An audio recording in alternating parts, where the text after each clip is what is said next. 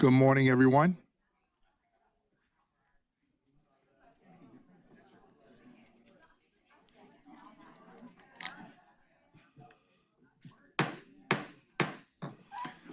Good morning. We're going to go ahead and call the meeting to order at 9:03 again. Welcome to our second day of budget workshops or budget work session retreats. And yesterday was filled with rich information. I really hope that the public goes back and watch the meeting yesterday. It was probably one of the most informative meetings we've had on how the numbers work in local government. Today, I'm looking forward to getting into further discussion, and colleagues, at the end of all of our presentations, I'll ask for some closing remarks, and then we'll look at the schedule for what's to come after that. And understand the date that we'll be passing the budget, and if we'll need further deliberation. The June 4th date is a holding slot for us, but maybe we can get everything done today where we won't need that date. So just keep that in mind as we're going forward today. We do have 3 presentations today, and take notes. And I hope, regarding the CIP conversation yesterday, that if there were any concerns or ideas, that you were able to forward those to the manager. All right. Thank you, Director Riordan. It's on you. Good morning, Mayor Pro Tem, members of council, and welcome to our second day of budget retreats. We do have kind of we have 3 presentations that you'll be receiving today, one from our transportation department, one from our community safety department, and one from our Office of Economic and Workforce Development. I am hoping that this is that there will be time for discussion. I know that council has expressed some interest about talking about CIP, and we do have some CIP experts that'll be in the room for that discussion as well, too. And if there's any operating information that you need as well, too, we'll be prepared to answer questions. Before we get started, I just wanted to, since I don't know if I'll have another opportunity to be in front of you today, I just wanted to kind of take this opportunity to thank the folks that work in my office. This budget was a challenging one this year, and so I get up here, and but I have a lot of staff that make me look good, and so I just wanted to thank them for all the hard work and hours they put into all of this every year, and really appreciate all the work that they do. So.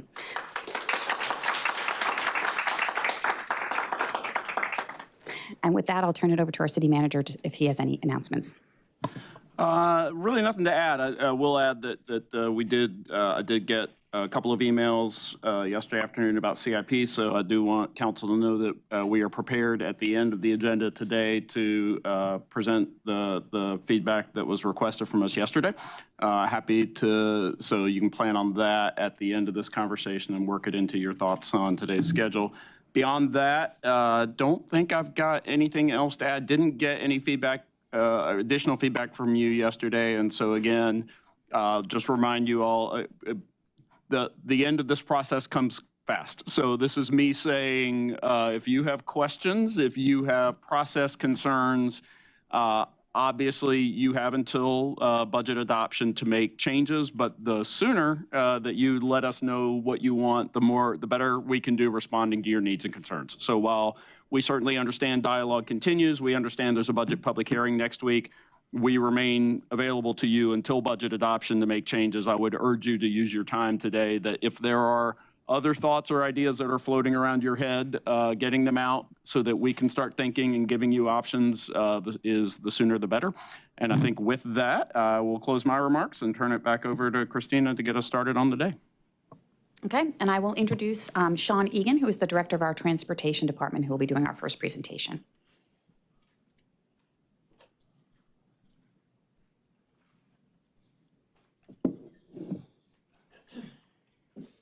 Thank you, Christina. Good morning, Mr. Mayor and members of council. As Christina said, my name is Sean Egan, and I'm the City Transportation Director. I know we have a very full agenda today, so I'll move quickly through this presentation. It is my privilege today to represent nearly 90 city employees in the department and more than 200 Go Durham and Access transit workers supported by this budget. Our mission in transportation is to provide and maintain a safe, equitable, inclusive, and sustainable multimodal transportation system with high-quality infrastructure to improve mobility and to offer everyone in Durham access to necessities and opportunities. Our work is led by 2 assistant directors, Bill Judge, who manages infrastructure development, traffic operations, and safety, and Evian Patterson, who manages our parking operations, as well as our mobility division that plans and oversees Go Durham transit services. Our business services division, led by Tom Devlin, is responsible for developing this budget, as well as the contracts, agreements, and many agenda items we bring to council. Through the citywide budget reduction initiative, transportation will be down 2 positions with the adoption of this budget. One of these positions at Park Durham is currently vacant, and in the other case, one of our brightest stars has been offered a promotion to a newly available position with another department. We appreciate and honor the service of all transportation staff and are revising work plans to reflect reduced staff capacity going forward. Before we get into the budget figures for next year, I want to take a look back and recognize what our transit programs have accomplished in FY26. It's been another exciting year for transit in Durham. In the first quarter, we awarded a new contract for operation and maintenance of the Go Durham Access system that operates ADA Paratransit, Go Durham Connect Microtransit, and Senior Shuttle, and other critical transportation services in Durham. During the pandemic, when we faced staffing shortages, our on-time performance suffered, with riders facing major delays as well as lengthy trips. We heard from our riders, our community, and from City Council that we needed to improve. So we took steps to incentivize recruitment, on-time performance, and customer satisfaction, and developed a request for proposals focused on performance and accountability. The highest-ranked firm, We Drive You, in addition to committing to ambitious targets for on-time performance and customer satisfaction, offered to deploy new technologies like a mobile app and a 24/7 call center to make it easier for customers to book or change their trips. We're already seeing the results in higher ridership, cost controls, and customers using newly available tools to plan their trips anytime, 24 hours a day, 7 days a week. In Q2, we hit critical milestones for better bus improvements along the Holloway Street corridor, with federal approval of our environmental reviews for improvements along Holloway Street and Junction Road, as well as the future Village Transit Center. These approvals enable us to secure more than $12 million in federal grant funding and proceed with property acquisition and construction activities in the year ahead. But we're not waiting until next year to deliver improvements to riders on this corridor. In November, we launched Durham's first 10-minute transit service along Holloway Street with 6 buses per hour in each direction between Durham Station and the Village. We also extended the 15-minute frequent service network to 20 miles in each direction, with 15-minute service end-to-end on Route 3. In response to input from riders about lengthy trip times, we also celebrated the launch of Route 13 crosstown service to provide a direct link between some of our highest ridership destinations, the Village, Durham Tech, and NCCU. Riders in East Durham no longer need to travel through downtown to Durham Station in the West End to then transfer and head back east to reach critical educational institutions. These service frequency improvements and the new crosstown route are made possible by the funding support we received from the Durham County Transit Plan. Our fleet modernization program took a giant leap forward in January as we added 15 new battery electric buses to the fleet, enabling us to boast that nearly 1/3 of our Go Durham fleet is zero emissions, 100% electric. A competitive award of $6 million from the Federal Transit Administration, announced in February, will further advance fleet modernization, and we're grateful to Council for approving the purchase of 10 new buses last month utilizing that federal funding. Also in February, Council approved the initial design contracts for 2 maintenance facility projects to support fleet expansion for growing the frequent service network, 60-foot articulated buses for BRT, and a new home to enable Go Durham access to deliver critical services for decades to come. Once again, I want to thank our Durham Transit partners at the county, Triangle West Transportation Planning Organization, and Go Triangle for their support of the funding needed for design work to commence on these facilities. And if you think those accomplishments are impressive, the North Carolina Public Transportation Association agrees with you, naming Go Durham the Urban Transit System of the Year for 2026. I was so proud to hear the mayor's proclamation and accept the award from NCPTA leadership on behalf of our small but mighty city transit staff and the nearly 200 bus operators, mechanics, service attendants, and supervisors who serve 20,000 Go Durham riders each day. While we take a moment to celebrate, we know that our brightest days lie ahead. And so we're getting to work on project development for the Central Durham Bus Rapid Transit project. Central Durham BRT will connect transit critical neighborhoods in East Durham with jobs and essential services like healthcare in downtown Durham and at the Duke VA Medical Center. Once again, we express our appreciation for our Durham County Transit Plan partners for their support of Durham's first BRT project.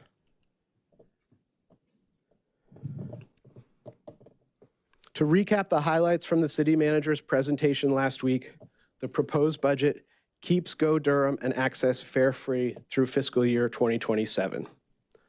As we discussed at the February budget retreat, in addition to the loss of fare revenue, we confront rising costs for personnel and equipment needed to deliver safe, reliable, and affordable transit in Durham. At that time, the combined impact of these forces was an $8.2 million shortfall in the city's FY 2027 transit budget.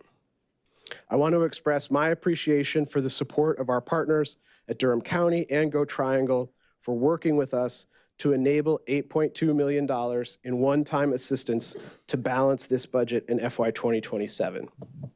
The county manager and her staff in particular worked closely with city staff and other partners to identify capital project expenses that could be eligible for reimbursement through the Durham County Transit Plan.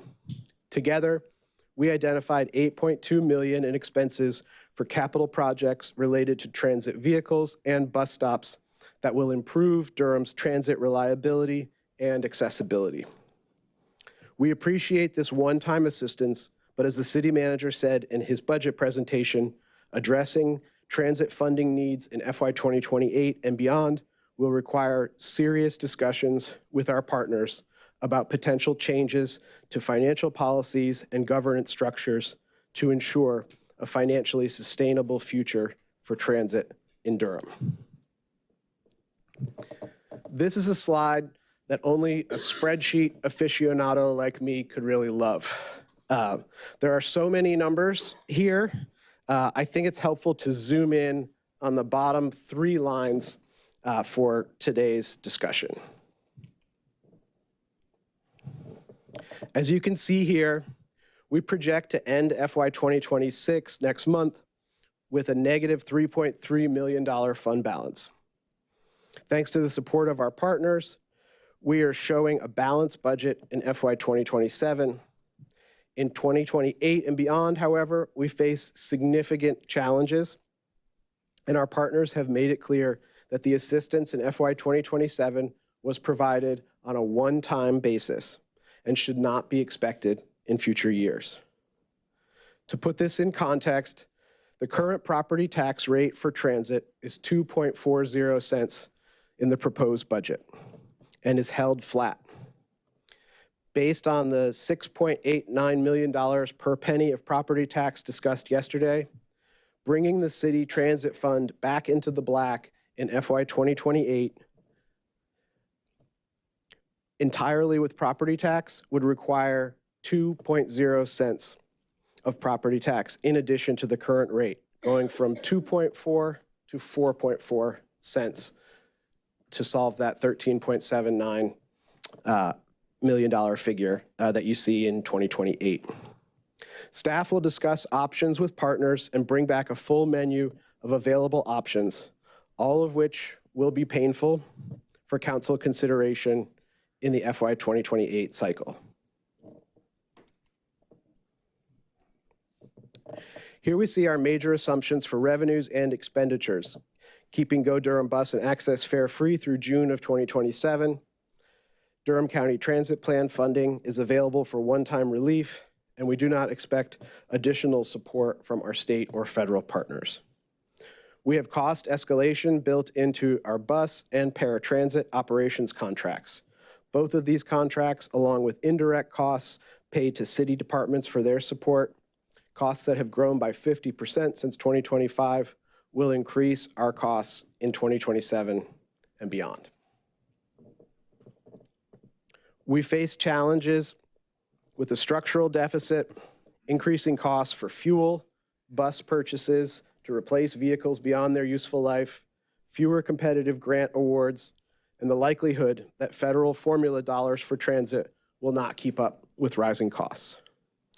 We will face difficult choices in the next budget cycle as we continue our fleet renewal program and build upon the success of North Carolina's best transit system. With that, I am happy to answer any questions. Thank you.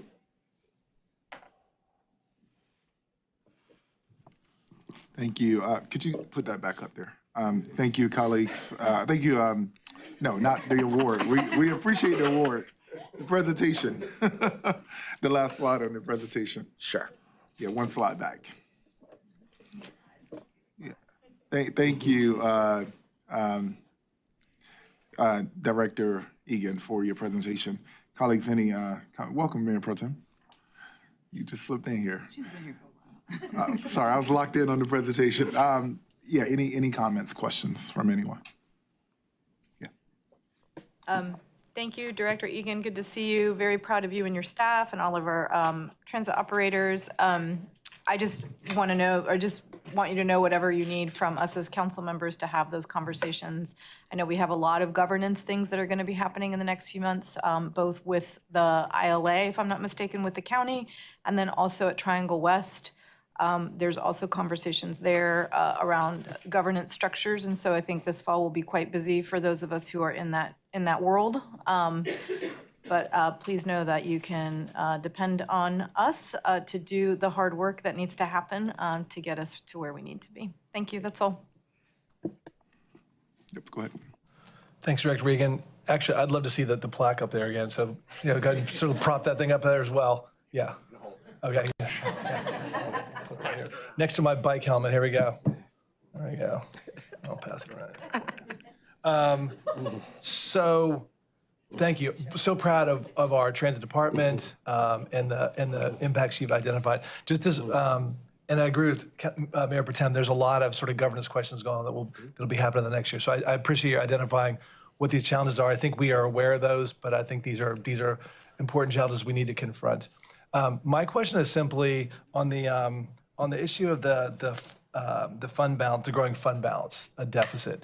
And again, I think we've seen these numbers. And I appreciate you've identified essentially like a 2-cent increase in the transit fund to cover that, right? If it has to be done entirely with property tax. Exactly, if we're not able to identify other sources. Exactly, yeah. And so just to be clear, that there's part of that is the sort of growing loss starting at FY28, but there's also this sort of like accumulated 3.3 deficit we've got. So can you tell me the source of that? Is that also sort of fare free, or is that related to other costs? It's mostly driven by personnel costs. So about 70% of our costs of running transit in Durham are people costs. So they're the costs of wages and benefits. There's a pension plan for our bus operators and mechanics. So all of those, we have very generous healthcare benefits that we offer. Durham minimum living wage, right? Yeah, all that. So those are those are our primary cost drivers, and those continue to go up. But we're also seeing significant increases in equipment cost. A bus that used to cost about $600,000 to buy now costs about $800,000 to buy. So we're seeing significant growth in the costs of the equipment that's needed to provide services as well. So the combination of those personnel costs as well as significant cost escalation for equipment is the primary driver of that deficit that you see. So fare free is it's all kind of bundled together. Fare free is part of that. That includes personnel as well as equipment, as well as simply operating costs, right? So it's all, yeah. Right. Okay, thank you. Yep, go ahead. I don't actually have any questions. I feel like we've hashed these numbers out a lot of times. But I do want to say that the fare-free buses is really important. And I just want to give accolades again to how much work it has taken to ensure that we have fare-free buses this year.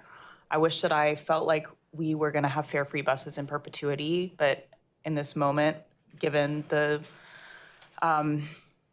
dynamics of governmental agencies, I don't feel sure about that, and it makes me really sad. This is one of the best ways to sort of redistribute wealth in a state that does not allow us to look at property taxes and distinguish among size and income of landowners. And this is a service that is really, really utilized by our public and makes a huge difference. We know that having access to affordable, and in this case, fare-free transit, is something that drives down housing insecurity. It assists with food insecurity. It assists with violence prevention. There's all of these things wrapped up in transit, and I just want to very much appreciate the work that it's taken to get us here this year. Folks, please ride our buses. They are amazing. I would love to see y'all on one. And not these folks, I know y'all ride the buses, but the folks in general, the population in general, please ride our buses. They're amazing. And I just want to state, I just don't feel like I can state the overimportance of what this is for the community and how many folks that I know that rely on this system. So thank you to your staff. Thanks to all the folks up here who've done a lot of work, including the manager and folks in your office as well, to ensure that we have that for this year. It's been a real priority of mine, so I really appreciate it.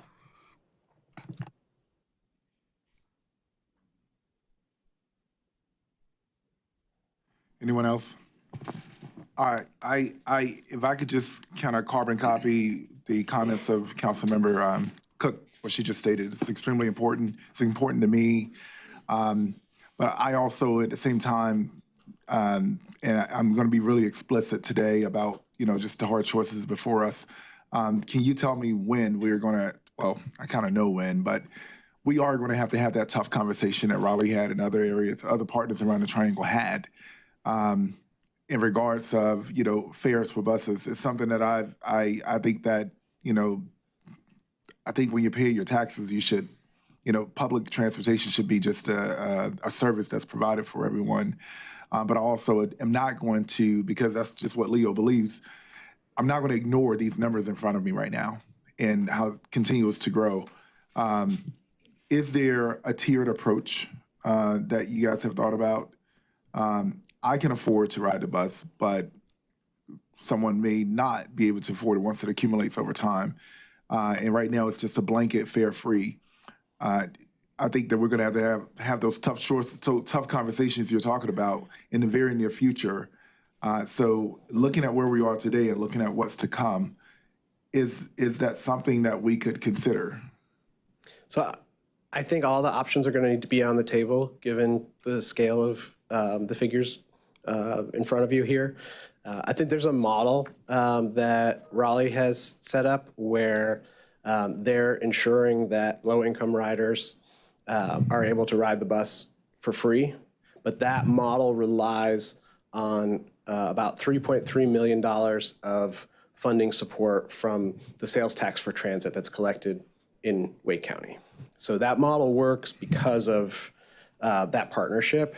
And so some of the conversations that will be taking place is there a way to replicate that model that's being used between that partnership between Raleigh and their Wake County partners to help us make sure that the buses remain free for low-income riders, but not universally. So, Gotcha. At Go Triangle, we have a similar model where the university system pays for passes for the students.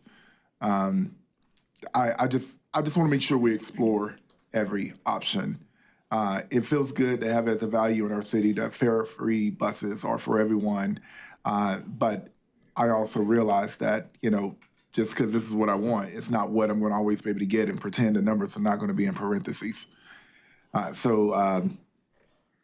Yeah, I just want to make sure that we're now starting to have those very tough conversations. I don't want to have this conversation when it's too late. So as we're going into this today, I would like to implore our staff to start getting really creative. Fare-free as a blanket may not be a reality if we can't figure out these numbers in parentheses. Appreciate the question from the mayor. On this issue of modeling, we've talked about this in the future, that at some point we hope to grow ridership, right? So there's a broader section of the community that all ride in the buses. And as we get denser as an urban community, that's the way we need to go, right? And projects like the Central Durham BRT project advance that goal. It's going to broaden the demographic profile of our riders so that it's not a system where 87% of the riders are low income. We're going to be we're going to add frequency and then add high quality corridors like Central Durham BRT, and that's going to be a much larger swath of our community is going to be using the system on a daily basis. No, I appreciate that. That's exactly my question. So right now, and we've looked at the cost benefit analysis, if we were to reintroduce fares, $1 or $2, what the benefit is versus sort of the cost in terms of like slowing down, we've got to add fare boxes, slowing down service and so forth. So we've said right now, from a cost benefit perspective, it's not a real winner for us, right? But as the demographics of the folks riding the bus changes, is there some model you have going out? I'm sure it's not a couple years, but going out at some point as ridership, as the percentage of riders who are low income right now, 87%, as that goes down, at what point does that cost benefit analysis then sort of like tilt to the positive? Do you like roughly? What we've seen with our with peer transit systems across the country is that when a majority of your ridership is not low income, that fare collection can be done in a way that's equitable and sustainable. And positive from a cost benefit. So you're saying it's roughly like when majority of riders are not low income. Right. So right now we're 87%. That's a big delta, but that's something certainly we can aspire to. And have you modeled what that, like how long it would take for Durham to get there? Is that a 10-year run? It's very difficult to model, the income, but I think we've got 20 miles of frequent service network now. We're looking to increase that over the next few years by 50% to get up to 30 miles or more of frequent service in our network. The more that we make transit competitive in terms of travel time, ease of use, the more we're going to see a much broader swath of the community taking advantage of it because it's competing head to head. It's easy to use. You're walking out to the bus stop and you know that within a couple minutes the bus is going to come up and take you on your way. Central Durham BRT looking at 7 to 10 minute service frequencies for that. It is that type of service where you'll never look at a bus schedule again. And so I think as we invest in building out that frequent service network, in doing projects like Central Durham BRT, we are advancing that. But it is difficult to say that by year X we will have, less than 50% of our ridership will be low income. It's something that we'll continue to measure and track our progress on as our ridership grows. We'll see that progress, but it's challenging to forecast. In a best case scenario, is that like 10 years maybe? Depends on how quickly we bring on our new services. Right now, we've got some real challenges just to be able to deliver Central Durham BRT. So right now, our maintenance facilities are not equipped to take care of the 60-foot buses that are planned for that project. So we've got some conversations with our partners about making sure that we have the funding that's needed to upgrade our maintenance facilities to be able to do BRT. And so we're a long way from being able to say with confidence that we can even deliver the Central Durham BRT project, given where we are right now. So I think it would not be prudent to forecast where we're going to be in 10 years when there's considerable uncertainty about some of those investments. So last question, what can we learn from peer cities? I know it's tough comparing cities that have different transit infrastructure, right? But if we look at a city like Richmond, for example, which has more frequent BRT service, or a city like Charlotte, bigger than us, has some light rail, what do we know about the demographics of the riders in those public transit systems?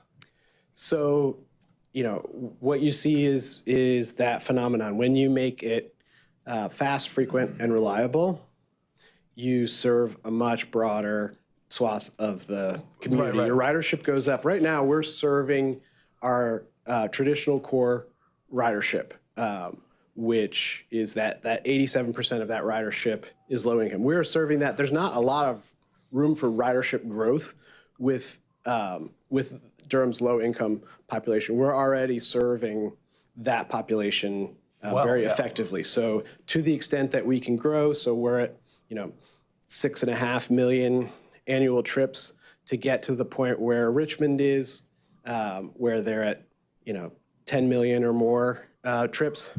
That increment is going to come from advantaged riders. So to the extent that we are growing ridership, we're already effectively serving. We're attracting that low-income ridership in a way that there's not a lot of growth potential there. The growth potential is in attracting advantaged riders to the system. So as we get to 7.5, 8 million annual trips, all of that increment, for the most part, is going to be coming from those more advantaged riders. Yeah, and you may not have the data now, but if you could share that with us after this meeting, so just some peer cities, what their demographics look like, including the Richmonds and the Charlottes. It'd be really helpful to know, like, where, what that looks like and sort of maybe how we can aspire to get there. So, Sure. Thank you. Thank you. Thanks so much for your presentation. Also, toting the plaque around. We took a selfie with it, so it's cool. I carry it with me everywhere I go around town. A Flavor Flav thing, put it on a necklace. I'm gonna get a necklace for it. Okay, so just I'll Amazon it for you.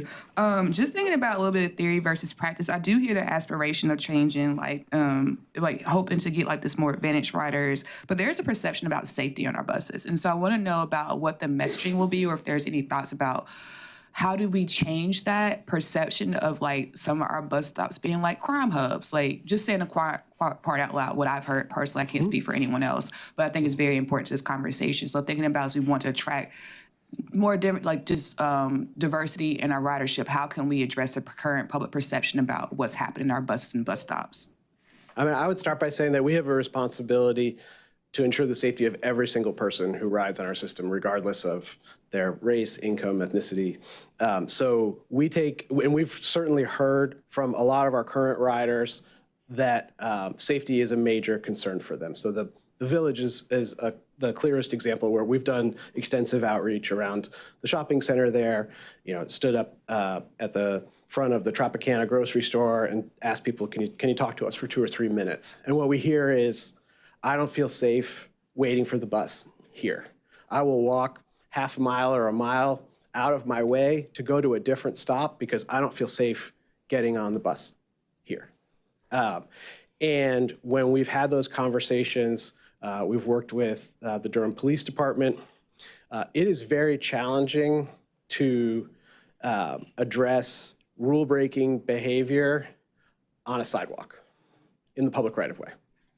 Now, when we have rule-breaking behavior, when people are fighting or littering or doing other rule-breaking behavior at Durham Station, we can remove those folks, and those folks can be put on a list where they're not allowed to use the station. If they can't be there and follow the rules, we've done a big code of conduct campaign. We have actually a comic book that's very family friendly that talks about our code of conduct.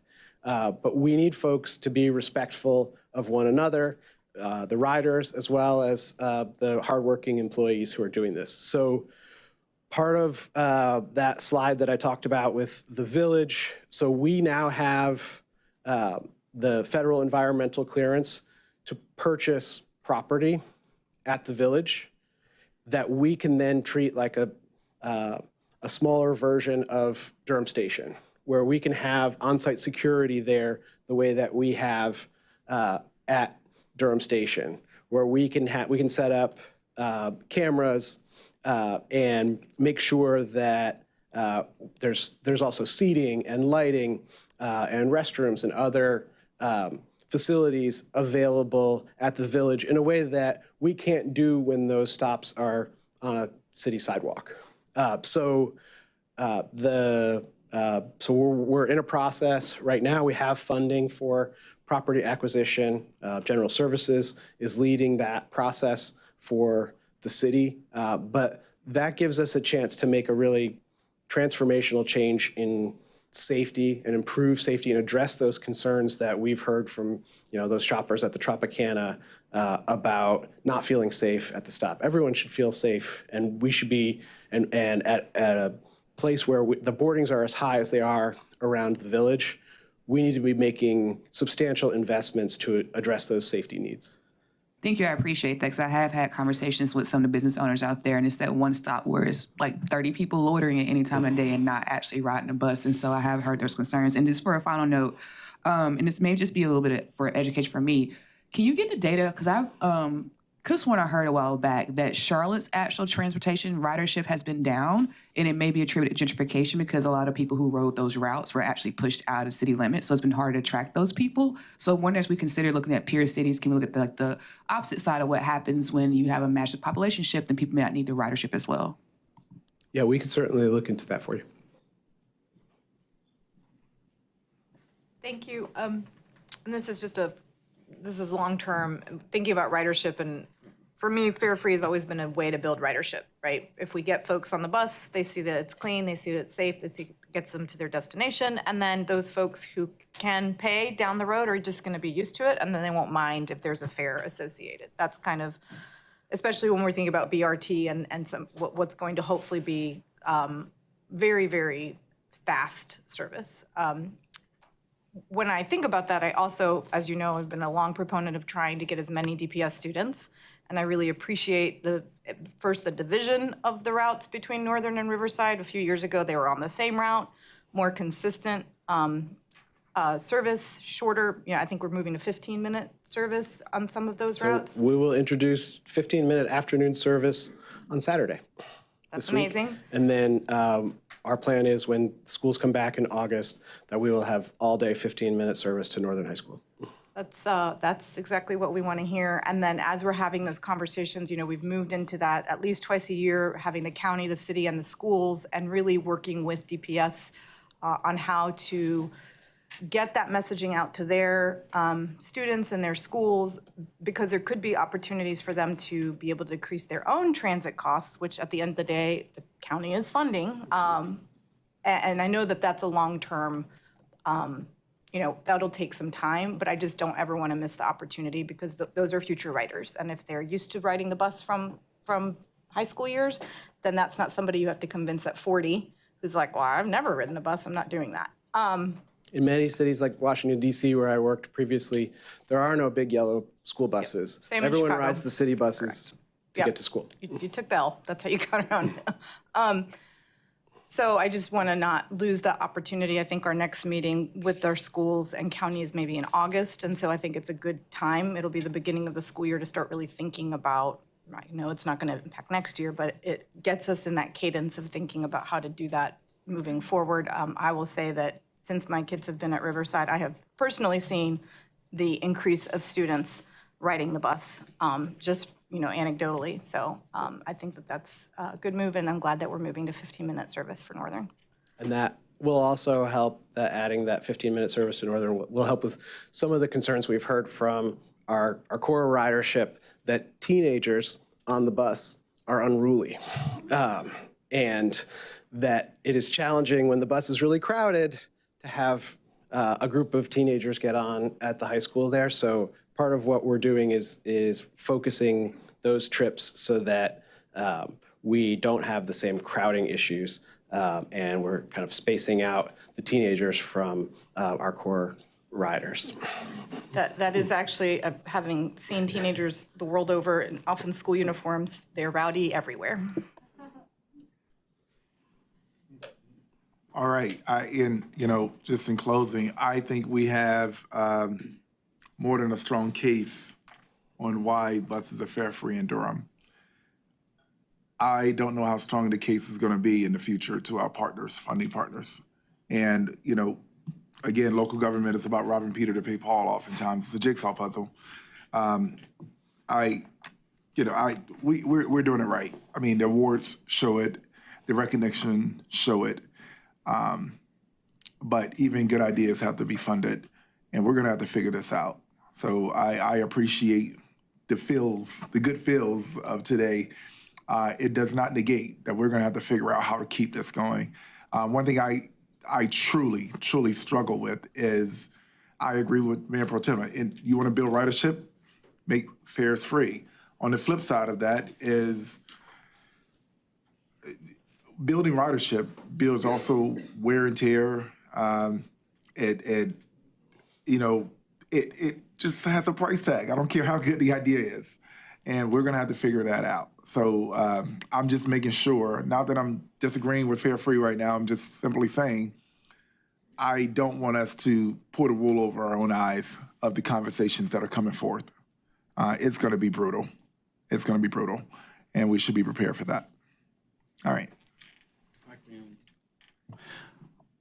Mayor and Council, thank you, and Director Egan, for a great conversation. Before you sit down, there is one other tiny aspect of my budget presentation I just want to make sure doesn't get lost. Certainly know that there's a lot in this budget, both additions and cuts, and one of the minor but not non-existent cuts that I did accept in this budget process was reduction in funding to the speed hump program. So before Director Egan left the podium, if anyone had any questions about that, wanted to give you the chance. If you were comfortable with it, this does not completely eliminate our ability to add speed humps, but it essentially mandates a pause in the community-driven process whereby people can petition for studies.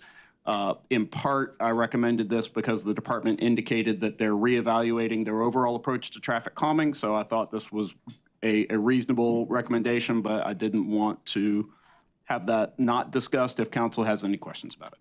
What's the total cost of that? $20,000 was the amount of that cut. Sorry. All right, thank you.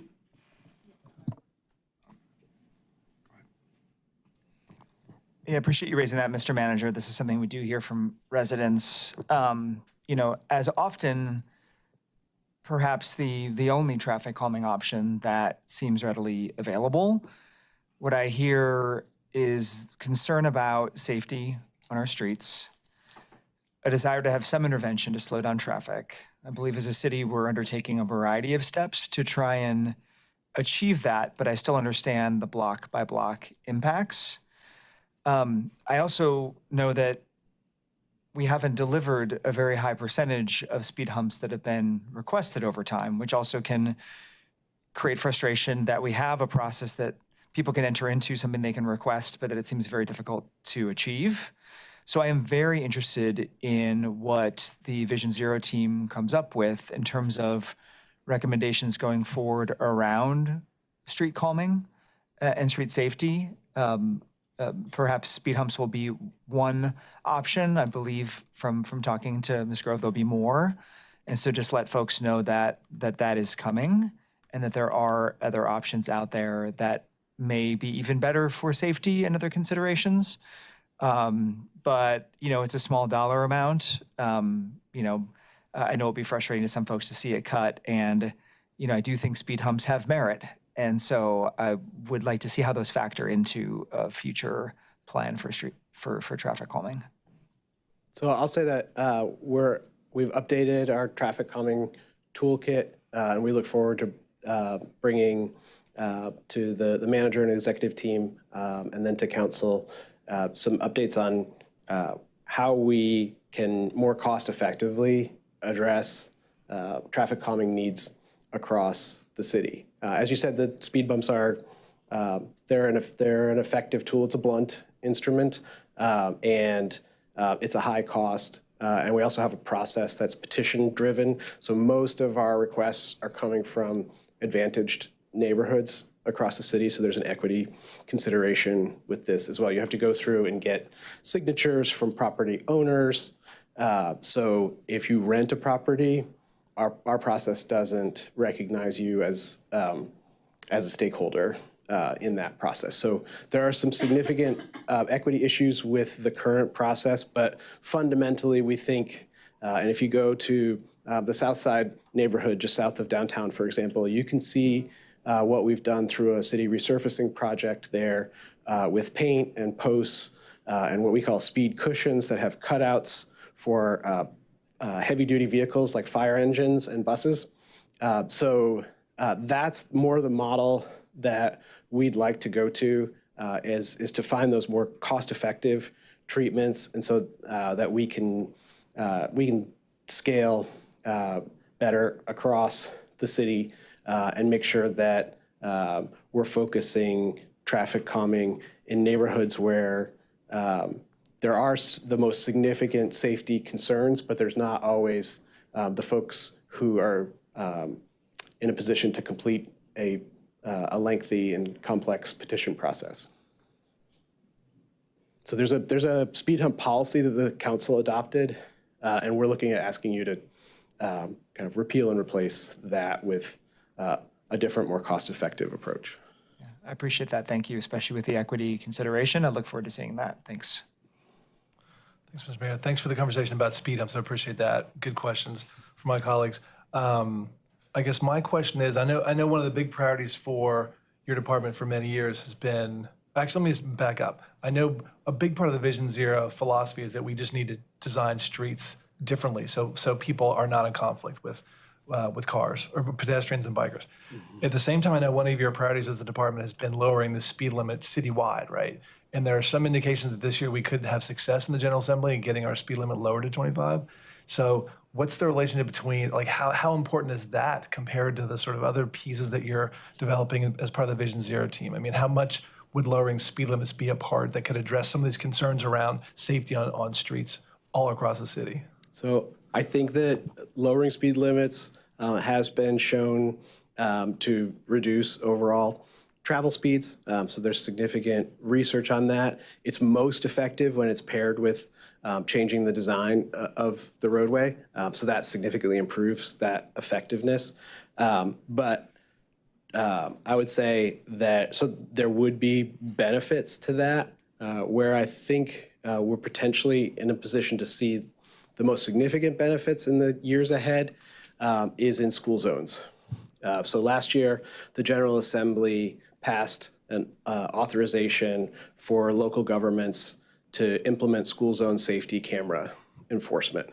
And so there's a rulemaking process that the State Department of Transportation is going through right now, but we're participating in a coalition of local governments from across the state to look at implementation of school zone safety cameras that have the enforcement benefits without some of the racial justice and other equity considerations around a traditional law enforcement stop.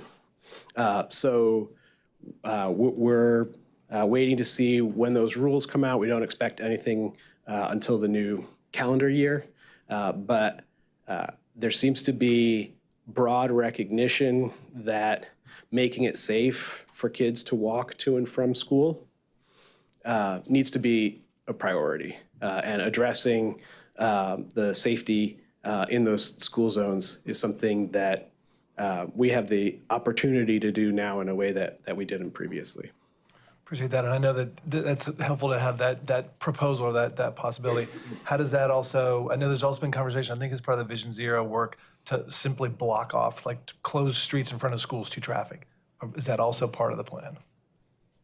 I think we would need to make sure that we have, we work with the school system on access to the schools so that there is safe access.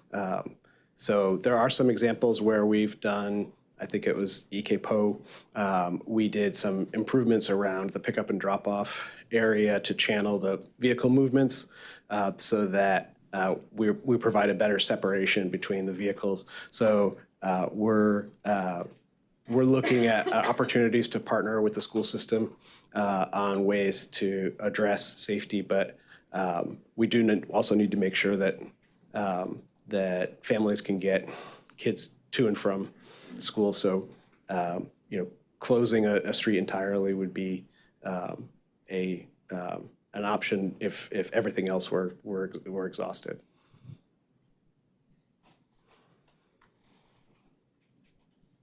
Just a quick question. Did we determine whether the pilot for the parking program was included in the budget? It is. The low income is No, the downtown pilot, the parking pilot. no, there's an agenda memo that you'll get today, I think. Yeah. With some of the additional information that was requested. So it is not included in. It is. I don't know. I haven't seen the response. I do know you asked for it. I do know it's coming, and I don't know what the response was. We can find out. Yeah. It is not in the figures. If it were to be included in the figures, it would be, I think, a 1.3% reduction in revenue and a 1.7% increase in the amount that would need to be covered in the parking fund from other enterprise funds, temporarily covered. Can you give me a dollar amount? Yeah, it's in the, it'll all be in the memo. So it's $74,000 Okay. is the Yeah, dollar. I mean, I appreciate that I know that we're voting on the pilot, but we are also talking about the transit budget right now, so it would be helpful to have whenever it could get sent out. If you could find the response memo, maybe work with Mary Grace Stone King, and if we can get it emailed out to council, just given that we're in the budget conversation, that'd be good context to have. Certainly. We'll get it sent out as soon as we can. Thank you.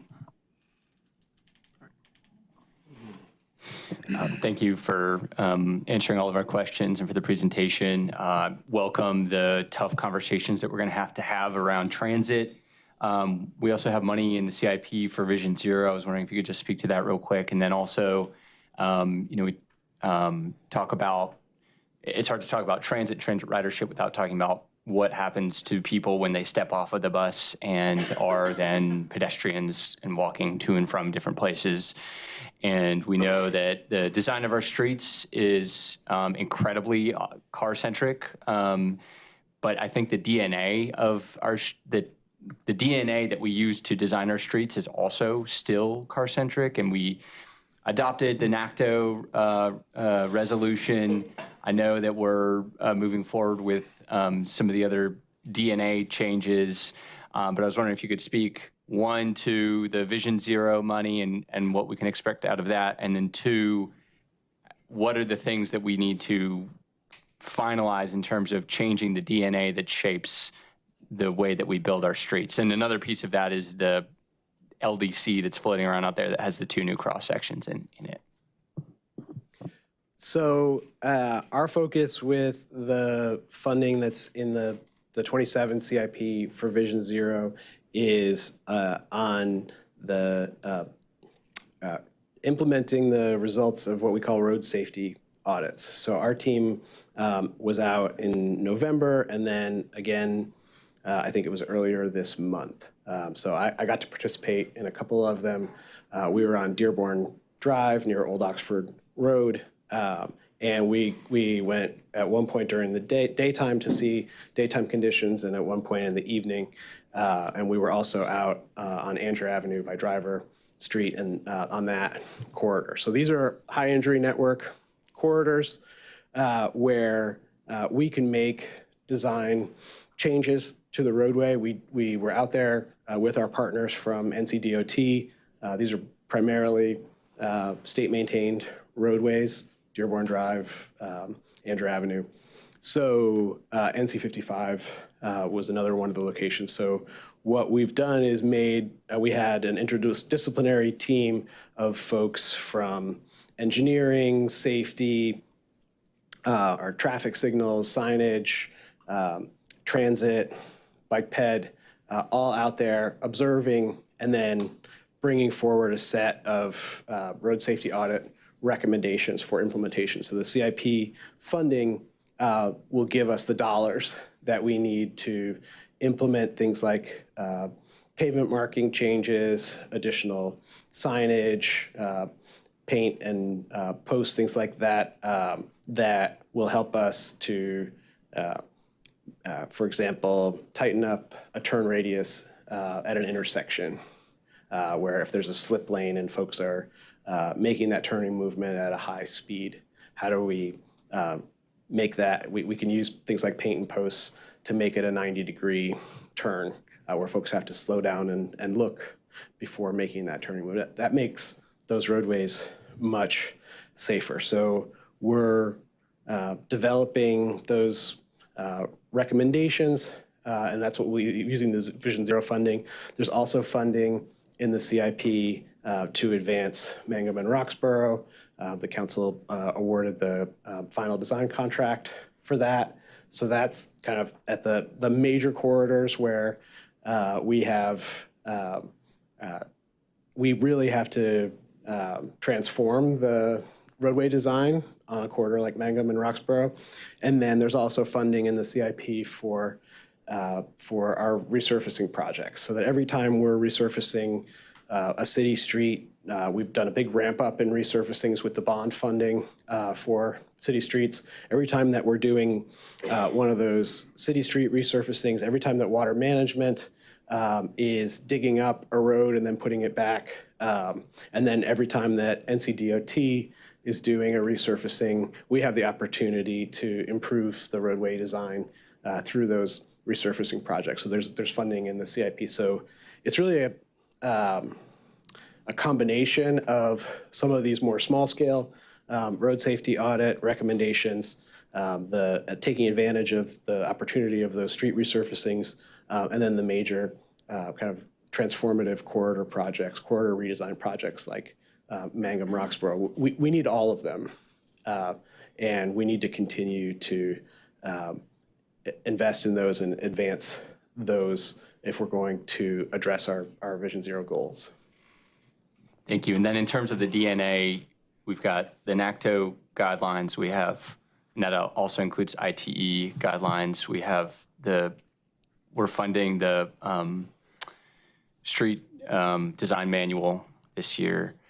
We have the pending street cross section in the LDC. So once we are done with those, do you think we'll have everything in place so that we're transitioning toward better street design almost universally?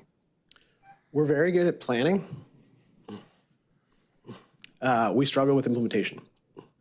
So that's going to continue to be a challenge for us. So we can develop all the layouts and adopt reference volumes, but we really need to focus our efforts on the opportunities that we have, for example, with those street resurfacing. So when we talk about the Vision Zero goals for 2035 and 2045, those dates weren't randomly set. We know that the life cycle of most of the roadways in the high injury network is about 20 years. So over the course of the next 20 years, through resurfacings, we will have the opportunity to address almost every roadway on that high injury network and address the design needs. But we also know that some of those roadways like Roxborough, they can't wait. So we need to move forward with those now.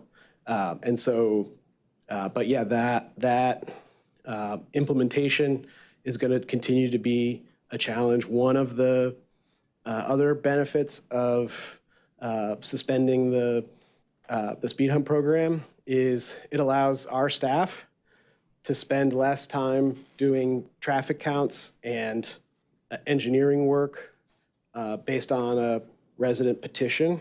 And it allows our staff to spend more time doing data collection and redesign for things like the resurfacing projects. Because we're gonna have the most impact by focusing our staff resources on that high injury network.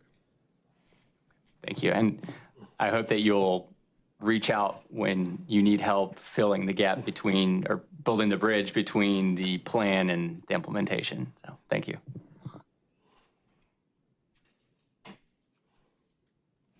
Yeah, thank you again, Director Egan, and to my colleagues for the questions.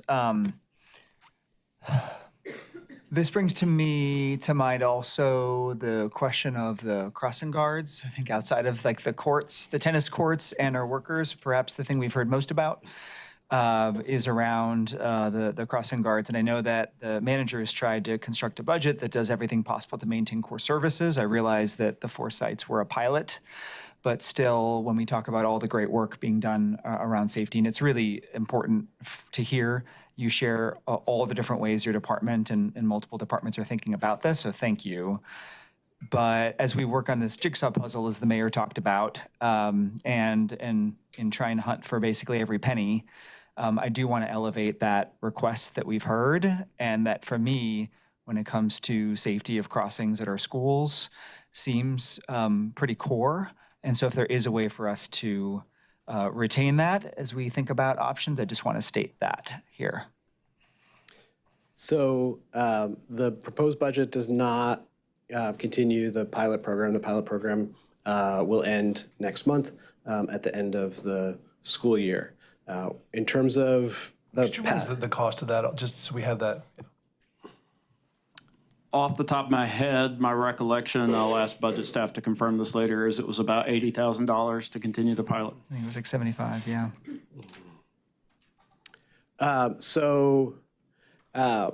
We have developed a really good partnership with the school system to evaluate those sites, but we'll be going back to the previous number of sites for the next school year. The way forward for us, there are significant budget pressures here. One way to provide a sustainable funding structure to support the school crossing guard program is through those school zone safety camera enforcement. So the funding is required to go from citations, is required to go to the school system. The school system's in a position where they're already managing a significant portion of the crossing guard program, and more of the DPS sites are outside of city limits, which makes the city managing those programs challenging for us. So the conversations that we've had, and we've in the last meeting that I participated in of that statewide coalition, we had DPS represented there with us, is looking at, all right, well, could we stand up that school zone safety program and then use the citation revenues that would come from that as a way to expand and really sustain school crossing guard locations across Durham County, because more and more of those sites are outside of city limits. So that would involve the school system hiring additional staff to manage that program, but the revenues from the school zone safety citations should be sufficient to cover their administrative costs associated with expanding and sustaining the program. So that's kind of the path forward that in partnership with DPS that we're looking at for the school crossing guard program.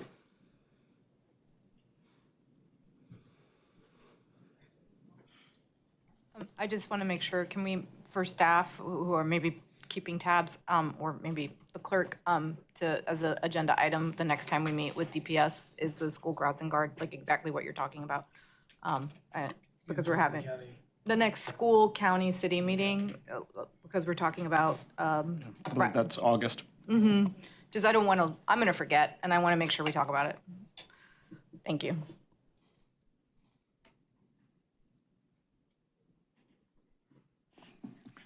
All right, yeah. The reason why, this budget is, these conversations are so tough, is because there are things that are, that are projected to be cut that are close to home to people. And I am still stuck on the speed hump program. It's $20,000, right? I think about the speed hump program at $20,000, and I also think about the West End Community Life Center, right, and Kent Street. And on Kent Street, it's a really interesting example of just over the times.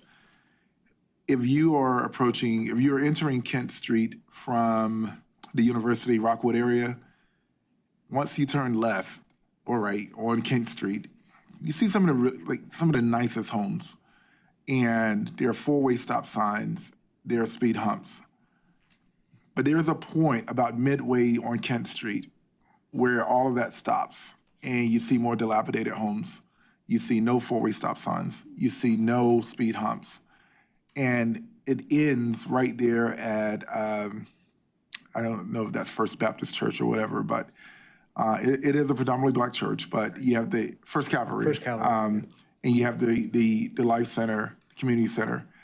And you just think, when you look at the budget, you're seeing what's being proposed to be cut, and that's part of it. It puts us in a really tough situation. And when I think about the budget, I said in the beginning of yesterday, I become a fundamentalist when it comes to the city budget. And I started to look at, the way I see it is, you have this big conglomerate of a building, but the one foundational thing is like the size of my finger. But it's so culturally significant that, once that foundation crumbles, it projects much larger than a dollar figure. And that's what I'm wrestling with. I don't understand how we can't find $20,000 for the program. I don't understand how some of these programs have to get cut, and then we are expensing other things that are not necessarily directly what our responsibility is when it comes to city services or city employees or infrastructure. And so that's what I'm wrestling with. And you'll hear me say this again today. There are some things we can't find money for. And then it's the other side of it is,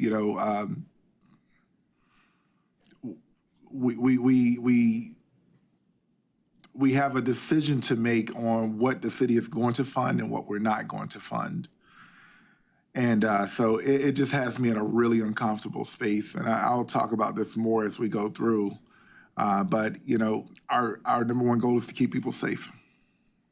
And when you think about a nearly $800 million budget, and then you think about $20,000, and if our top priority is to keep people safe, I don't know, some things aren't adding up for me yet, but we'll get there.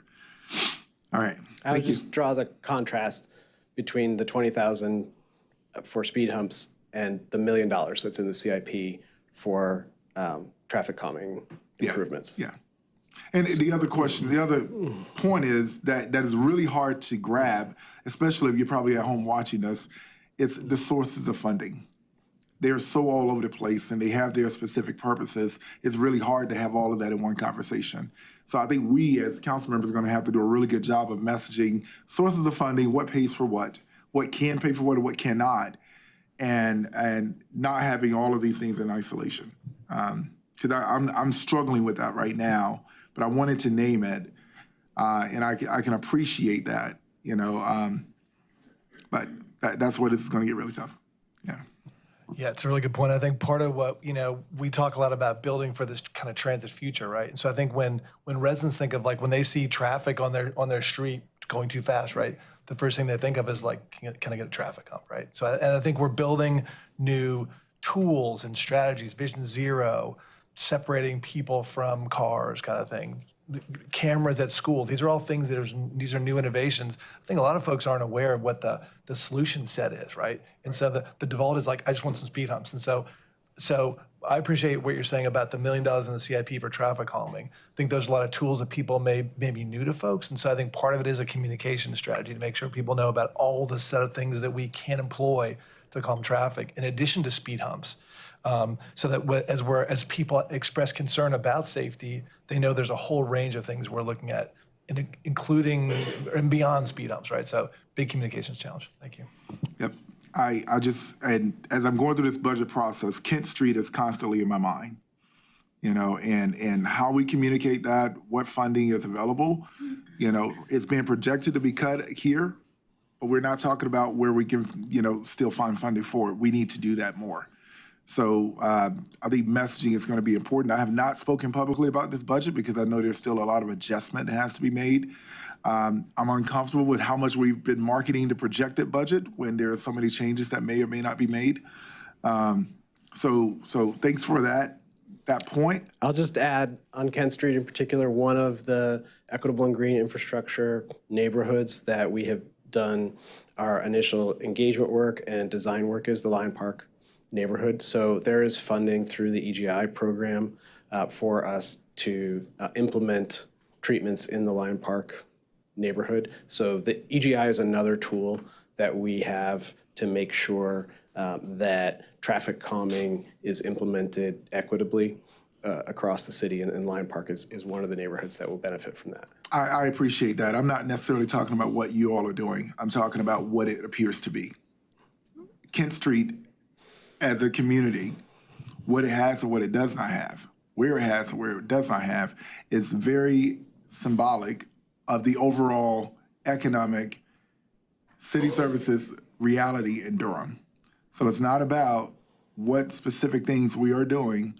It's more so about the lived experiences of people without understanding any acronyms that we have or any type of investments we've made, any programs that we have.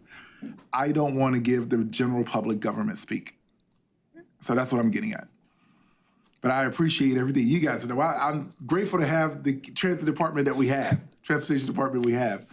But it's less about what programs we're doing at Kent Street. Kent Street is just an example of the overall realities that some people live in Durham and how they're watching this process right now, and they're looking at what's projected and what's proposed and how they're feeling and how we need to communicate what we can do and what we can't. Thank you. Thank you.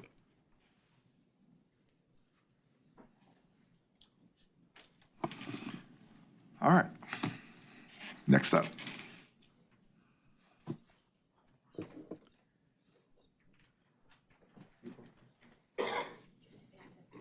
Oh, just advance it. Great. Oh, Sean. This is fine. All right. Good morning, Mayor Williams, Madam Mayor Pro Tem, members of council, Manager Ferguson. My name's Ryan Smith, Director of the Community Safety Department. Today I was asked by budget staff to start off by providing a brief overview of funding for our department over its first 5 years of existence. I'll talk about that briefly, what the funding has made possible, and then I'll turn the majority of my time to talk about this year's budget. So the Community Safety Department was created 5 years ago. Our department has grown significantly over those 5 years, from a pilot department of 15 staff in its first year to a proposed 93 FTEs under the manager's current budget. That growth has started off, as you know, we started with a pilot department and growing HART. I think of our story in 3 phases. The first phase was our pilot year, where we both developed HART and then ran a pilot in a third of the city. The next phase of our existence was expanding HART to run citywide. As an operational department, HART currently serves the entire city, 15 hours a day, 7 days a week. And then our third phase of growth happened this current year under the manager's organization, in which we developed a new division focused on stabilization services. This slide shows that growth in a chart form of our budget. That dark blue is the general fund. The lighter blue is the dedicated housing fund, which we received this year once some of the contracts that were in community development moved over to our department. And you see the difference between this year and next year is primarily that yellow or gold bar, which is grant funding, primarily home ARP and ARPA interest dollars. Again, the main drivers of growth over the department were first the expansion of HART from, we were a 20-person staff serving a third of the city to a 47-person department that was covering citywide and by FY24. We didn't have much growth that next year other than funding that was recommended to create the Office of Survivor Care by the Community Safety and Wellness Task Force. Then we had a big growth in our current year that brought in homeless services, the Welcome Home program, street outreach, and then there was a HART expansion just for community response teams. And then this year is the major growth is driven by the strategic framework, which we just talked about last week. I want to talk very briefly about what that funding has made possible. Just one slide to talk about HART. So since HART launched, we are in our 4th year. We'll be celebrating our 4th anniversary of HART next month. HART has, over those 4 years, responded to over 44,000 calls and has done so safely and effectively. These are just a couple of ways of telling that story. So we see that when HART responds to mental health calls, there is an increase in the number of, in the percentage of people who get transported to supportive services on a mental health crisis. Our responders have felt safe, and we have not had any significant injury throughout all of our 40,000 calls, which is an important indicator that we have drawn the boundaries the right way on which calls are eligible for a non-police versus a co-response. We have seen a growth and increase of support from our DPD officers, and I've certainly heard this from Chief Andrews when she was here, but it's also been verified by RTI through an evaluation in which officer support grew from 37% at launch to 94% who felt HART was helpful on calls. And we've also seen that translate every year to an increase in the number of calls that DPD is dispatched to and are requesting HART as a support on those calls this year over 400 times. We have an external evaluation that Duke is doing, which finds that 91% of residents say that HART is needed in Durham. And we also saw in the city's own resident survey that 57% say they're more likely to call 911 because they know HART is an option. Having HART saves the Durham Police Department thousands of hours. This year, over 8,000 hours, which frees up our officers to be on calls where we need them most and other priority calls. And we've also seen that when HART shows up to mental health calls or other things, a decrease in arrests, 56% verified by an external evaluation. I'll stop there. Sorry, one second. All right, so that's HART. That was the first part of our story. The second part of our story was this year, in which our department's group grew significantly under the manager's reorganization. We added a new division focused on stabilization services. These are the major things that make that up. We have our HOPE team, which was formerly the homeless services team that sat in community development. These are staff that serve as the lead agency for our continuum of care and support our nonprofit providers. They rebranded themselves the HOPE team when they came to our department. The Office of Survivor Care, that was again recommended by the Community and Safety Wellness Task Force, a resident body that recommended not only the creation of the office, but that the office sit in our department. That has 2 staff. Welcome Home, which is a program that originated in budget management services, went to OEWD, and under the manager's reorganization moved to us, which is 2 full-time staff and 2 part-time staff. It's a peer support model, welcoming people back home from incarceration and doing a better job of welcoming back in those first few months, providing peer support and helping them connect up to other existing services. The Involuntary Response Unit, which was grant funded and this year is proposed to be made permanent. I'll talk about that more in a minute. Street outreach, which used to be done for Housing for New Hope, and at Housing for New Hope's recommendation, moved into the city last year. This is a team that goes out and works actively in encampments across Durham to support people in getting into shelter and housing. Familiar Neighbors, which is currently grant funded still for another year, that works with some of our neighbors who have the most complex needs at the intersection of homelessness, severe persistent and mental illness, and sometimes substance use dependency. And then related to the HOPE team, another thing that we took on this year was our responsibility to coordinate our winter shelter and white flag program to make sure that we are creating as many safe, warm beds for people during the coldest months of the year. Quick question. So, Yes. So we now have, so the Hope team is Housing for New Hope working internally with the city? No, sorry. The Hope team is what our team rebranded itself. It means Housing Outreach, Prevention, and Engagement. When the staff from Community Development moved over here, they renamed their team Hope Team. So So we have not Housing for New Hope Yes. externally, Hope team internally. Yes, that's correct. It's a lot of hope and a lot of confusion. All right. Thank you for that. We'll take it. Yeah, yes. Yeah, and just on that point, the task that we took over for Housing for New Hope is under the street outreach, and there is, under both the street outreach and the winter shelter, there's federal funding for that as well? Or there's different funding sources for that There's lots of stuff? different funding sources. Yes. Yeah. Can you just give us like a very bird's eye view of like that there are other funding sources coming in for those operations? Because we were Sure. contracting for that stuff outside the city, and now we've brought it in-house. And so we've also brought that money in-house as well to support those services, right? Wait, Correct. so my colleague, Chuck, if I could just add one thing. Yes. Opposed to a bird's eye view, I would like an exhaustive list of all those funding partners and the dollars associated with that. So I don't know if you have that. Maybe the bird's eye is appropriate for this setting, but maybe later on we'll get like an exhaustive list of that. And then also, if you have it available, just the stats for the street outreach and the partners who you commonly work with, but also how many of those folks are successfully homed and how many times you encounter those folks before they're successfully homed would be information I want to hear as well. Great. I will need to provide that in follow-up, but I can certainly do that. Thank you for those questions. I'm sure someone captured that, but, okay, so the sources of funding. So I'll talk about this a little bit and then we can talk about it in more detail when we get to the end of the presentation. So as you saw, we have about 10 million in general fund, about 3.3 in dedicated housing fund, which comes through the less now than 2 cents on the dollar that funds the dedicated housing fund. And then we have, so our providers, we make possible as the lead agency, we manage the process to submit federal applications to HUD for funding. Our community gets several million of those dollars. It is our staff's job to manage that process, to create the application, to work with our partners in the Homeless Services Advisory Committee, to hold scoring committees, to hold this transparent collaborative process that then brings federal dollars. Those federal dollars exist because the city staff is supporting that process, but those go straight to our providers and do not hit city books.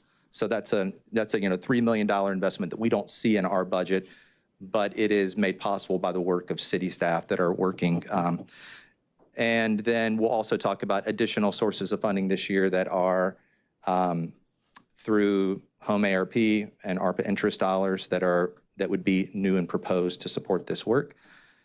And I'll talk about what dedicated housing funds as we move through the presentation.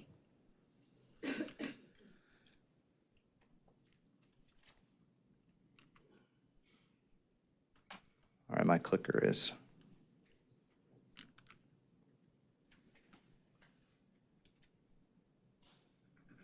Okay. Just very briefly, obviously the Hope team has been busy this year supporting a big strategic planning effort with our partners, but they've also been actively doing work to create a more supportive city agency supporting our continuum of care, and that has shown up in a bunch of ways. One of the engines of this work is case conferencing. Before the team moved over to us, we were case conferencing 10 or 20 people a week, and that's grown to, we have significantly increased the number of people that we are bringing case managers across our system together twice a week to case conference, which means that we are talking about specific people experiencing homelessness in our community in a collaborative way to identify barriers. It's an important service that the city provides to coordinate that effort and make sure we understand those barriers and can work together to address them. That's grown fourfold this year. We've done a lot of work to improve our data. Again, we were a system that primarily relied on an annual point in time count. We now have a public-facing dashboard that is updated monthly that provides better data, which is helpful for us for accountability and for understanding how we're doing and what changes we need to make. We've done a lot of work to build more connective tissue with our partners. We have an executive roundtable that we never had, that we bring executive directors for regular meetings in our department to make sure that we're aligned on the work. Those are just a couple of things. You see a bunch here. We also did significant work around white flag. We created a triage line because there was, to make sure that regardless of of the hour of night in which someone might want shelter, we had someone who was available to answer the phone and get that person to whatever available bed we had in our system that night. So a number of things that I'm really proud of the team that has worked hard this year, on top of a significant lift to develop a new strategic framework of doing what we can with the resources we have today to better support our providers in our system.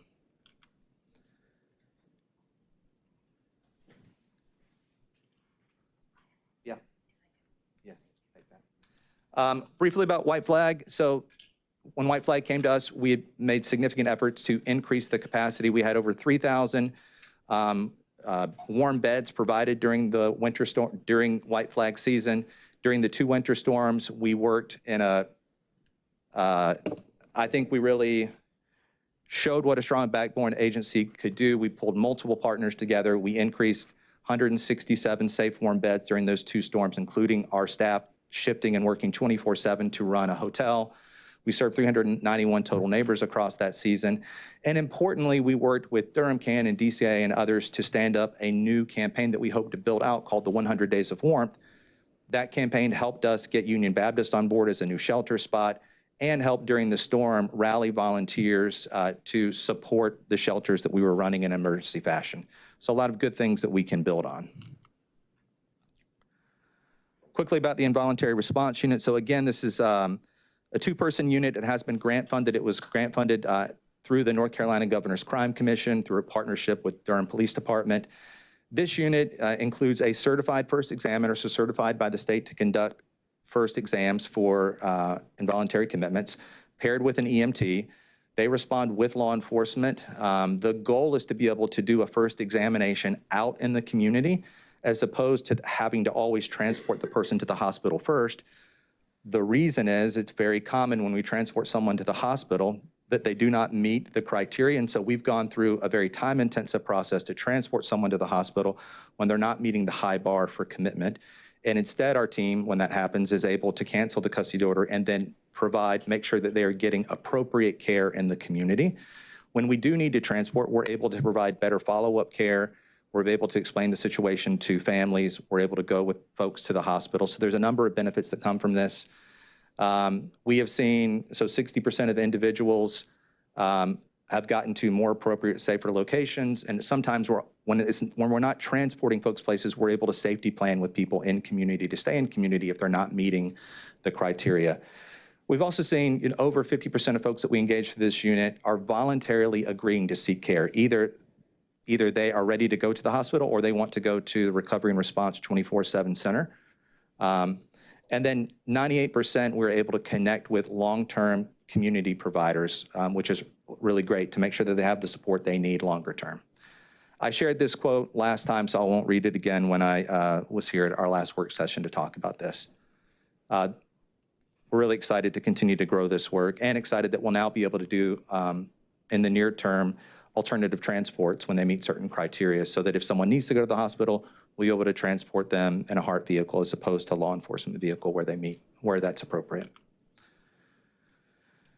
Office of Survivor Care, again, there are 2 staff in the Office of Survivor Care. Those 2 staff this year, because it got off the ground this year operating, have supported 72 survivors since launch, 409 case management sessions held. They work with folks on average 88 days. And they're able to connect with someone upon referral within 48 hours, 93% of the time. There's a bunch of good work this team is doing. They're building out a new partnership with the Durham Housing Authority that I'm excited about for something that's called care reviews, so that when a shooting occurs on DHA properties, this team is going on site. They will be canvassing, not only working with the property or the household where someone was shot, but also canvassing the surrounding neighborhoods and bringing in community partners into that.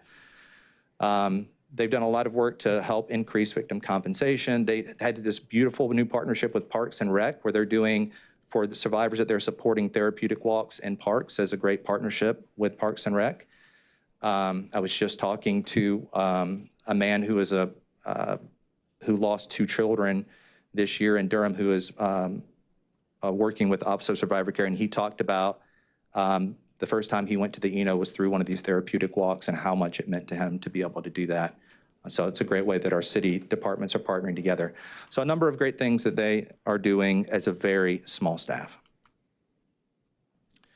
Lastly, the Welcome Home program moved to us this year. It had been operating out of OEWD.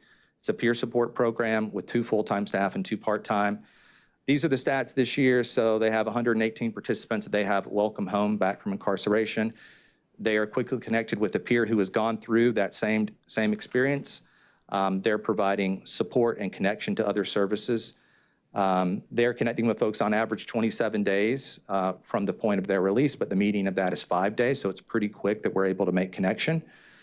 112 participants are working in workforce development. The recidivism rate over their first year with us has been 5%. And then there's a bunch of other support that they're providing in terms of coordinating, getting people to healthcare services. They get people, if folks are on probation, they will help them get to their probation appointment. Just a range of work that team is doing.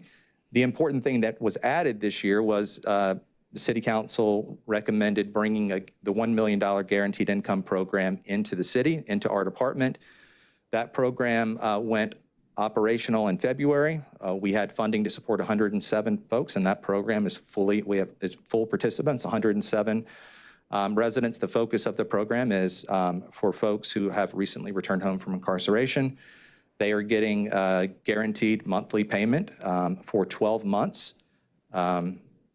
And that program, so we're not yet through the 6-month mark, but that program is underway. And I'll talk about that again in a minute. So turning to this year's proposed budget, $18.6 million across 3 funding sources for 93 FTEs. So 10.4 of that is for the general fund. The general fund funds our core operations. It funds the HEART program, things like Welcome Home, administrative staffing, IRT, Office of Survivor Care. The dedicated housing fund of $3.3 million funds core contracts that we have been managing. So first it funds street outreach, but it also funds White Flag. This past year, White Flag was led by Open Table Ministries, and it also supported some of the work we did with Union Baptist. It funds landlord engagement, which this year was Housing for New Hope. It funds a homeless management information system, which is through the state North Carolina Coalition to End Homelessness. And it funds coordinated entry, which is our single entry point for the homeless system that is Volunteers of America out of VOA. That's that $3.3 million. The $4.9 million, most of that 4.55 is home ARP and ARPA interest dollars. 4.55 of that is for the strategic framework. The part that is not we have a $200,000 Robert Wood Johnson Foundation grant that we received. There is a little bit of funding left from a Bloomberg grant that is also in our department. But most of it is home ARP and ARPA interest to support the strategic framework. Again, the big headlines that I'll talk a little bit more about, we have the framework, which I spent a lot of time talking to you about, and I know that we'll have more questions today. We have the involuntary response team, which was grant funded, that the manager's budget recommends providing staffing so that unit can continue. We have 6 positions of the net 18. 6 positions are being transferred from the police department, 4 for victim services, 2 for co-response, which I'll talk more about.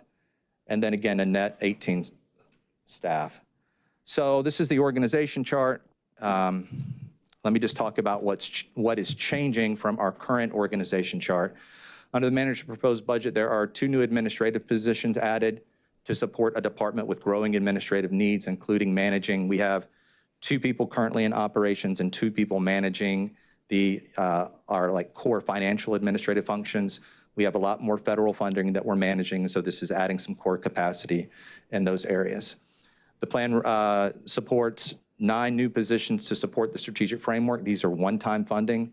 It supports, again, it maintains our capacity for involuntary response. I'll say those first 2 things are adding capacity. The last things on this are maintaining capacity that currently exists today.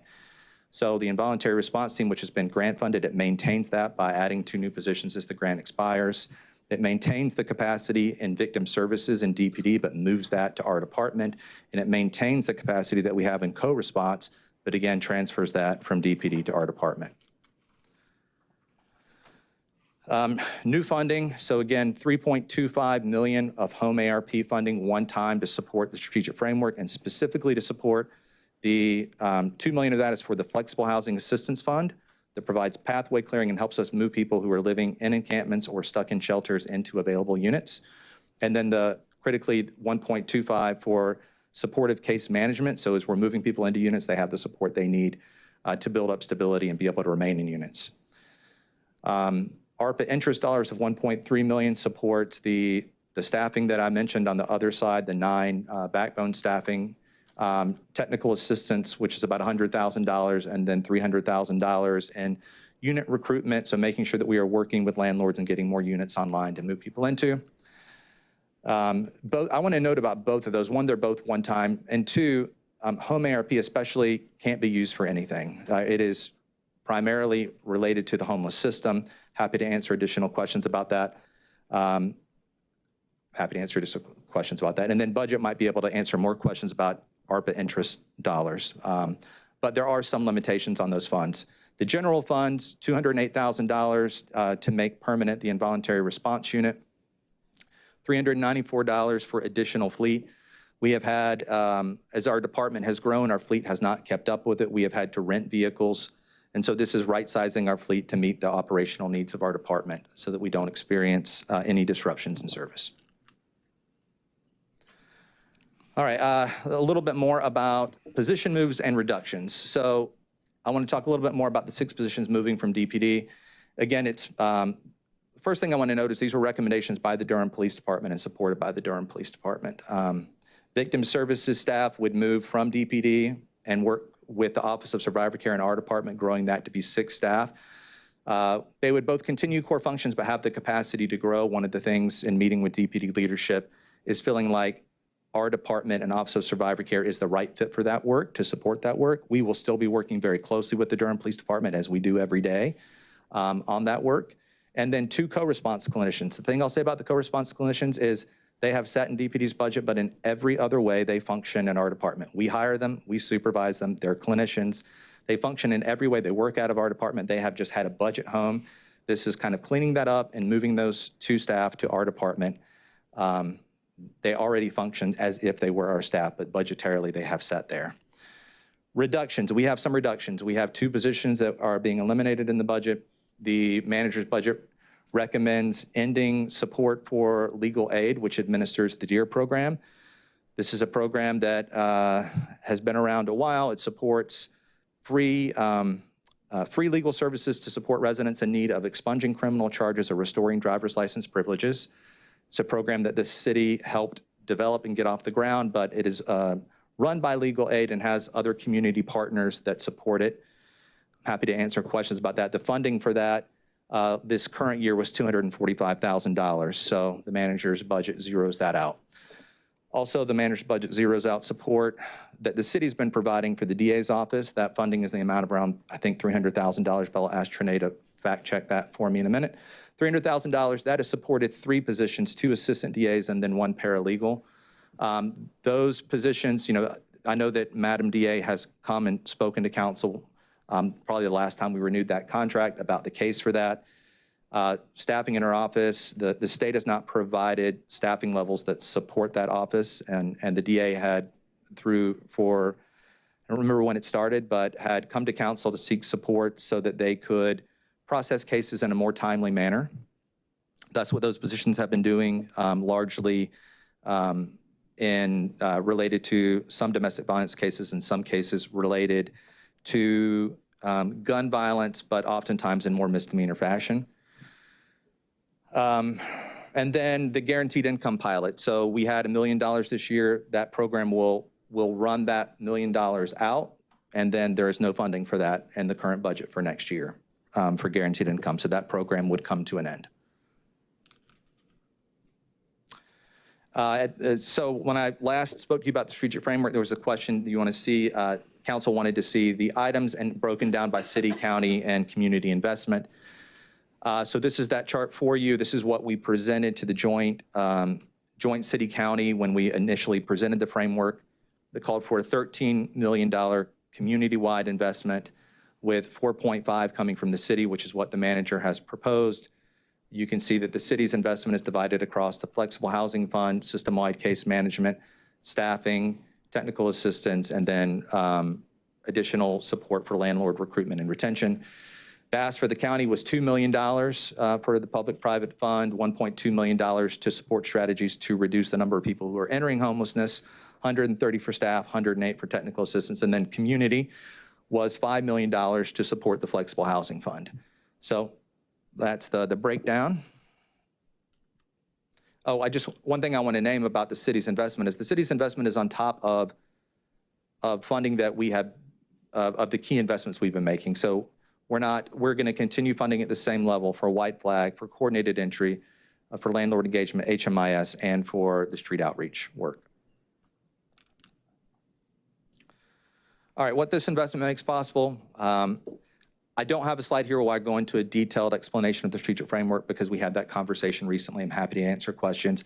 But a big part of the increase is supporting the strategic framework, which aims in 1 year to reduce unsheltered homelessness by 30%, veteran homelessness by 30%, and youth and young adult homelessness to reduce it by half. In addition, beyond those significant milestones and work over the next year, it will make permanent the involuntary response team, which sustains clinically led voluntary commitment response to improve the experience for residents when they have to do the difficult thing of seek out an involuntary commitment. It provides a stronger office of survivor care by pairing it with victim services. And then it sustains our current crisis response level. So HEART does not grow next year. It will maintain its current operation, which is running 7 days a week, 15 hours a day. And that concludes my presentation. The last thing I want to say before that is, it is a real honor to be able to represent the work of the people who serve in the Durham Community Safety Department. If you have not spent time with us recently, I would love to welcome you to do so. I think that the people who make up our department would make you proud the way that they show up every day. They don't give up on people. They have incredible compassion. They have a lot of courage that all first responders have. And I'm very proud of the work that they do, proud to be able to stand before you today and represent that work. And I'll take your questions now. Thank you, colleagues. Yep, Mayor Pro Tem. Thank you. I did not realize, and it makes sense, that we, with the basic income, that we had not made that reoccurring. So that's just a flag for us colleagues. I thought last year when we brought it in, we had made it a reoccurring amount. I understand, clearly not, but we're gonna have to have some conversations. I get the 2 vacancies. We are starting to get some emails around DEER. I think DEER is a good example of something that we helped fund and start in the hopes that it would get funding partners from other sources. And that never really manifested, not because the work isn't critical, but because there's just not places, basically philanthropic dollars, that are funding that kind of work. If I'm not mistaken, the DEER model is now really being pushed at the state. Like what we did in Durham had a massive impact across the state of North Carolina. And I have a lot of, quite frankly, heartache that it's getting zeroed out. I was on council, I believe, the year it was created. It's one of the things I'm deeply proud of. I think that, you were in the I-team, Ryan, that was y'all's work. So I'll just say that slide in particular is troubling. I know we're gonna have some other conversations on, what are we giving up and what are we not? And I know that is a council decision. I'm just sharing my deep consternation and concern. In general, I really appreciate the presentation. I think your department has done incredible work. I have been on ride-alongs from the time that HEART was created to now with police officers, and personally, heard the stories and had, not that there was ever any doubt, but just a little bit like, we don't know what's going to happen to, it's a critical part of our community safety infrastructure. I know that your department, your staff, everyone who works in that department, that we are the model for the country, big and small. Small communities, New York City, we get asked to go all over the place. So I'm deeply proud of that work, and I think that I have some more questions around homeless strategic plan. I want to hear what colleagues have to say about that.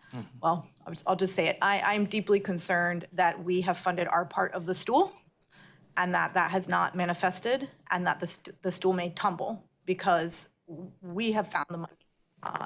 And I am deeply worried about the success of that framework, not because I don't have confidence in your staff, but because it was a collaborative effort with key partners. And if those key partners aren't putting in the necessary skin in the game, I just worry that we're not going to be able to really reach those reductions. And so that's something I do want to talk about here at some point. I don't know if we end up taking another meeting or whatever, but that's kind of where I am right now. Again, I think that the framework makes sense. I have some reservations on throwing so much money in year one when we don't have the return from our other partners. And I do want to have conversations around some of our cuts that are impacting Community Safety Department. Thank you. Can I speak to that last point real quickly? I don't know that it was a question, but it might come up from others. So one, if we do not get the full 13 million, then I'm here to say that we will not reach all of the reduction targets that we have shared. So, I think that, that we built that budget based on reaching the targets of 30% unsheltered, 30%. So the numbers are based on that. So if we reach significantly less, then we will not reach those full milestones. But I do want to say that we will make reductions with the money that we have. So it is not that if we don't get it all, the plan, I do not think the plan crumbles. I think the plan does not reach the full year one milestones if we don't reach the funding.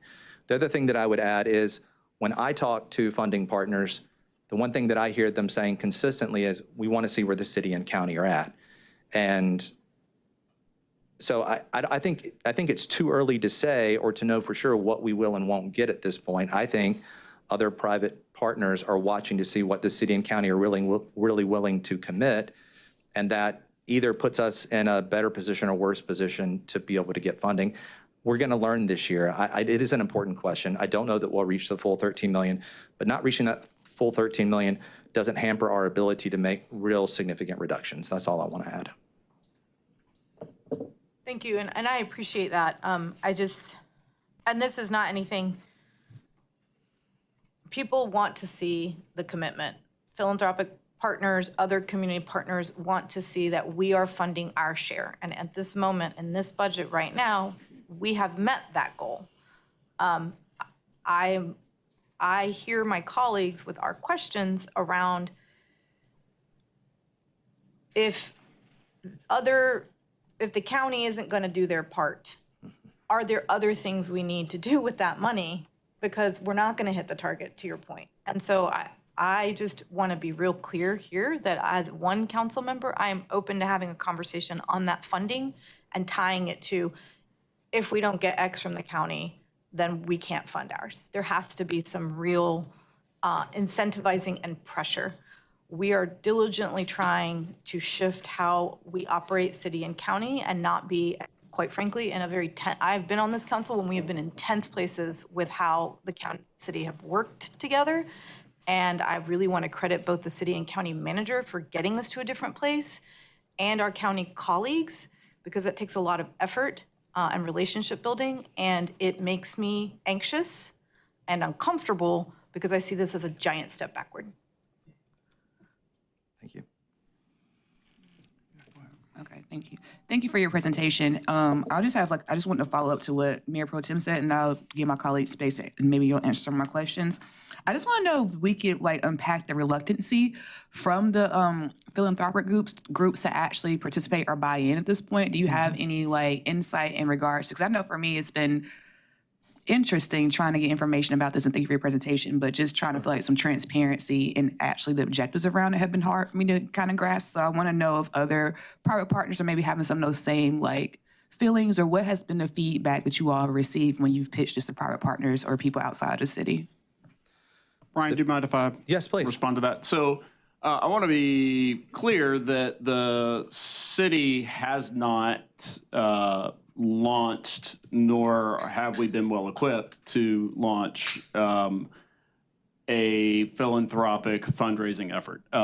That is not something the city has traditionally done in the past, but we identified as this plan was announced that there would be a significant role for private funders. And so we have begun those conversations.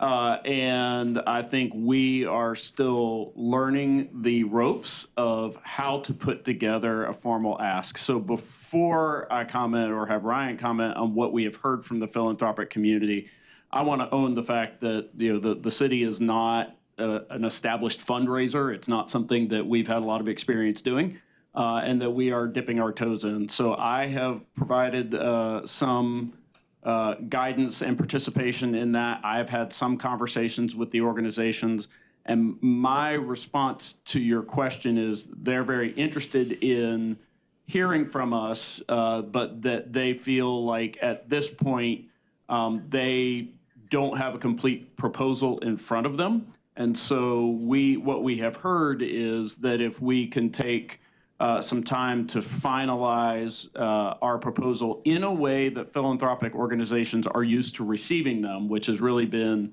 the gap, that they think we have a compelling case for fundraising. I think that middle part is this, that you have seen, as recently as last Thursday. We have a long presentation and designed to reflect on a year's worth of strategic planning work and our data.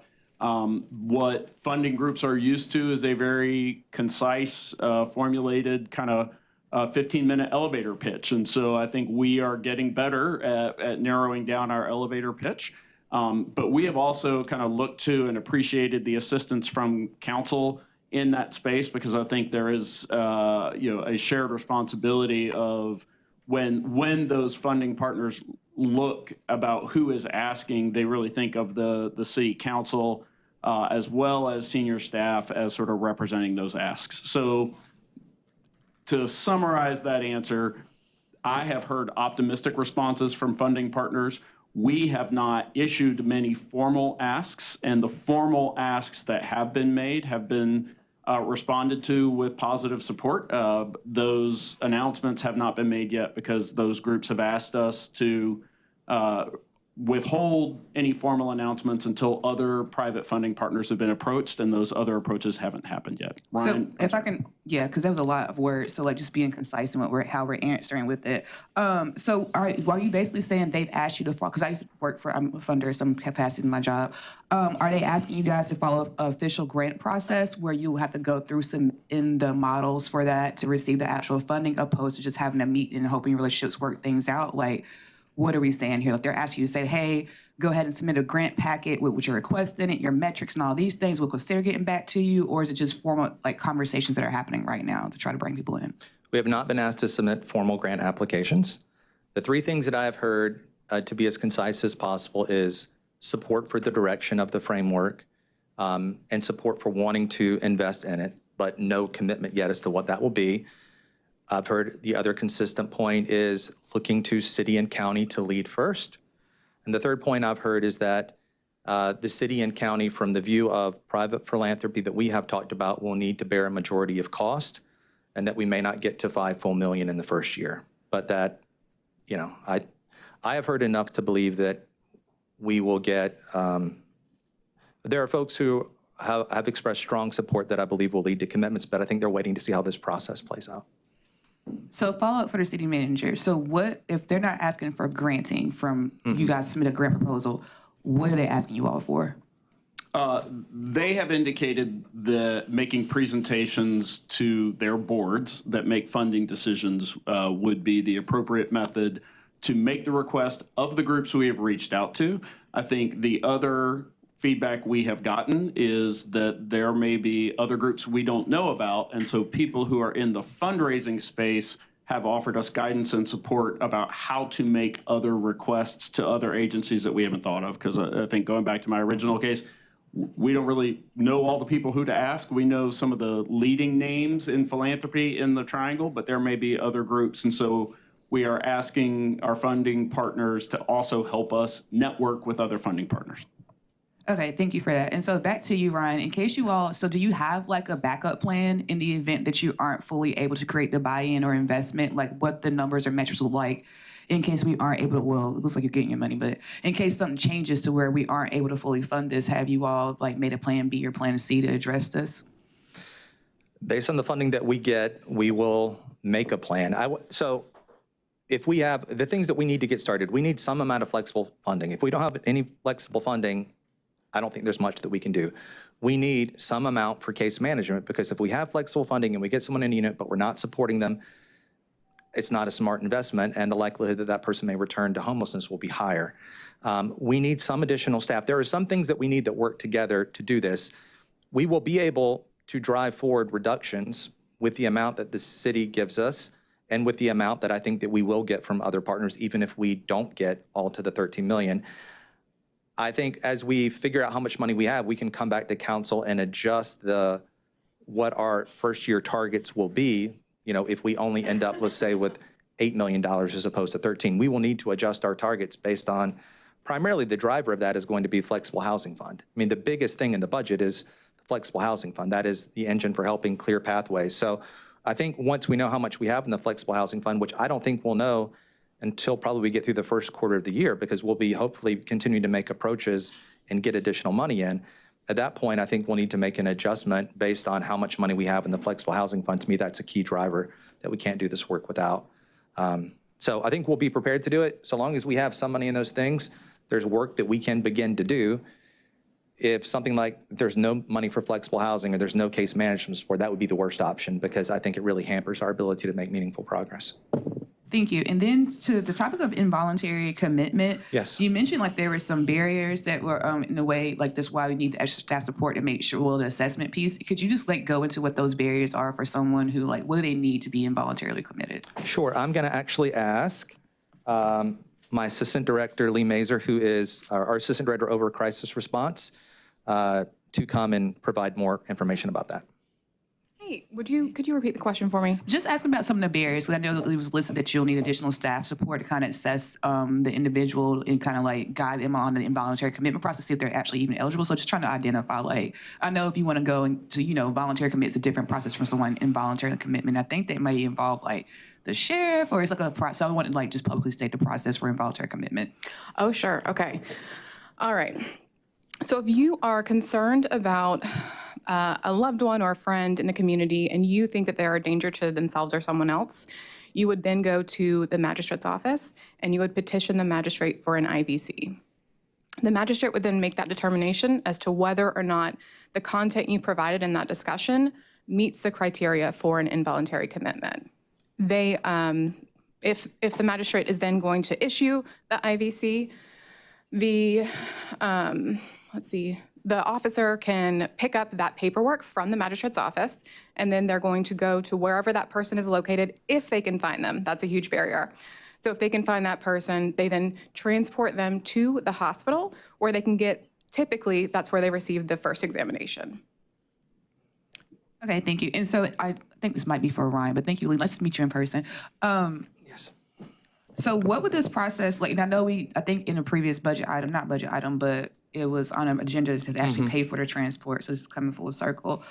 So what is like the job description of this individual? So would they work with the family, or, because involuntarily obviously assumes you're not doing it on your own. So would this individual like consult the family, or? Yeah, I'll provide a little bit more context. So a custody order is issued. When that custody order is issued without an involuntary response team like we have, then law enforcement goes and they transport that person to the hospital for the first exam. We've done this in partnership with law enforcement because that experience doesn't work very well, because when the magistrate is making a decision, all they have is they have the person who might be concerned about their loved one isn't there, and they're not mental health professionals, and they're making their best judgment about issuing a custody order. What the involuntary response team gives us the capacity to do, so they are certified. We have a licensed clinical social worker who is certified by the state of North Carolina to conduct first exams, and as part of that, not only are they certified by the state, they have to conduct first examinations under the supervision of a physician for a certain number of times before they become certified first examiners. We have built that partnership through our grant with Duke Hospital, so we can have our clinicians who are fully licensed complete the state exam and then go work with Duke physicians to get to do enough repetition to become fully certified. As a fully certified first examiner, they and an EMT, because there's certain medical things that you're checking off, they will meet law enforcement on scene for an IVC, and then they can conduct the first exam right there. If the person does not meet the high threshold of harm to self or others, then instead of either police or us having to put that person in the back car and transport them to the hospital, we can contact the magistrate, cancel the custody order, and then that team is there to work on safety planning and connecting to other appropriate community resources. So they are both improving the first response, the first exam. They're providing additional support to families also in understanding what the process is going to be. If someone is transported to the hospital, they are going with them to the hospital so that they're talking directly to physicians or others on scene, providing additional support to families, providing follow-up after release. So there's a range of things that they add in our ability to extend care and improve the experience for folks in those matters. Thank you so much for that, because I just know if through family experience, if you've ever had someone in voluntary committed, it's like a long process, and it's very arduous and time-consuming, but also emotionally burdensome very to hard. go through that. Yes. So I appreciate it. And I think the last question I have right now is for the city manager. I just wanted you to clarify the use of the ARPA interest dollars, and are there any, because I was led to believe that at one point there weren't restrictions on the use of the ARPA interest dollars. So I just want to clarify if that is or it isn't. I'm going to ask our budget staff to give you the technical answer on that. Hello, Christina Riordan, Budget and Management Services Director. There are not restrictions on ARPA interest dollars, although we have tried to kind of keep within the realm of what the ARPA guidelines were. So this work would kind of fit in the overall ARPA framework, but we are not restricted in the same way we are for other ARPA dollars. Thank you so much. Thank you, Ms. Mayor. Thanks to my colleagues for the discussion here, and thanks for the great presentation. I mean, obviously, as you mentioned, this is now one of the nation's highest regarded community safety programs. We're so proud of that and so proud of your leadership.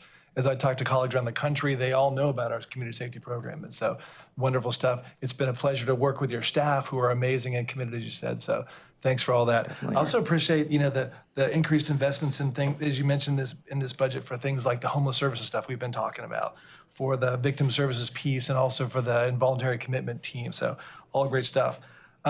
I do want to ask you about, and I must say that when I saw the presentation last night, I'm surprised and somewhat shocked to see that we are now recommending ending the guaranteed income piece, now called Rooted, formerly a pilot known as Excel. And I just want to note that we engaged in the Excel pilot several years ago. This under Mayor Steve Schul. We were part of the Mayors for Guaranteed Income. That pilot was evaluated by the University of Pennsylvania. Strong returns in terms of what that meant for families or individuals returning from prison, in terms of reduced recidivism, engaging with our families, connecting with families. So strong results there.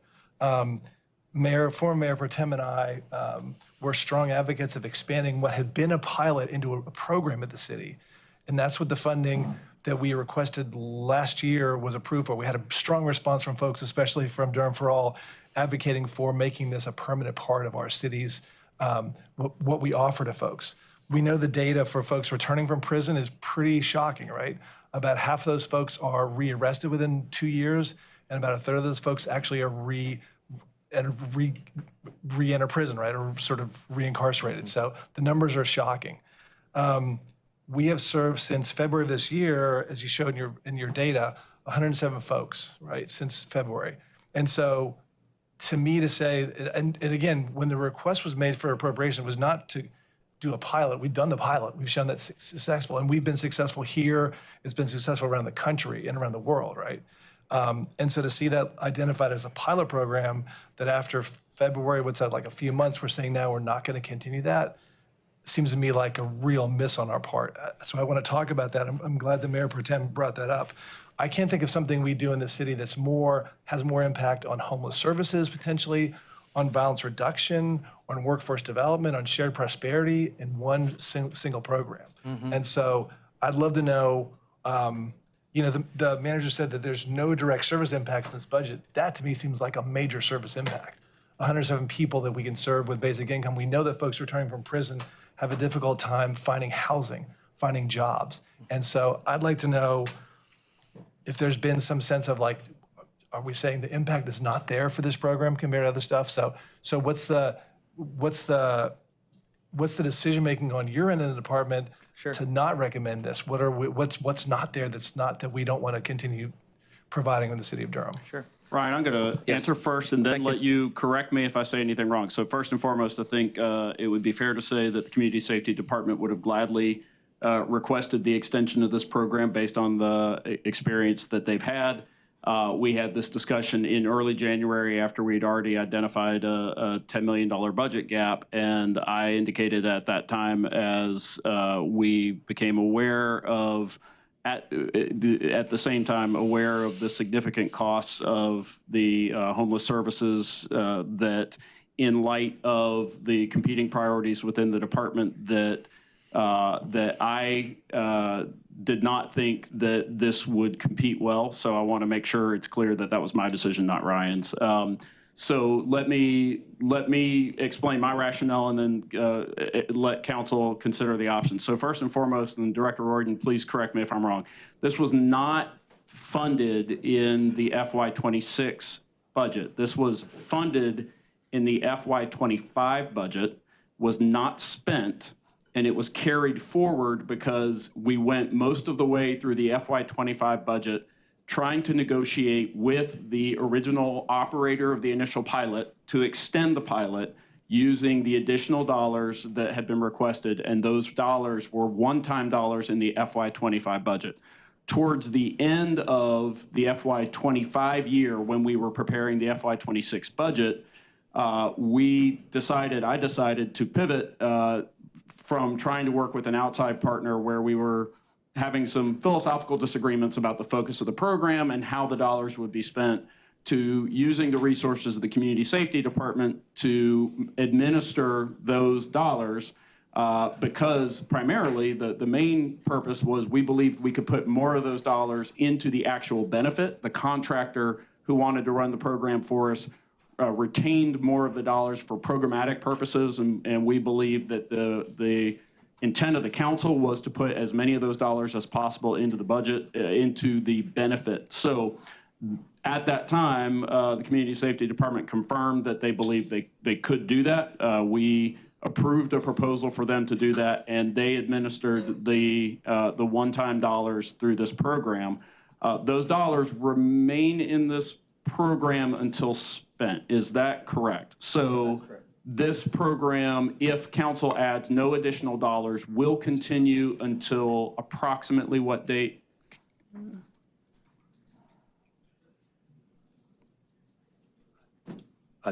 January. Okay, so the money's encumbered, so we'll continue. The money is encumbered. Yes. This program will continue until January. I will apologize here to council if I misunderstood that there was an expectation. I will go back and look at our budget discussions last year. I have seen documentation that the budget staff sent last year that confirmed that this was one-time dollars, but I have heard from Councilmember Riss that he was clearly not aware that this was one-time dollars, and so I don't want to mislead. However, I would say that the circumstances that I considered were this. I believe strongly that council has clearly demonstrated a belief in the concepts of guaranteed basic income. As I was looking at needs within this department and within this area of work in the city, and I needed to help the department prioritize its requests, I made the difficult decision, as I have in other places across the budget, that this was not a core municipal service where other new asks that were coming from this department were closer aligned.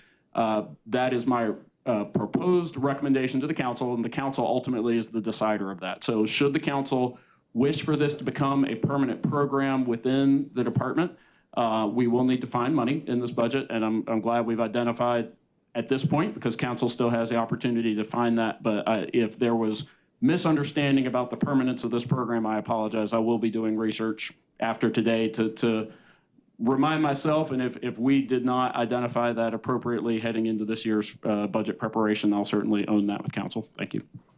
Yeah, appreciate that. Yeah, and thanks for recounting this sort of timeline. I'm fully aware that we were all involved in those decisions. I know that there was a challenge of working with a contractor. We decided that made sense to bring it in the city. I think all great decisions. And you're right. You shared the budget briefing from last year with me this morning. That does show that this was a one-time dollars. I do know the request that Mark Anthony Milton and I made was for recurring. So yeah. So that's where we are now. I do think that, and this goes back, I mean, it's all about making choices, right? That's what we're dealing with here. As others have said, we're being asked, and we're investing deeply in this homeless services strategy that we've all been developing, or that we have been developing with the county. We're part of that investment that we're making is in sort of building out the infrastructure, right? Staffing and so forth, to be the backbone organization. And so for me, like, there is a question about whether the county will also support this, which is part of what we need to get private funders also to engage. So there is a question about how much do we invest ourselves in building the infrastructure if other partners may not come to the table to do that, versus investing in something we know works as a way to help folks deeply who are returning from prison, who need that support, and the impacts are undeniable, right? So I think, to me, that's part of the conversation we need to have, is like, what's the balance here? I would like to see more funding restored to this basic income work that's so critical to the shared prosperity and financial security for folks in this community. So thank you.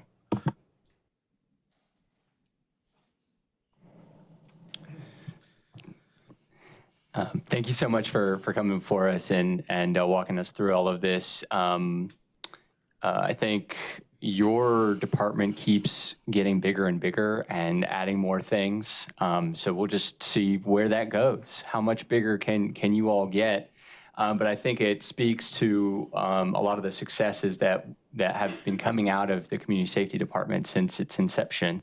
And I think that there's a lot to applaud there. Regarding the homelessness services strategic plan, I think it's vital. I actually appreciate Mayor Pro Tem's kind of hardball. I do agree, kind of pushing the county and how do we go about doing that. I think we all have a different role to play, and I think pushing hard on the county is vital, because $500,000 is not what was in the strategic plan. The city is doing its part, and I'm glad that the city is doing its part. And what we're hearing is that doing our part has a major role to play, including a major role to play in being able to go to potential community partners. I think this is about empathy toward some of the least in our community, toward people who have the least in our community and who are most vulnerable. But it's so much more than that now. I mean, this is about economic development. This is about safety. It is all of the different things that we talk about on a daily basis, all wrapped up into one piece. I mean, you don't need to be fully big-hearted philanthropic to see that it is necessary to contribute to this, given the direction that society is going, the growth of the unhoused community, and all of the issues and challenges that we're seeing from that. My hope is that community partners will see that. I mean, this should be them caring for themselves and caring for the broader community, not just them being big-hearted and trying to, contribute to something that they see no benefit for themselves in. So I think there's a very strong case there. I don't think this is an option. I think this is a necessity. And again, I see the importance of playing hardball with the county. I think we do need to have those tough conversations and do it the way that you are doing it. But at the same time, I also want us to sit here with confidence that we are going to fund our part of the plan. I think strategically that's very important, even if it doesn't get fully funded, and we need to push back some of the dates for our goals and objectives. So that's where I am on the strategic plan. I think it's vital. I think we need to sit here with confidence that we're planning to fund it. And I, again, appreciate, I sent you an email about a half an hour ago requesting to come in and kind of meet with folks, but appreciate you and your work. Thank you. Thank you. And before the mayor, well, you better run us out, but just want to add, as a public administrator, I think that the thing that's top of mind for me right now as a council, as a city, is at some point, like, being introspective and thinking about how our policies, or even the county policies or any governing body, how our policies may impact our unhoused situation may contribute to our unhoused community.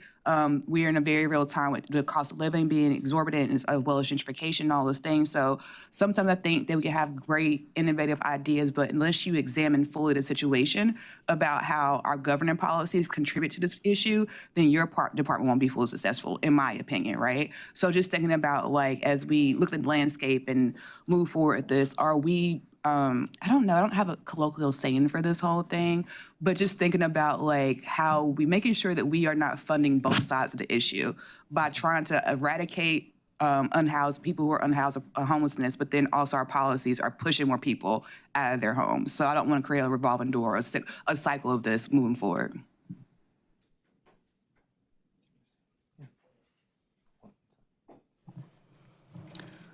Thank you. I just want to support some of what my colleagues have said. I work and live in this space, talk to folks who are housing insecure and unhoused quite frequently. And I think a lot of folks are now interacting with this population more than ever. We're seeing rising costs that are frankly impossible for us to deal with on a local level. When we talk about it time and time again, but we are burdening the shoulders of our taxpayers to stem a tide that could be solved upstream by other governments with larger pots of money.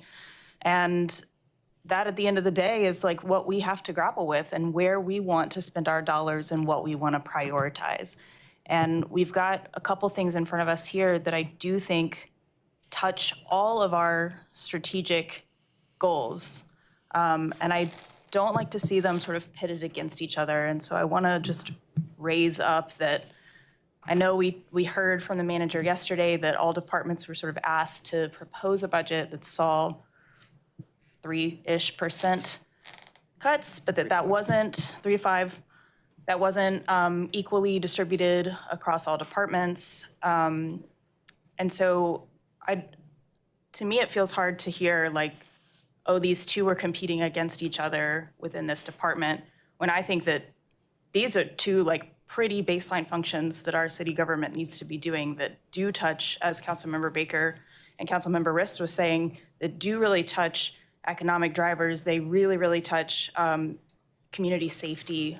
We have broad statistics about recidivism rates and how that impacts communities. We also have the statistics about homelessness and the cost of that we bear as a city government, and then also private partners bear and our community members bear. Those costs are massive. They're nowhere close to the investment that we're putting into it. And so if we have a plan of bettering that situation, that's going to be a huge economic benefit for our taxpayers and for the city government. So for me, these two things feel extremely, extremely high priority.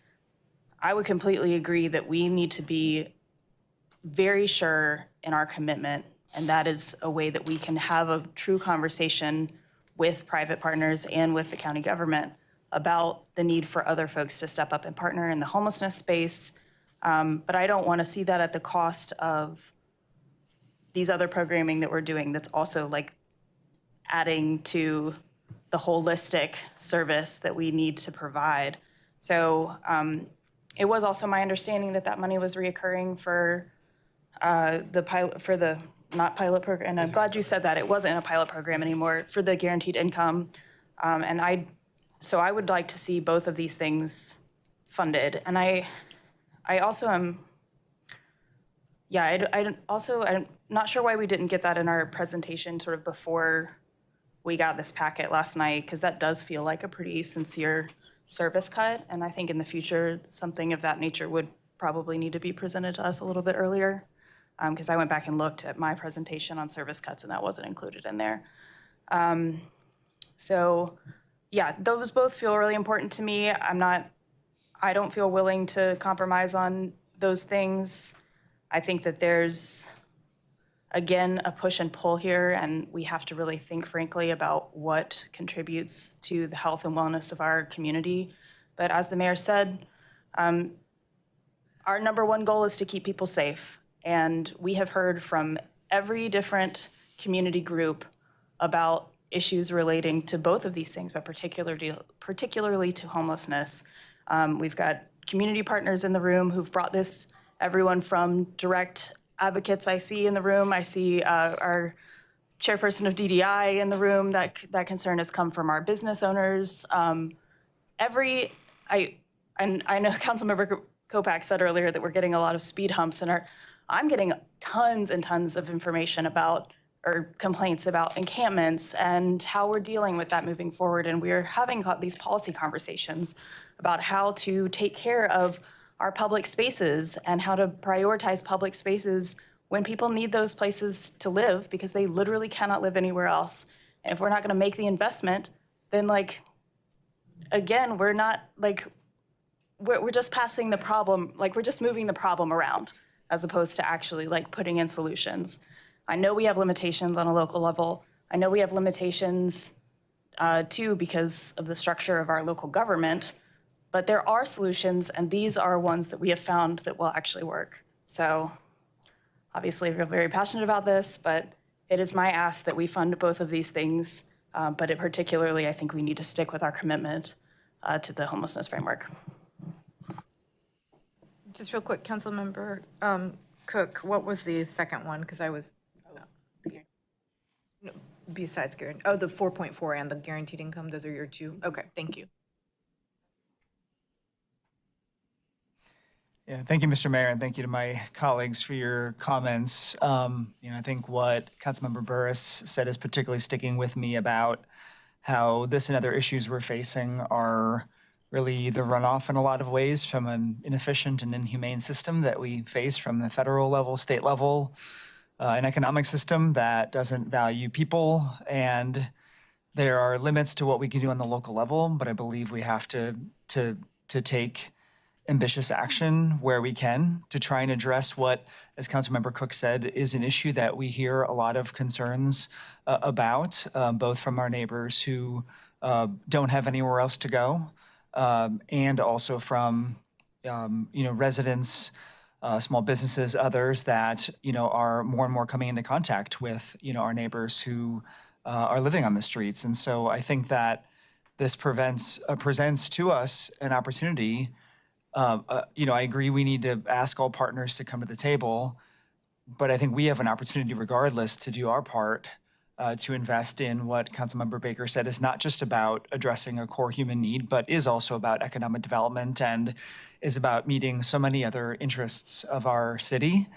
And so I do think and believe it is important that we lean in on this homelessness strategic framework and do our part as a city to be able to realize those reductions. And I believe that the work we've seen at the Community Safety Department over time, has shown an ability to set ambitious but still practical goals, and then to show progress on those. And so I'm excited to see this put forward in response to resident concern and interests, and what I believe every member of this council has shared as a core interest and desire. So I appreciate the information you provided overall on the department, and particularly on the framework at our last work session, and to see this included in the budget.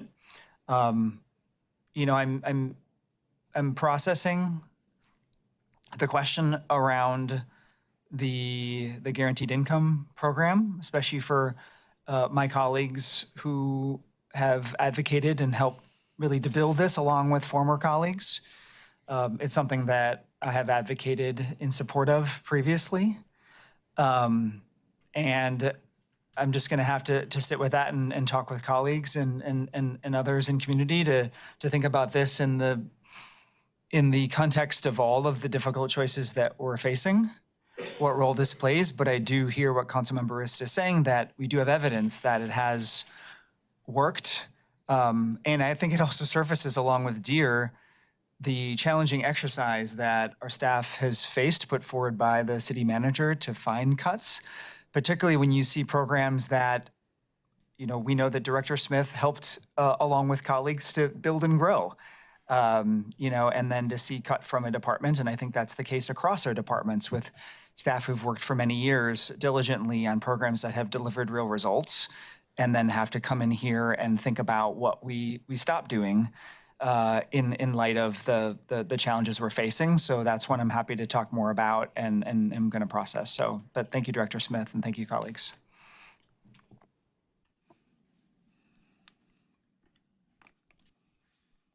Thank you for your presentation. I am so yes, I remember the conversation around the guaranteed basic income. I remember when we took it from a pilot program to making it pretty much ironclad in the budget. So when I saw that last night, I was too shocked as well. I think, considering we're having budget talks now, this is where, the toughest conversations happen amongst council, amongst the community. So I think it's fair that we are, just very honest about where our positions are. And I really appreciate what I'm hearing coming from around the dais. I do feel like we're digging ourselves in a deeper hole because I don't know where we're going to get some of the money from, but it's definitely needed. But I want to be able to, I'll put myself in the hot seat here to ask the difficult questions, some of which, actually most have come to me from folks that are just paying attention. One is, can we afford right now to have such a high dollar figure upfront on this plan, on this homeless strategic plan? And the reason why I asked that question, because I think it's been stated, direction-wise, the goal, what we're shooting for, everyone is on board. There's still a lot of details that are really hard to push with confidence on the philanthropic side of this. So I'll start with that question. And this may not be a question for you. It may be a question for, Yeah, my answer was going to be, I can tell you how much it costs, but I can't tell you if we can afford it, because I think that's... I think that's what I just thought about. It may be a question for us, On the other side of it is, homelessness is one of the major things that we hear a lot about. The other is violent crime. And I know that we're working on a plan. I think where I sit in a very uncomfortable space is we're about to go through our philanthropic community, and we're about to ask for homelessness reduction support. Mm-hmm. And I'm just assuming that next year we're going to go back to the same community and ask for support on the violent crime reduction when we get that plan together. And where I'm sitting with this is there are two strategies. There's a strategy to reduce homelessness, and there's a strategy that we'll have to reduce violent crime. And I think that in order to truly fund those strategies, we have to have a philanthropic plan. Mm-hmm. And right now, there's a saying, the math is not mathing. Mm-hmm. It is not, right now I feel like we're still in the conceptual world. Mm-hmm. And we've put together, this hypothesis, these goals. We haven't even talked about violent crime reduction, and it feels like we're ignoring that really loud alarm that's coming from the community.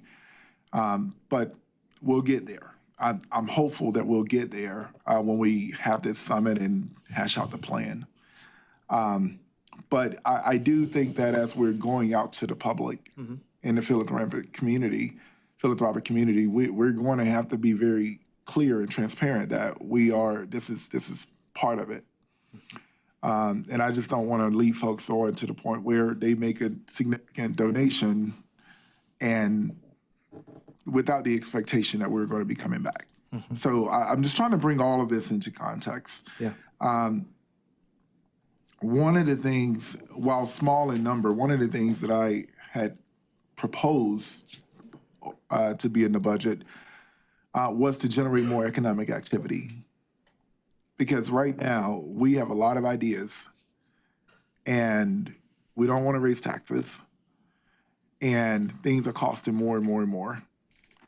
And one thing we're not talking about is how we're going to pay for it. And I don't know, we're crunching ourselves into an impossible box to the point where I don't know how we're going to get there, you know?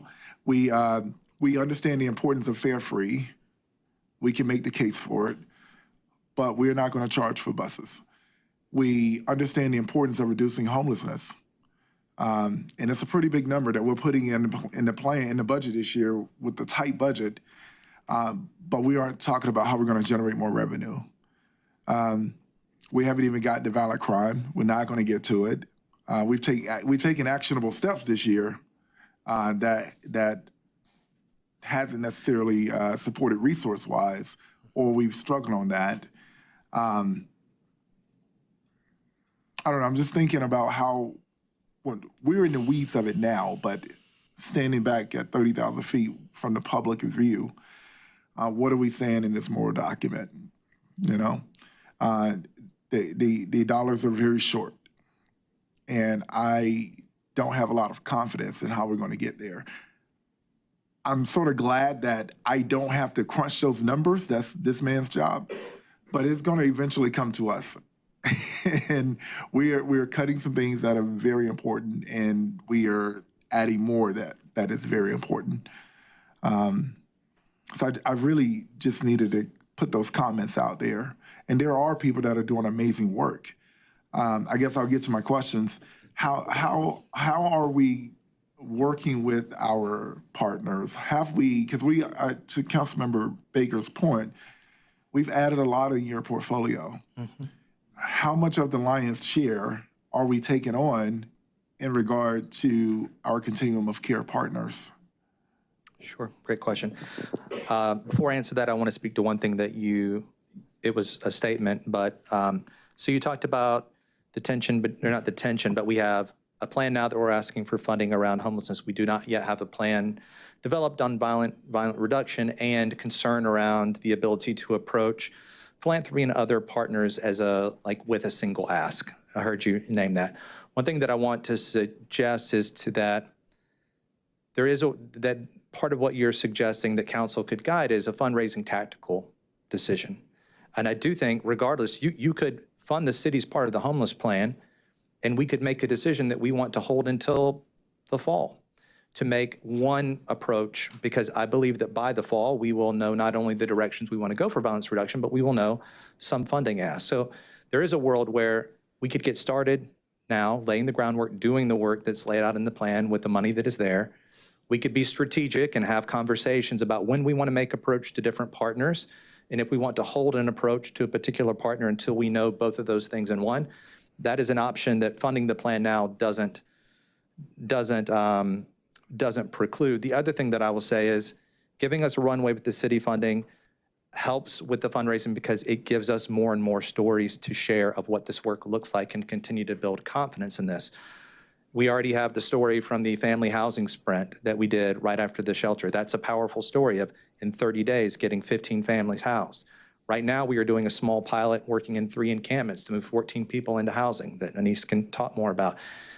When we get money, we're going to be able to do more of this, and as we do this, it's going to have a more compelling, we'll have more compelling evidence and stories to share that I think will build, that will further bolster the case for people to invest. So I just would say that I don't think that funding this plan necessarily ties our hands that now we have to go approach all philanthropy right now. We could make a decision to delay that a little bit. We still have runway with the funding we'd have to do that work. So those are options. I just wanted to name that. Could you remind me your other question, your actual question? I'm sorry. Yeah, I have a couple. Yeah. I'm not even challenging the success stories. This is Durham. And this is our community safety department. You guys have done amazing work. I'm just thinking now with my business hat on. If you're coming to me, what's not as compelling is a success story. It sounds good, it feels good. But what's more compelling is you're going to tell me that my investment is going to help you get to the root cause to stop this. Because I don't want to invest in the problem that has a bathtub with no plug. Mm-hmm. I want to stop the bleeding. And that part I don't have a lot of confidence in yet. I feel like we're going to get there with the plan laid out, but I do want to hear more of that. And part part of that being my concern is and the reason why I ask about the continuum of care partners and the lion's share, who has that now, as I know we're the leading agency. What is happening right now that the city is doing that is aligned with this work? Meaning keeping people from becoming homeless, removing people from homeless circumstances. We're talking about housing and homelessness here, but explicitly homelessness. What are we currently doing? What are we currently funding to address this, to either prevent people from becoming homeless or homelessness directly? Great. I'm going to start off by turning it to Anise Vance to start the answer, and then I'll fill it in. You ready to answer that? And as you guys are answering, it's going back to the source of funding thing as well. I do want to know the funding with home ARP and ARPA. I know ARPA can't necessarily be, but what can be encumbered and what cannot? And I am going back to wanting to see a broad, multi-departmental source of funding inventory. Because I need to know what we can move around and what we can't. So I don't want to cut off the departmental response, but council's, I think, had a lot of good discussion on this. Now, I want to state the obvious. The level of investment in the homelessness strategic plan is the prerogative of the council. I think Ryan has previously been asked and answered that we will scale our results based on the amount of funding that council would like to put into it. I think we may be getting into a place where we're talking a lot more philosophically about how the city approaches homelessness. We have this responsibility. We are the lead agency on the continuum of care. I think some of Ryan's presentations demonstrated what we are doing now with the funding we have. Last Thursday's work session and this budget presentation have described what we propose to do with an additional level of funding, and Ryan has also answered that should we scale that funding back, we will scale back our goals, but we will move forward with implementing the plan. I think the final piece I would add is, as his slide showed, a number of the dollars that are committed this year are one-time dollars. A portion of those funds are very restricted. Some of those funds are not restricted. So just laying out options for council today, you do have options to fund less than the proposed budget. You do have options to move some of those dollars to other one-time priorities. And we'd be happy to host a discussion around that. I'm not forestalling the answer to your question, but I think we're now starting to ask a lot of questions about what the whole system does. And I think, council, we moved this strategic plan forward at your direction. We brought the recommendations forward for your consideration, and we are happy to implement it at the level that council approves, as well as divert funds from it to other priorities should council identify those. And I want to make sure that's very clear. Because otherwise, until we get to a discussion of where you want, how high you want to fund it and where you want the other dollars to go, we can talk a lot about homelessness this morning. So I want to be very clear. Yes. One thing I've had as an experience on this council is the day that we decide to pass the budget comes really quickly. And if I have to go to bed in this council suite tonight, then I'm just going to have to do that. But I'm not going to. I just want to make sure that I'm fully understanding my positioning on this. And so I want to make sure all those questions are answered. I don't care how long it takes. Yes, sir. And I want to make sure it's answered. Because when we pass this budget, it is a moral document. And it's going to be the reflection of this council, which is the reflection of this city. So I don't care what it takes. But I want to know. I'm here all day.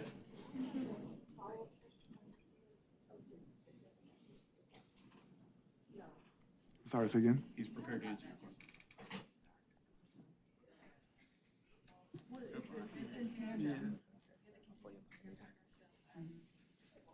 I'll probably try to answer first. Yeah. Yeah, continuum of care. That's the first question. Sorry, there was a lot said there. Could you just restate the full question? Chart. I'm sorry. Thank you. Give me the pie chart. Our partners, who's doing what and how we're funding. And, who's doing what? So what are we taking in-house? And I'm going to start, and then Anise is going to step in and fill the gaps for anything that I missed. So first, let me just talk about what the city directly funds through the dedicated housing fund. Through the Dedicated Housing Fund, we fund White Flag Emergency Shelter, which is expanding safe, warm beds in cold weather. We fund the Homeless Management Information System. This is the data system that all of our providers use. We provide the funding for that so that everyone who is in the continuum is sharing data, which is critical. We fund, just shout things out at me. What are, And if you want to go back to that slide. oh, yeah, let's go back to you that can as slide. well. Oh, that's great, thank you. Yeah. That'll help me. All right, so we fund street outreach. We have 6 street outreach workers who are working across, as I think I've shared now, over 140 encampments. They are out working regularly with folks to try to support. It's a difficult position without the plan that we have laid out because they have wait lists to offer. That's it, and that's a hard position. We fund, already said HMS, and then we fund $470,000 for coordinated entry. That sits at DSS. That is the single point of entry into our system that is contracted out to Volunteers of America. And then landlord engagement is Housing for New Hope, $150,000 that is working to recruit and maintain landlords who are willing to put their units to be accessed by the continuum of care. In addition to that, the funding that the city pays for the Hope Team staff, those city staff, they make possible the drawing down of over $3 million of federal HUD dollars. So we manage that entire process. We're about to announce the new notice of funding opportunity for our continuum of providers that include things like permanent supportive housing that Housing for New Hope runs, rapid rehousing, a range of other things. And Anise or others can talk about the various providers that I won't be able to remember off the top of my head. But we manage that process. The federal government sets the priorities for that. And then our job is to manage a process and get every dollar that we can. Whatever the federal government tells us they're going to prioritize, our job is to put forward the most competitive application so we don't leave a single dollar on the table. We draw down federal dollars. We do the best we can with those dollars. What else? Those are the... Yes, I know sir. you don't administer these funds, but I think eviction diversion funds are an adjacent commitment that we make in this space. Correct. Call that housing, call that a homelessness prevention, but I think that's another resource the city is committing in this space. What was that, council member? I was saying repairs was another one we've discussed. I think there are others out there.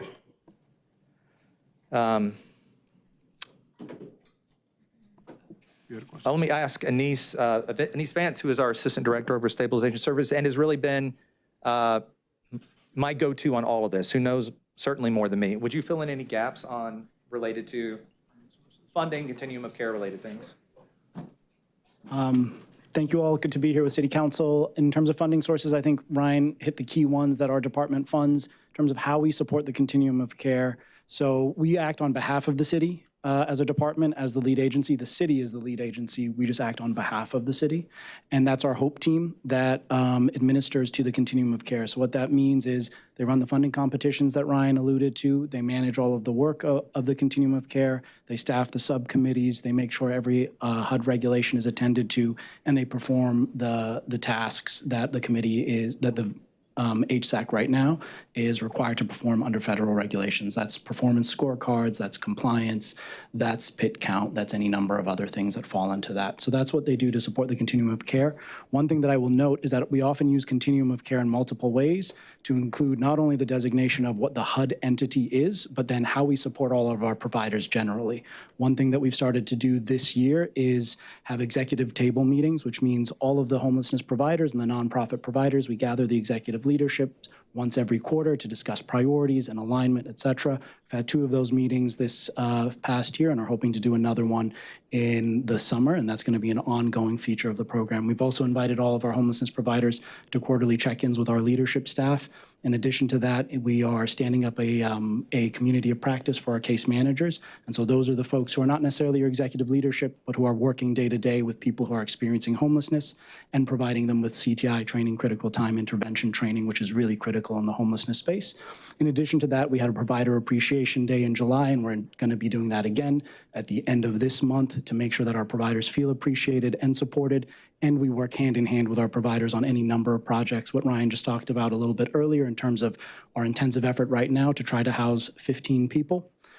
That's hand in hand with Housing for New Hope. It's a Housing for New Hope and Durham Community Safety Department collaboration. Housing for New Hope is contributing 5 rapid rehousing spots to that effort in order for us to be able to really move people into housing again within 30 days, which is the entire vision of the framework. The final thing that I want to note for folks, for more information on the framework, this link is buried in our website, and we are going to elevate it in our website, speaking to your point, council member, on transparency and making sure that even though we have the documentation, it's got to be elevated a lot more.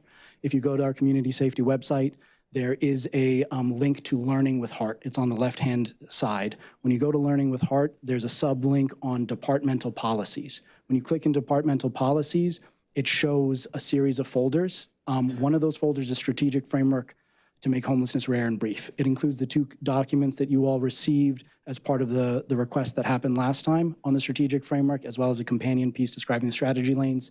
It includes 8 one-page briefs on different components of the strategic framework, depending on what you're interested in: case conferencing, flexible housing assistance fund, landlord engagement, whatever you're interested in. It also includes all of the different assessments, tools, and reports that have helped to shape our work. There's about 20 documents in that bucket, and that we use in terms of how we look at data, how we case conference, how we're going to administer the flexible housing assistance fund. It includes the RFPs that we just had on the street about a month ago and that we spoke about it at council, as well as the scorecards to that. And it will include, once they are finalized, when contracts are in place, all policies and procedures related to this. It will be a holistic place where anybody who wishes to know anything about the framework can quickly find information at the high level or at the nitty-gritty level. Thank you. Nope, you're not done yet. There's 2 things you forgot to talk about: case conferencing and white flag coordination. Just briefly about Wait, how can we I support ask the a question? Because I feel like you were almost there and just kind of give a break a little bit for you. Sorry, ma'am. No, ma'am, I'm only 38. Anyway. Okay, so in topic, we had someone come to the work session last, you said you're 35? Sorry. Okay, we had someone come, a landlord, who spoke about missing components of eviction diversion program. So I wanted to know, like, and then we talked here about the coordinated entry and working with the landlord. So I'm just trying to figure out how those 2 work together. Like, are we actually missing that component, or like, what does nature relationship look like more so?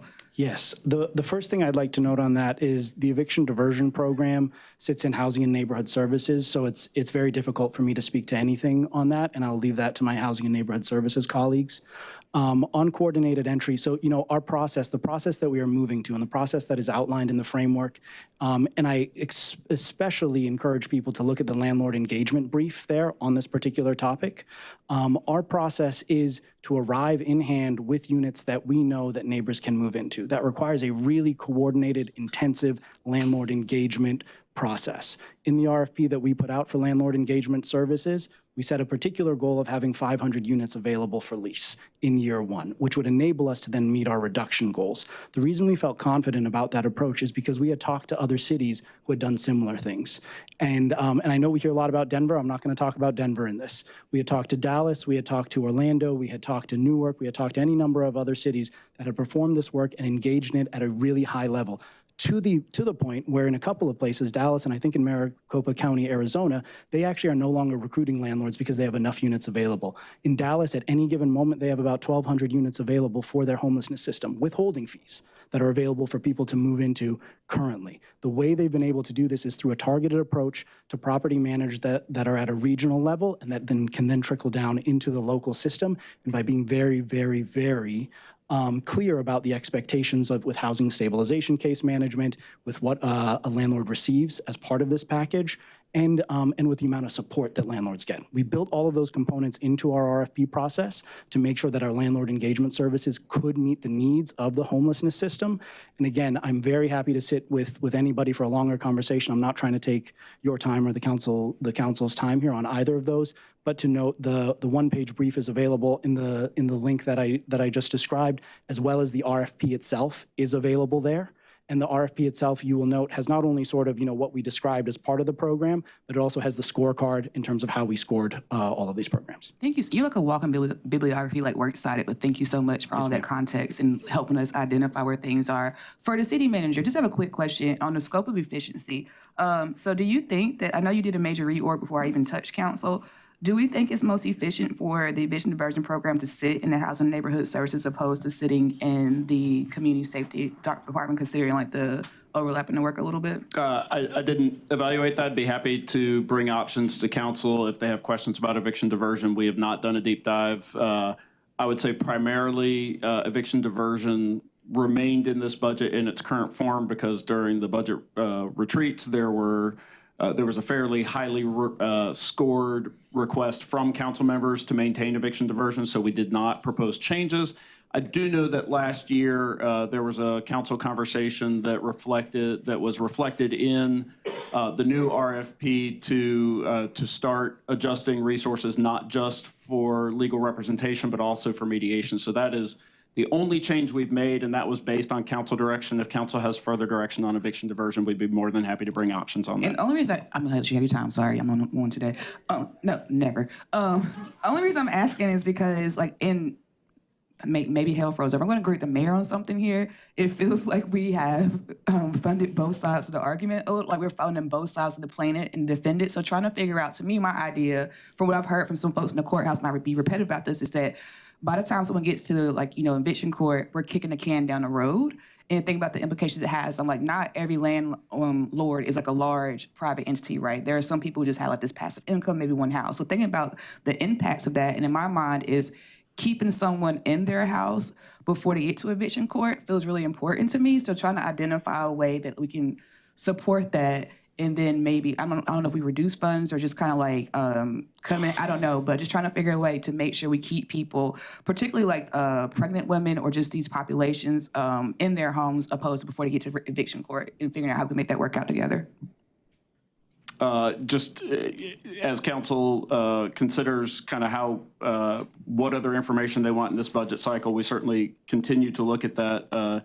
June 4th, potential additional work session, we'd be happy to have Housing and Neighborhood Services come and present whatever information council would like to see on eviction diversion, how it's spent, and consider it as part of this broader conversation. Appreciate those questions. Thank you. I actually appreciate all of my colleagues' questions. Y'all hit on so many things. First of all, could we get y'all did an amazing job. I did not write it down. Could you just email us Yes. a list of the funding and where it comes? And I think what I would also like, and this goes back to the conversation of eviction diversion wasn't ever just supposed to be attorneys, right? That wasn't the concept. It was supposed to be some rent assistance to Councilmember Burris, the mayor's point, to many people's point. A lot of times when people show up in the courtroom, it's bad, right? And so to get people out of arrears, to do all these things, it's expensive. And so the initial plan was that the county would fund some rent assistance, and they do some, but I don't think, I don't have any real sense of how many dollars, have they grown those dollars since 2018? And I think this kind of goes back to my just broadly question around continuum of care. I would like to know, in other communities, is it the city or a county that's the lead agency? Because I think my understanding is that that's a little bit of a rarity to have the city. It's often the county that is the lead agency. And at some point that was handed to the city from the county many years ago now, but it was a thing that happened. And so I think where I'm heading is, historically, the county has funded services and the city has funded infrastructure. We do hard, they do soft. That's like kind of what we often explain to residents. And what I'm seeing with the increase of your department over time is we are essentially now running social services. When we have a other government entity whose budget is over $1 billion, and I think what I would like to see is over time, what has been the share there compared to our share? And I don't know if this is a conversation that has to happen at joint city county, but because it just kind of goes back to this, there's two governing entities.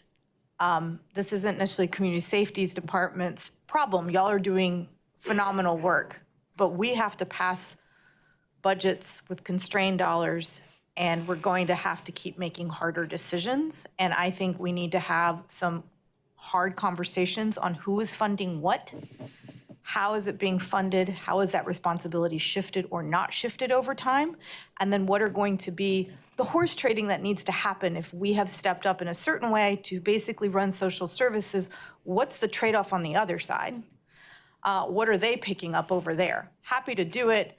I think I think the city has done an incredible job, but there has to be a trade-off for us. And at this point, I'm not seeing a lot of trade-offs. I'm just seeing the city doing more and more. Madam Mayor Pro Tem, just a quick question. I want to be clear on what part of that is a direct ask of our department and what part of that might be work that we do over a period of time with the county. Yeah, I think it's going to be information over funding on their side over the years in the homelessness space. What are they responsible for? If you're looking at the totality of dollars, has there been a shift of the city carrying more over years? When I say over years, over like a decade. And I know that that's going to take some time to get that analysis, and it may be that we're going to have to do some information sharing. But I think that, I said this at the last time, this job is only going to get harder because we likely have an amendment where residents may tie our hands on a property tax increase. So these are the kinds of questions local officials are going to have to start asking and digging and figuring out where do we have duplication, not just in our own house, but on the other side of the house. And also, even if for some miracle it's not as bad as we think, we can't just property tax increase our way out of these problems every year. We have to get more efficient. So, go ahead. To follow up, just so we can actually come out of this with something, sounds like we need to put this on JCC. And probably the June 9th is too quick. So maybe I'd be curious at what JCC meeting we should put this on. Maybe it's the next one. Because all three will be there, right? Yeah. Jen, I wonder if we bring it up as a talking point at this one so that we can make sure that the staff members who are going to have to do that research have the necessary time. Because I don't want to wait until August to say, hey, let's talk about a thing. I'd rather say, hey, let's talk about this thing at the next one, or even the subsequent one is fine. Well, would we also want to, at that JCC meeting, would that be the appropriate time to talk about the appeals process, or do we want to do that on June 9th? I don't think we're going to be able to provide them enough time to give us the information. I think it's going to be the same thing. Hey, and at some point, sorry, now I'm getting, there had been discussion of developing a cadence of agendas because we know that there's a lot. And so I guess this is that time. Maybe we spend June 9th really digging into what are the topics for the next several ones instead of what happens now, which is a few weeks ahead, hey, what are the agenda items, which seems not targeted and maybe not as effective as we need it to be. Well, we have two big ones here. I think just looking at the manager, I think we've already done that. I think you all at the end of last calendar year, I think, came back with a set of items that we'd all talked about it in one of those JCC meetings as items to sort of like work over the next year on. I think we may have had that initial list, so I'd love to go back to that, but also add this critical question of like the balance of responsibility for like social services and homeless stuff between the county and city, as well as the appeals process. I think these are all critical issues that I think we need to wrestle with. Yeah, I believe that conversation then was, I think, superseded a little bit by the leadership conversation that the mayor and the mayor pro tem started having a couple months ago. And so I think we deferred as the leaders of those three governments were meeting in a separate conversation, talking about agendas. We presumed that that would take the place of staff driving that conversation. More than happy to support the council and county commission and school board any way that the administrations can assist in getting those agendas pulled together. Happy to do so. Yeah. Yes. I realize this conversation is going long, and we have ballooned out into the world of multiple other governments and other meetings months away. I do want to just go back to say that I fully agree with this conversation, and having worked in this space for a long time, I feel like I've talked to many of you about the complexities of what it looks like to have different governments with different requirements and burdens, and how it actually makes this process more burdensome for folks that are going through it. I do want to be very clear that my interest in ensuring that we are not sort of taking on, as to the Mayor Pro Tem's point, more than we're sort of handing off, especially given that we're a more restricted budget, that in doing so, we're not also actively getting rid of the systems that we do have in place that are working. I just want to say We've talked about it a little bit, but eviction diversion is one of the biggest things that we can do to avoid homelessness. And so if we're going to invest in homelessness, it doesn't really make sense to add more homeless population. We already heard the statistic about the new number of increasing folks who are unhoused that we're seeing every month. And eviction diversion, and specifically funding attorneys in eviction diversion, is one of the main ways that has been tested across the country to help folks who are facing housing insecurity and to avoid increases in homelessness. And increases from homelessness from eviction happen in multiple ways. It's an indirect result based on financial instability and some other things. It's also a direct leading cause to homelessness.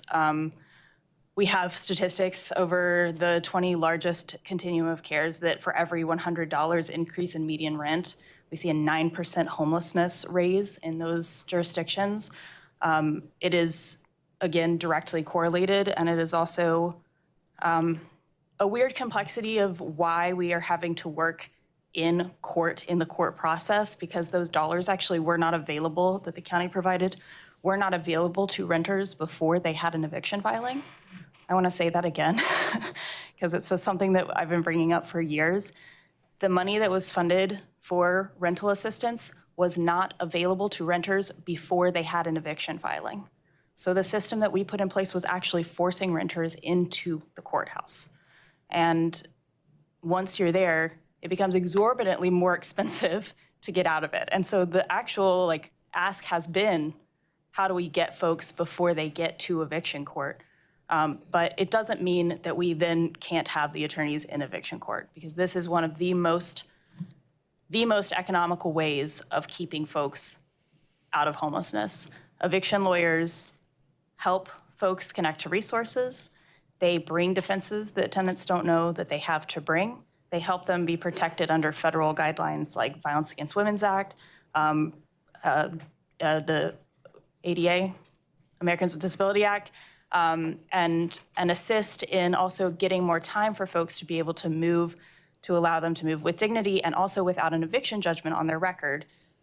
If we were to lose that service, what we would see is, again, a major increase in homelessness, but also a major disruption of our workforce and ability to have economic drivers in the community. So this is also directly linked to economic instability, and it is long-lasting. So folks that go through an eviction and get an eviction and are displaced through that process generally tend to be not economically stable for the next 2 years. And it's not just that person, it's that person's entire family.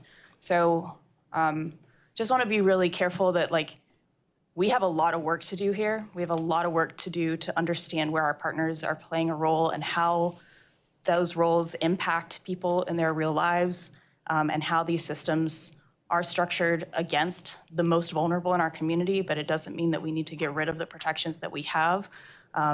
I don't want to be, again, we're talking about funding sort of both sides of something, but I certainly don't want to be working only with homelessness services while adding to our homelessness population by removing the protections that we already have. So I'm happy. I've many statistics. I've been doing quite a lot of research. So if anybody wants to see the data on the impacts of having an attorney versus not, and then what that means for down the line for our communities and the cost that that then puts onto, again, property owners and other folks to bear, because it's going to be solved through taxes. I'm happy to provide that. Thank you. I appreciate that. And I'm one person that doesn't have to be sold on eviction diversion. I think what my issue is right now is, one, it seems structural.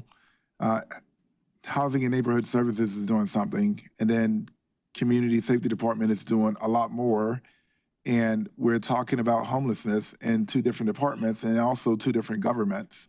And we're putting a lot of money into a plan while we're also funding other areas. That's why I was asking about the pie chart of responsibility amongst our continuum of care partners. And it appears that we're putting a lot up front to address the homeless issue we have. And I still want more information on the source of homelessness, as well as, when do we get to the brick and mortar of it? Where are folks going to go? Because if we're just putting a bunch of money into case management, then what are we doing? What are we solving? If we're going to put it into attorneys, then why didn't we invest more into preventing them from needing attorneys? You know, and we did put a policy in place that a bunch of landlords reached out to me and said, hey, I'm not one of those bad landlords. So why aren't we putting more into that? You know, the landlord engagement program. And that's why I ask, what are we funding? What is working? What is funding allocated for already? Because I don't want to just take a big sum of money and put it towards something when we are cutting in so many areas, when everything else is important. So the honest conversation is, how do we crunch? How do we streamline and still get the same results? You know, so that is why I'm asking the line of questions that I'm asking. I have several landlords that have reached out, and in regards to, I wasn't going to talk about legal aid, but in regards to legal aid, I have several landlords that have reached out and say, look, this isn't necessarily working. And I'm like, well, I don't know the details of that, right? And we do have Durham Housing Authority, our largest housing authority, affordable housing provider. Their collection rate is still low. You know, it's 60-something%. But there are issues. I don't want to say we need to do X because someone is about to be homeless. I want to know why they're about to be homeless so we can address that issue so that they don't become homeless. And in a tight budget year, we have to ask those deep questions. I can be the biggest cheerleader for the things that I want in the budget, but we have to, now that we're in this type of situation financially, we have to crunch everywhere possible. So I do think it's very problematic that, you know, we're talking about homeless services, putting, you know, nearly $5 million into it. But when it comes to eviction and emergency, oh, that's that department. They have to do that. You know, and I think there's some streamlining. That's an opportunity there. And we're talking about a lot of case management already in the community safety department. And we're talking about landlord engagement, and we're talking about mediation. Is there an area where we can invest more internally rather than, we don't control what money goes out to these organizations. We have a scope of work, but we don't control that money. We're paying a salary for them to do a service. But it looks like this department, your department, Ryan, Director Smith, is taking on a lot of responsibility. To my colleague's point, we definitely have to have a conversation with the city because we're now taking on things that aren't in our portfolio. But we're efficient at it. We're really good at it. But we also have to pay for it. You know, and I'm not trying to be conservative. I'm just being cautious, because we're working within confines of not raising taxes, which I really hope we don't, considering the feeling of paying taxes after this evaluation. So that's what I'm getting at. I'm not trying to pit programs versus the other, but it's happening inevitably.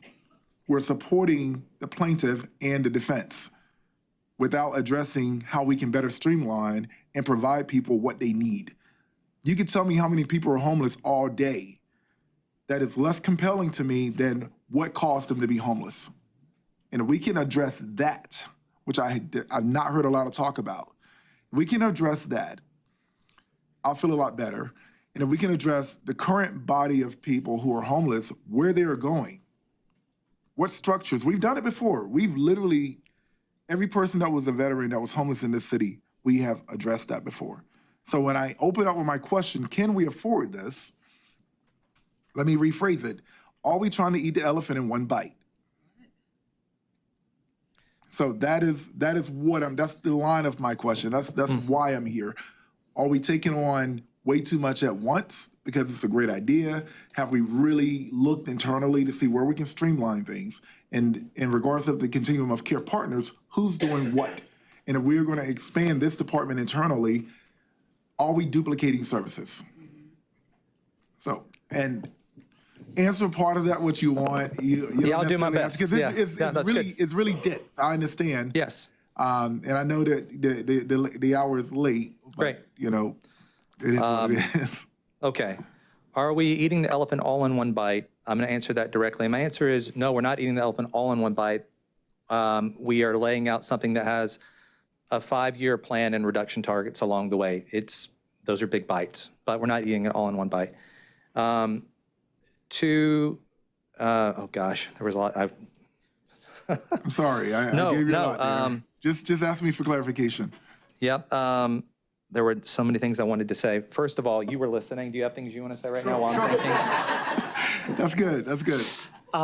So there was the question of, are we duplicating services? No, the plan doesn't duplicate services. It expands services in some places. The thing that I think is really critical to keep in mind is we have all in the homelessness system operated under the assumption for many years that HUD funding is enough to end homelessness. HUD is not of that view and intentionally does not structure its programming to kind of, and its competitions to support ending homelessness. It explicitly says that local partners and philanthropies and businesses and governments need to be at the table as well. So what we have done in this plan is we've taken the things that we know work really well in ending homelessness, not only in Durham, but across the country, and said, well, we want to add more dollars to that, right? So you spoke to landlord engagement. We said, yeah, we want to add more dollars to landlord engagement because we know we need a bigger units pipeline. We said, we know we need to be able to keep people in units. And the thing that keeps people in units is housing stabilization case managers who can work with folks towards self-sufficiency and a month 13 plan so that they remain housed. We also knew that we needed flexible funds, right? And so that was the Flexible Housing Assistance Fund portion of this that would allow people to overcome that initial barrier. When we did our family sprint, one thing that I will note for you is there were families there who actually could afford housing, but couldn't afford to pay off their arrears that they had, right? And couldn't afford that little bit of capital to get them into housing. So the Flexible Housing Assistance Fund is able to get people over the hump and then potentially use federal funding in conjunction with that, like rapid rehousing dollars or permanent supportive housing dollars, to keep people in housing. The other thing that I wanted to name here in terms of our overall budget context, right? And I want to draw a very sharp distinction. We have taken some lessons from other places, inclusive of Denver, which has been talked about a lot. But one of the lessons, what we don't talk about as often, is what we have changed from those models to make this more affordable here in Durham. So I'll take Denver as the example because it's the big example. Denver spent over $100 million in capital improvements, and then $57.5 million was its annual budget in 2025 separately. That money went to a lot of budget for homelessness. Service, yeah. Homelessness services, right? That strategy was a strategy that they initiated that was very similar to ours, but placed its emphasis on that interim housing piece. They bought 4 hotels, they set up 3 micropallet communities, then they added 2 micropallet communities. That was a very expensive strategy. What we have done here is, well, we looked at those numbers and said, well, you all were able to move 6,000 to 7,000 people indoors with 1,200 interim housing units. That means most of those people eventually transitioned into stable housing units. Is there a world where we de-emphasize interim housing? We still have it. We still need it because some people absolutely do need it, but where we can have more people go directly into housing. And so our plan emphasizes that direct into housing while still maintaining some interim housing to bring those numbers way down, right? And so that's one of the lessons we learned there. There's other places like Newark, for example, that in 2022 had a strategic plan that braided these elements very similarly to ours. They saw in the next 4 years 31% reduction in unsheltered homelessness. And so we've learned from them as well, and we've learned from a lot of different other places. I'll stop there because I think I answered the question. If I did not, my apologies. No, I appreciate you really leaning in on the lessons learned because, as you know, mayors, we talk all over the country. Denver overspent significantly. Yeah. Their audit stated it. And just the lessons learned, the conversations that I had with them which is inspiring my questioning today. Yeah, and that's great. Thank you. I don't want us just putting a bunch of money into a big idea without those lessons learned. Exactly, and so we very intentionally asked people for those lessons learned. Ryan asked me to comment on, what was it? What we know about how people enter homelessness. I will name for you that our data team is taking a really hard look at that for Durham-specific numbers, right? To see what that means in Durham. What we know from every national study, and this is from NAEH, this is from Homelessness is a Housing Problem, this is from When We Walk By, this is from Built for Zero, this is from all of these places that have done these studies, is that homelessness is fundamentally a problem of rent, higher rents, and particularly mismatched rents at the lower end with folks who are earning lower incomes. When you look at the numbers, it is striking that Detroit has such a low homelessness rate. The reason it has such a low homelessness rate is because people think, oh my goodness, Detroit, there's a lot of folks who have low incomes in Detroit. They must have a really they must have a really high homelessness rate. Well, no, because it's about the match between housing rent prices at the lower end and low-income folks, and they have a good match there. So their rate of homelessness is lower than many people would expect, right? So that's reason one. Second reason, and I want to emphasize this, on an individual household level, on the household level, it is rarely one thing that causes a family or an individual to enter homelessness. It is multiple events stacked on each other in a short period of time. So that might mean you lose your employment, so you no longer have health care. Then when you no longer have health care, you have some sort of health situation. Then you have some sort of health situation, you can't pay for rent, and you're being evicted, right? There's multiple things that stack. All of the research on the household level suggests that it is rarely just one particular thing that leads to homelessness. Thank you for that. Now we're getting closer to what I really want to get at. Because actually, according to data at Duke, many of the individuals who are homeless that come into their emergency room have significant health care, actually. But access to it or using it, they're not. So that's one data point that we don't talk about a lot. And I'm sure that as we engage more with them, that's something that they're going to bring up front. And then you have the ones who don't have health care, or they lose it along the way and then they run into this situation.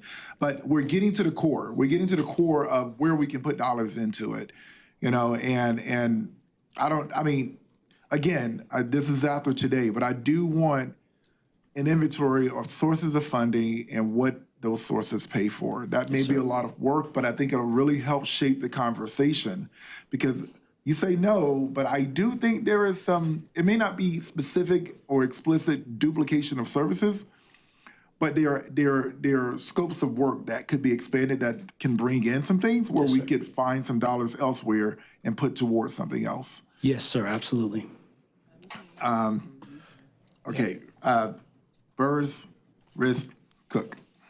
Thank you so much for this really robust conversation that seems to be never ending at this point. But I do want to associate with the comments of Mayor Pro Tem and thinking about just are we actually in our lane and doing what we can do. To me, it's more about efficiency and sustainability. We can have all the great ideas in the world, but I want to make sure that we are able to meet the goals for that. And I do appreciate my colleagues as well. It's a lot of nuance and conversation, but it's not contentious, as we understand that behind these data points are actual people. Yes. And that's the most important part, that we all want to have a win, but the win is making sure people don't lose their housing, they actually keep housing, and that those people who have barriers, like once you're evicted, I have been conversations with people, you have a hard time trying to find additional housing, the deposits that come down with that. So it's really important that we have those resources. So just trying to figure out a way for us moving forward to keep the people at the forefront in this conversation discussion and think about more ways. And I also I'm trying to Google it now, but thinking about from the eviction diversion cases, how many of those people are actually allowed to stay in their homes? How many instances are where landlords just say, hey, we just don't want you here anymore. We want our property back. I think that would help provide a better scope of how effective the program is and maybe help demystify the argument or just some of the notions around we're funding both sides. If this is highly effective and people are able to go about and living in their homes, or if it's a situation where people are caught up in a court case for 3 or 4 months and you were able to stay, but then they asked their property back. And so at this point, now you still have to find somewhere to go. So we haven't really. So I just want to be clear on the nuance in that, but also just thinking more about sustainability, but also to your point around Detroit, and I don't want to get too wonky in it, but I kind of love policy a little bit. Yeah. They had a population decline over decades because of the major energy that left Detroit. Yep. So I'm wondering if their match is a result of the decades of population decline, and how do we see that moving in Durham when we have the inverse? We've had a population increase. Does it mean that our rents are going to still continue to have more of a mismatch going forward? Gosh, I love this question. Thank you so much, Councilmember, for asking that. Yes, absolutely. So Detroit's housing market deflated for years, right? And it kept their market very different than around the country. Whereas in, New York, San Francisco, Raleigh, Durham, you see all these places where rents start to climb very fast through the roof. Detroit doesn't experience that same level of acceleration because they had a lot of people leave, and they had a lot of sort of challenges in the city in terms of bringing in new investment, right? So those rents did stay the same, so they didn't have that mismatch. In Durham, we certainly see, as you all know, far better than, as you all know very well, that rental prices are increasing, right? There was a Durham Housing Initiative Task Force. Again, on that link I shared earlier, one of the reports on there is a Durham Housing Initiative Task Force that met all of last year and that offered a lot of insight into the housing market, as well as a public-facing dashboard through the Durham Chamber that provides rental information. And what you see there is a very fast spike. And when you have that very fast spike, you see numbers in homelessness go up. That's part of the challenge we're facing in Durham, right? You know, in our reply to the council's questions yesterday, we noted that over the last 12 months, fortunately, it's not 20 anymore. It was 20 when we looked at when we shared the data some months ago, but we've been able to have some reductions because of system improvements. It's now about 14 people per month that are entering homelessness over the number of people who are leaving. So our population is still growing, right? And that in large part is due to that driving force when it comes to rental prices. I'm going to just follow up with you so we can have a one-to-one conversation. I think it'd be cool. But thank you so much for all the data. Yes, ma'am. Thanks, Mr. Mayor. On that point, yeah. So I think I think what you're suggesting is the big difference between like us and Detroit is Detroit's losing population, supply and demand is like, so there's more supply than demand, right? Here in Durham, population growing, we have less supply, greater demand, right? So it's an inverse dynamic. Exactly, exactly. And also, you know, I want to sort of quickly, I'm so sorry, Council, but I want to quickly return to a point that Mayor Williams said, that in Durham, there was a point in which we were able to get to functional zero on veteran homelessness. A real reason we were able to do that, the reason that people were able to do that across the country, actually, it wasn't just supply and demand. It was because there are federal set-asides for veterans, HUD, VASH, and SSVF, that supply housing assistance dollars. That's why that is able to happen. That's why veteran homelessness is able to decrease at a much quicker rate, because the resources are right there.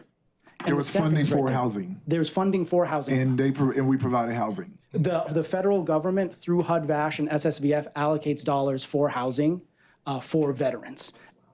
It's like flexible, it's like flexible housing assistance for veterans specifically. And so in our plan, part of what we're going to be leveraging in a more coordinated system is how do we get those dollars out more quickly for SSVF and HUD, VASH, those are the veteran ones, and then how do we target our own flexible housing assistance dollars for folks who don't have access to those dedicated pools of money. Thank you. Yes. So yeah, no, thanks. Again, love the passion. So like, this is such an important conversation. As Councilman Burr said, like it's not going to end here, but this is such an important conversation. I just want to thank you for articulating also in terms of our plan versus Denver. I was in Denver, as you know, just a couple weeks ago and saw what they're doing there. Yeah. Great stuff. As you're describing, our plan here is less about sort of the interim sort of housing and more to get people to permanent housing. And exactly. So just to confirm, the way we're getting here in this plan and the budget, that's the flexible housing fund, right? That's the $9 million we're asking for. Correct. Yeah, or yes. the whole community is asking for.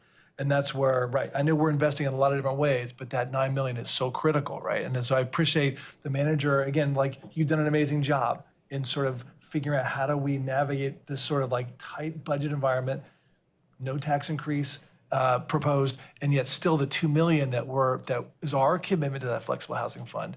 And so, yeah, to really achieve the success that we're hope to achieve and given the direction, the model we're pursuing, that's a critical piece. So it is a critical piece. And, you know, I want to add two things to that. One is for rapid rehousing and permanent supportive housing, which are the two major HUD-funded financial assistance programs that get people into housing. Our current wait list in Durham is around 400 households, excuse me. About 100 of those households are families. We only have one permanent supportive housing opening about a month, right? So we are not driving down homelessness without new investments in flexible housing assistance. The second thing that I want to say about flexible housing assistance is in the commitments that we're asking from other entities, we're asking for that flexible housing assistance dollars, which go directly to neighbors. That's rent, that's paying arrears, that's supportive, that's like, you know, move-in costs, application fees, et cetera. And so, Councilmember Burris, I know this is your world as with your funding background. You know, part of why we've structured it that way is because we know that's the most compelling thing when we approach funders. That dollar for dollar, these dollars are going to the people who need it most. They're not going to overhead, they're not going to admin, they're not going to this, that, or the other. They're going to people who need that, and that will be our ask to our philanthropic funders and to our corporate funders and to whomever else. And I want to emphasize this to the public at large. This is not a plan, and I think we've tried to be, and my apologies if we have not been as clear on this as we ought to be. This is not a plan that any single institution or set of institutions can shoulder alone. We will also need the business community. We will also need the public at large. We will need resources, but we'll also need their time, their energy, their connections, their support. This has to be a community-wide endeavor. Otherwise, we will not meet our goals.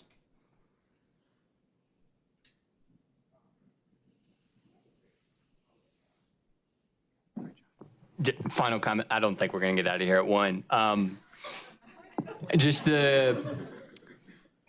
want to point out, I think, the irony of yesterday having the county tax assessor here talking about record levels of vacancies, and then we're also talking about record levels of unhoused community members. Great system that we have here. The one thing I like about the framework, and one thing that gives me confidence in it, is that it's not just throwing money at the existing challenge. It is, and this was on our last work session, of course, we're adopting the framework on Monday, talking about a paradigm shift. And going back to the PowerPoint, I think is worth it. It talks about the old way and the new way of doing things, and it talks about the structural changes that it's making to operationalize and to enhance efficiency. So I don't see this as taking the system that we have been working with and throwing money at the problem. I see this as investing money into this as enhancing a new system that can work more efficiently moving forward. And so I'm again very excited about doing that. And I will just, the last thing I'll just say is we are adopting the framework on Monday. And what we have is the PowerPoint. I'm not sure if I've received like a full document, if there is one. So if that's something that we can get before Monday, that would be great. It'll be in your packet as a backup document. Awesome. Thank you so much. It was submitted yesterday. Yeah. So it'll be coming through. Yeah, it'll be published today in the agenda. Perfect. Thank you. All right. There's been a lot of discussion around this. One thing I think that I can say on behalf of the council, based on what I've heard, we're all for it. We just want to make sure we have as much information as possible. And just in my engagement personally out in the community in different sectors, everyone supports in a good idea, but getting everyone to invest in a good idea takes a lot more work. Mm-hmm. And there are questions that we have to answer. And folks want to know, like, what is our plan? What is our plan to get there? You know, and have we really cleaned up our own house as much as possible? One thing I do want to go back and visit after today is having similar work, whether it's the same work or similar, in different departments, in different agencies. The agency conversation is going to come later, but I'm really interested in which this sort of arose throughout the conversation, but housing and neighborhood services, and then community safety and eviction diversion. And I can't remember which one of you all made the comment, but I think it may have been Councilmember Burris. But, you know, as we're asking for more data, I think, you know, with our external partners, I would like to know their success rates or their data as well. Because if we're going to keep folks at the core of this, you know, community members or the people who are in need of these services at the core, then, you know, I just don't want a resident to be the casualty between two governing entities at the end of the day. And I want to make sure that we are supporting them as best as possible up front. And again, you know, just making sure that being very targeted on, you know, preventing the problem as we're dealing with the problem, rather than just, you know, just building and investing out into just what we currently see. Right? When it comes to eviction diversion, and we have, you know, we work with legal aid and having legal representation, what does it take for them not to need them? If it comes, you know, if we have, you know, a landlord that is, you know, evicting someone, what does it take to prevent them from evicting someone? You know, and also just the other layer of this whole topic, why are landlords getting to the point of needing to evict someone? Or why is someone like that? There are a lot of whys that need to be answered. And I don't want to govern in assumptions. I don't want to assume every landlord is a horrible landlord. And then we have to pass some policy that says tenants' rights or whatever. I don't want to have to get there. I know we need it for protections because not every landlord is a good landlord, but not everyone is a bad. And not every tenant is a good tenant. Not every tenant is a bad tenant. And I want to get granular down to those levels to better understand that as well. If we're putting millions of dollars behind this work, I think we should know it all. So thank you for this robust conversation. Thank you all. Let's take a break for lunch and come back in. Let's just grab your food, use the restroom, then come back in about 10, 15 minutes. Thank you.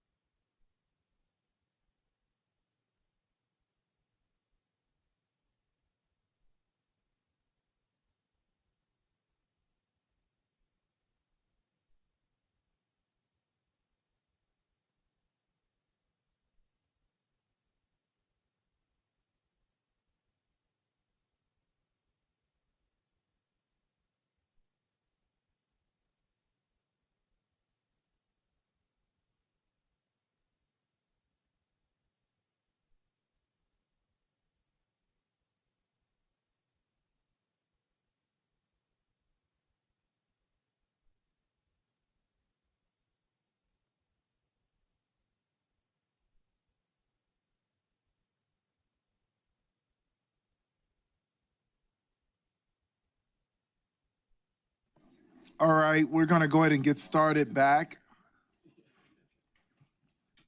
And next on the agenda is our Office of Economic and Workforce Development.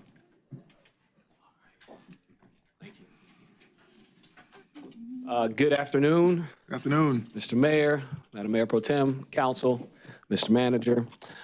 Excited to be here today to share a little bit about what's happening at OEWD as it relates to this year's budget. The budget team asked me to do sort of a past, present, and future on OEWD today. And so I will walk you through some of the past work of our department over the broader 25-year period that the department has been functioning. And we'll talk then about our plan for the economic mobility plan that we'll be developing over the next 12 months and some related information. So goal one in your the council's updated strategic plan is inclusive economic prosperity.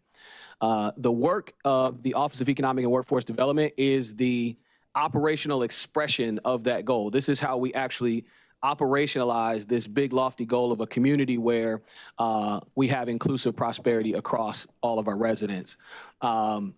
It's connecting business growth, workforce development, small business support, and our neighborhood investment work into a unified strategy for shared prosperity.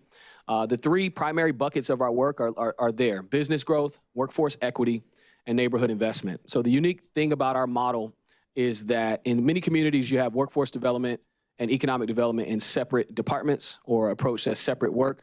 I think the magic of the OEWD model is those two things work in concert. When done well, that helps lift the economic mobility of all residents in our community. Business growth is expanding the commercial tax base. So a lot of conversations today have been about revenue. And I want to lift up or remind all of us that economic development is your revenue engine. We are the revenue driver within the city's infrastructure to help pay for so many of the critical services that we talked about today. And we do that through expanding the commercial tax base to lessen the burden on the individual taxpayer, through targeted business attraction, retaining the businesses that we have, and expanding our strategies that create quality jobs for Durham residents. The workforce equity piece is critical because as we attract those jobs, we want to make sure that those are jobs that are for Durham residents, right? And especially those Durham residents that are facing systemic barriers.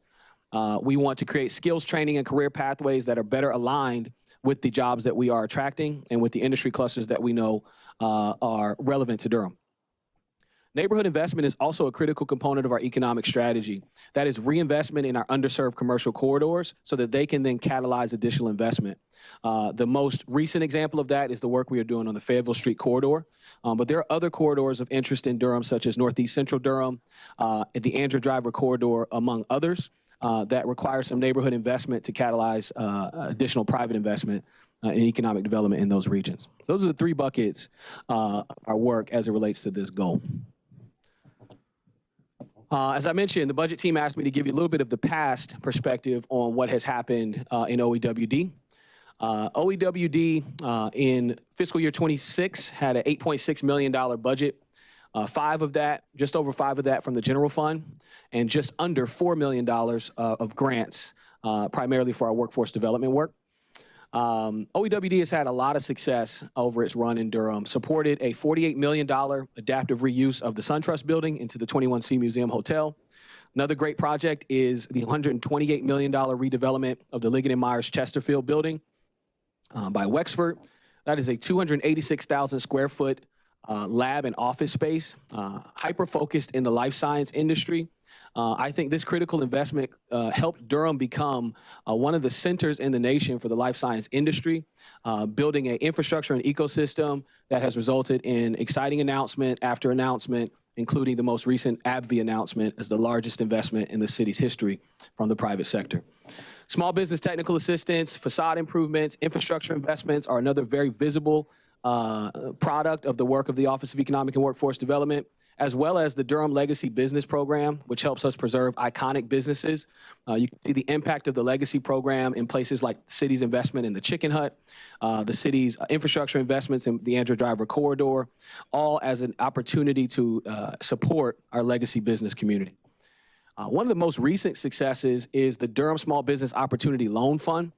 $1.8 million was loaned to 234 businesses since 2020. 72.9% of those businesses are minority owned and 52% are women owned, which I think is a great example of our equity lens that we apply to our work. On the workforce and youth side, we are the fiscal agent and supervisory partner for the Durham Workforce Development Board. That board manages the NC Works Career Center. We deliver WIOA services for adults, youth, dislocated workers, and veterans through that effort. The general fund component of our workforce development work is Durham Youth Works. It's the city's flagship youth employment program. This has ages 14 to 21, which is the primary age range for our participants, but youth in the community up to age 24 are eligible for Durham Youth Works. In 2013, that program moved from the Mayor's Summer Youth Program into OEWD and is now serving 600 participants annually and continues to expand with 50+ employer sites for in-person work experience. We created a Momentum Financial Academy with some ARPA funding over the past several years. We had 43 cohort graduates and $605,000 awarded directly to Durham micro businesses. We also provide Next Gen Youth Services, which is another WIOA grant-funded program out of the NC Works Career Center that targets 100 youth and 40 businesses, with 20% of those being placed in work-based learning activities. Corridor investment, as I mentioned, is another key component of our strategy. We've talked a lot in this room about the $10 million ARPA grant to Hayti Promise CDC. And that work is designed to create equitable revitalization of the historic Fayetteville Street corridor.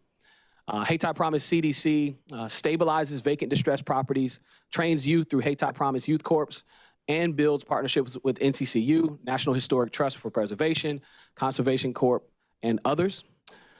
We also got some ARPA funding for a Fayetteville Street bounce back program, so an additional investment in the corridor. That supported 11+ property owners with getting their properties up to code compliance, facade improvements, technical assistance for those legacy business owners along the Fayetteville Street corridor. I was also asked to talk about future-facing incentive programs in our department. The only budgeted incentive program that we plan for year over year is our neighborhood revitalization grant. We earmark about $300,000 in the departmental budget each year for building improvements, infrastructure investments, and technical assistance along our targeted corridors. This is in line with a 2014 adopted incentive policy that highlights the corridors that I've mentioned before as in need of investment. For some of those properties to be revitalized to catalyze economic development. So that is the past. What we are doing in the next 12 months is building the future of not only our departmental work, but the economic development strategy and workforce development strategy for the city of Durham. Economic mobility is the umbrella that I'm using for our framework. Economic mobility speaks to both economic development and workforce development because it is rooted in a community where people can improve their condition of life and advance throughout the continuum, advance throughout the economic continuum. So we have already started our research and assessment process. That is due to be concluded here this summer, 2026. The city's innovation team did a deep dive into our department. They presented us with a really robust report of findings. Since that report, we've held 3 departmental retreats in response to what the I-team shared with us to do an overall internal assessment of how we operate, how we deliver services to the community. We've reviewed a ton of economic data, and we're looking to collect more. Did some stakeholder mapping to identify gaps in things like our incentive policy, which again hasn't been updated since 2014. We benchmarked our department against several peer cities with the help of the innovation team from the city, and that work looking to be concluded here in the next few weeks. Then we'll build into the community engagement part. As you build an economic mobility plan, it is important to engage your stakeholders. And I think there's a major opportunity for us to do that in the private sector, of course, with our educational partners and community members and residents to hear what they would like the economic mobility plan and the future of our city to look like. We'll certainly then structure that input and share it with City Council so that you all can shape the priorities of the plan. That will happen in the fall. By the winter of 2026 and the beginning of 2027, we'll have a draft of the strategic framework completed, sector targets, equity benchmarks, corridor priorities, as well as an updated incentive policy to present to y'all for feedback. We ideally will adopt the final plan in the spring of 2027 and launch as we prepare for the following year's budget with that plan in place. Sure.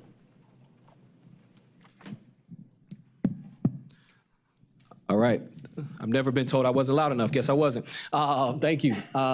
So here's a look at what is in the proposed budget for our department for 2026 for this fiscal year, FY27.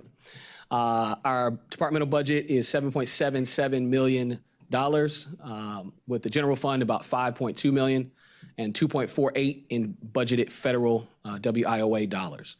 We're budgeting 19 full-time FTEs. That is including a new position for YouthWorks, which I'll talk a little bit more about in subsequent slides. And this is just a breakdown of how that funding looks, a little bit of a historical perspective from FY24 through FY27. As you see, we have many of our FTEs are funded through those WIOA grants, where general funds fund about 13 of our FTEs.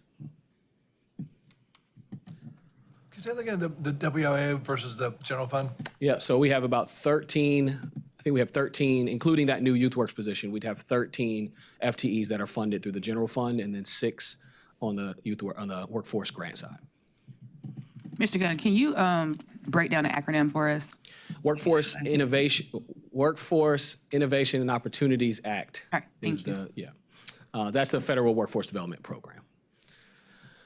So also was asked to share how the community will benefit from our work. And I know you all been here a while. I could go on and on about my passion for why economic development is good for the community and how it will benefit our residents here, but decided to condense it into just three categories or 3 buckets here. Better alignment between economic growth, workforce readiness, community mobility, essentially saying that more residents in Durham will be able to connect to quality jobs. And I think that solves a host of challenges and problems that we've talked about today. We will get more folks credentialed. We'll build apprenticeships models. The governor, for instance, has required that every workforce development board invest 6% of all of their funding in apprenticeships works, which is a new push for workforce development boards. So I see that as an opportunity for us to think differently about how we approach apprenticeships in Durham.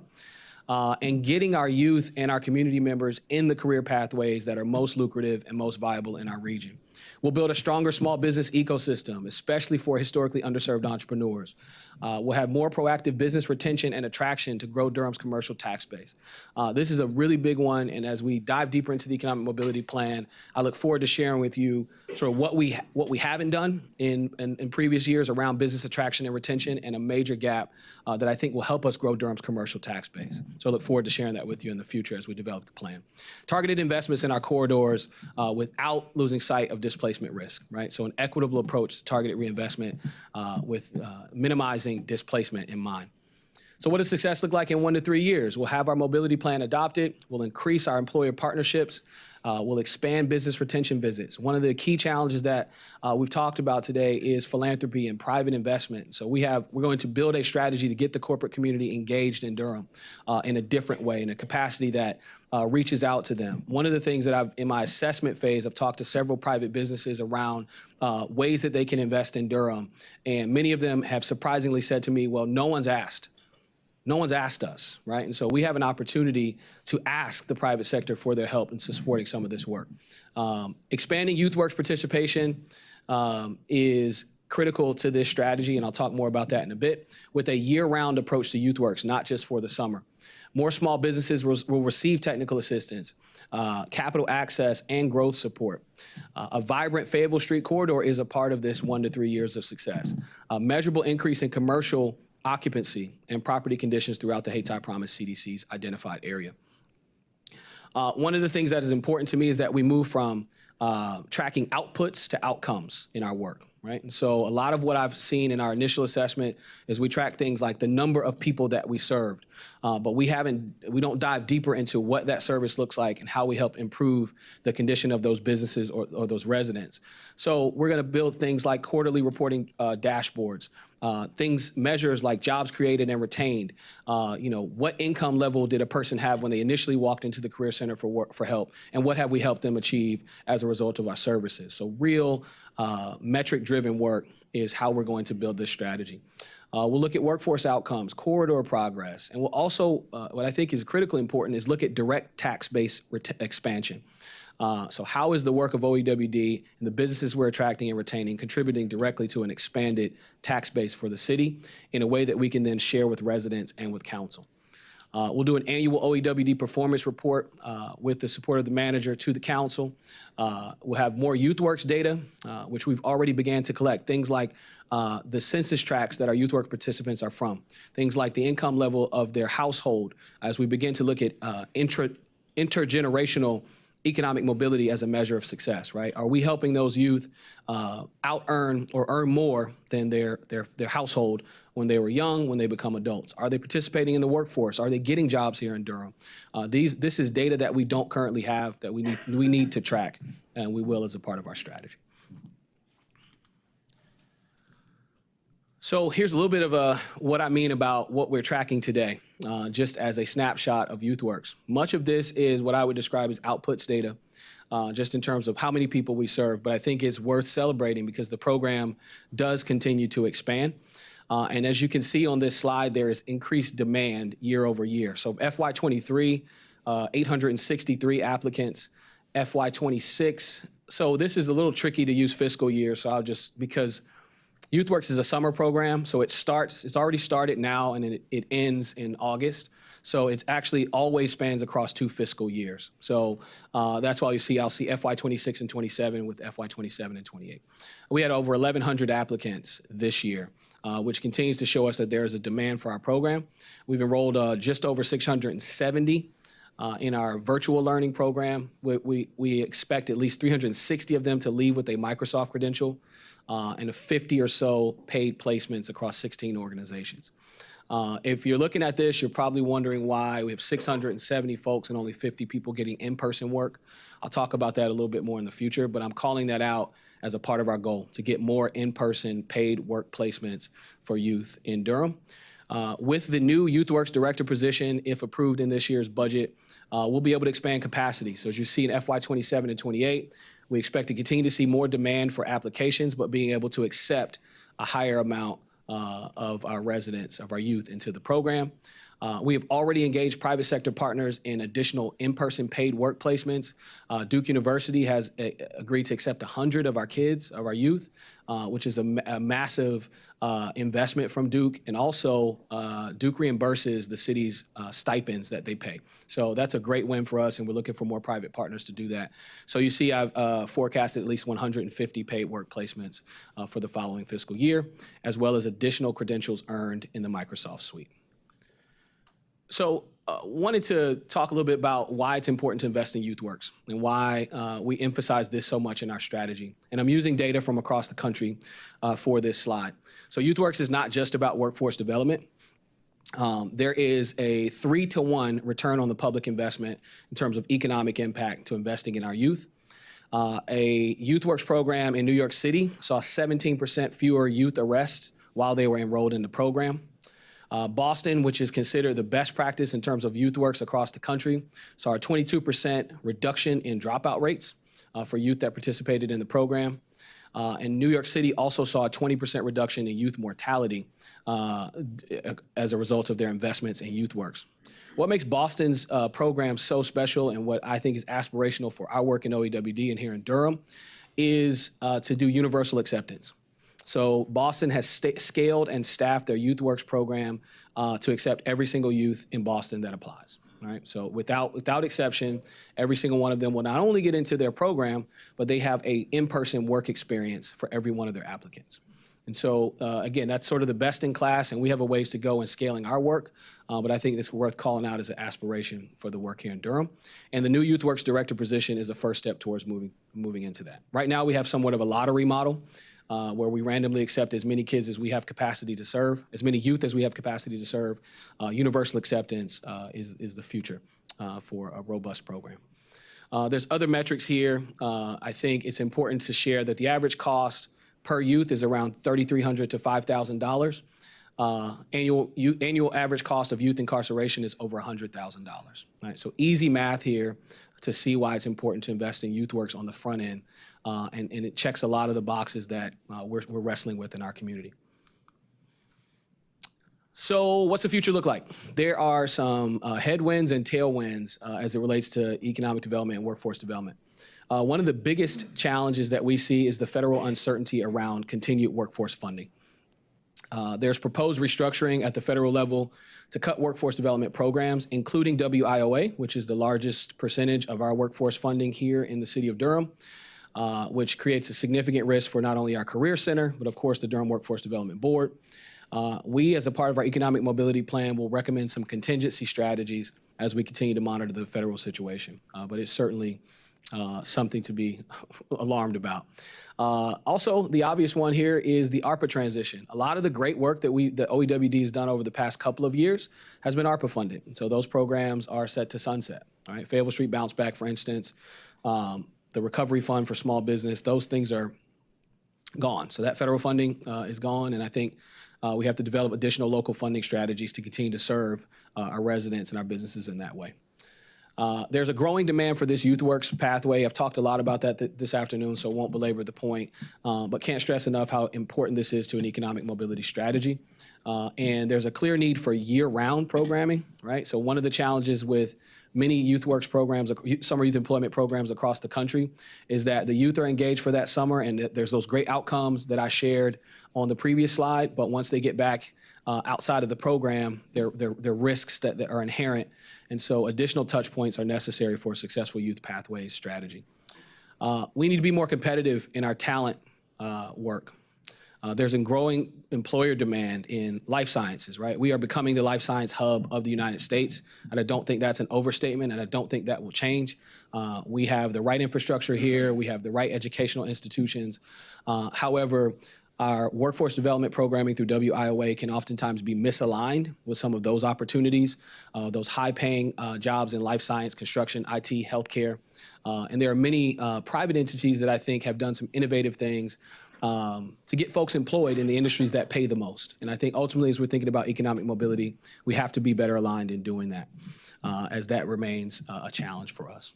Affordability, displacement, and equity. We know that that is one of the biggest pressures in Durham. So calling that out as it is a balance that we have to face when we are attracting investment and we're attracting businesses and ensuring that we're building anti-displacement strategies that preserve equitable access to the opportunities. The last piece, flexible local funding. Many jurisdictions across the state and certainly across the United States have dedicated funds for economic development so that they can move quickly on opportunities. They can stabilize programs, and it will be my hope that we in the city of Durham can think differently about how we fund economic development as an opportunity to grow our tax base. For instance, if we look to our neighbors in Winston-Salem, they have a Midtown Development Fund or redevelopment fund for their Midtown corridor, where they have dollars set aside in each budget cycle to respond quickly to needs in that particular corridor. We are not currently structured like that in Durham. Would love to see us consider structuring a fund to stand up for future uses that is flexible and discretionary when needs arrive. Last but not least, we were asked to provide you an update on the Business Improvement District that is managed by our friends at Downtown Durham Inc. Just making sure Nicole was still here. Nicole, feel free to join me, but I'll do this, and if you have more comments. So a little bit about DDI. DDI was established in '93. They became the bid manager 2012. They manage a 0.8-mile assessment district. They've helped catalyze $2 billion of investment in 20 years. That is worth noting, and I don't know, editorialize here, I think that's incredible. 4,500 plus people now live in downtown. 300 plus new businesses since 1993 have opened in downtown. More than 1 million annual visitors added, 1 million additional visitors have been added each year to our downtown. 2 million plus square feet of new office space has also been added to the downtown in this period.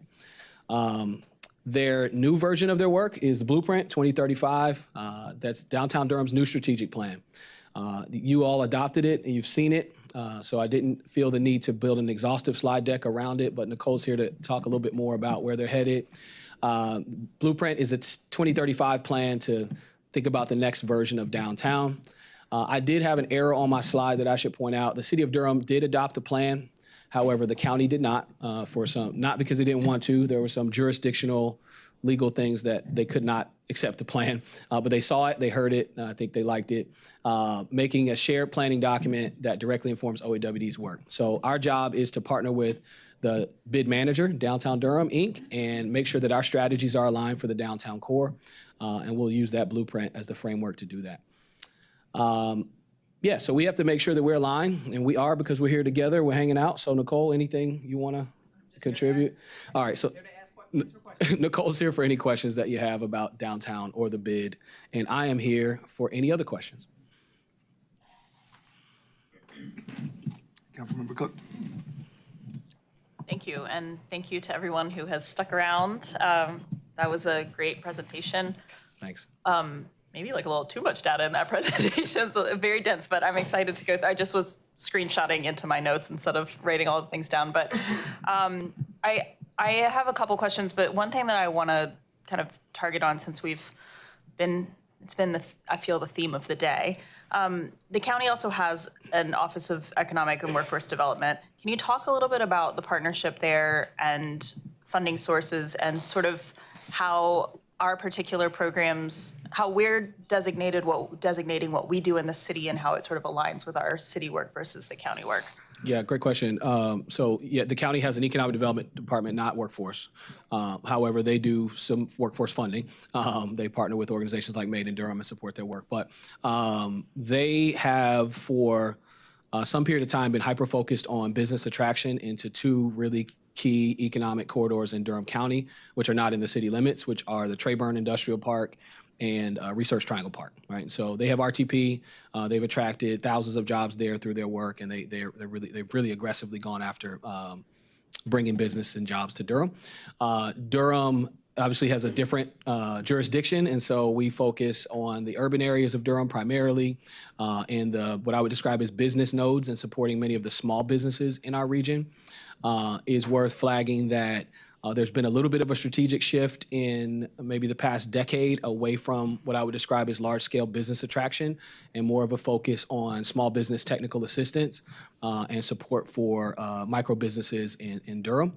And we work collaboratively with the county on several things, particularly those large-scale business attraction projects, even those that are not in the city limits, because oftentimes they may have city water, which like RTP uses city water, and so there is a role for us to play from an infrastructure and support standpoint.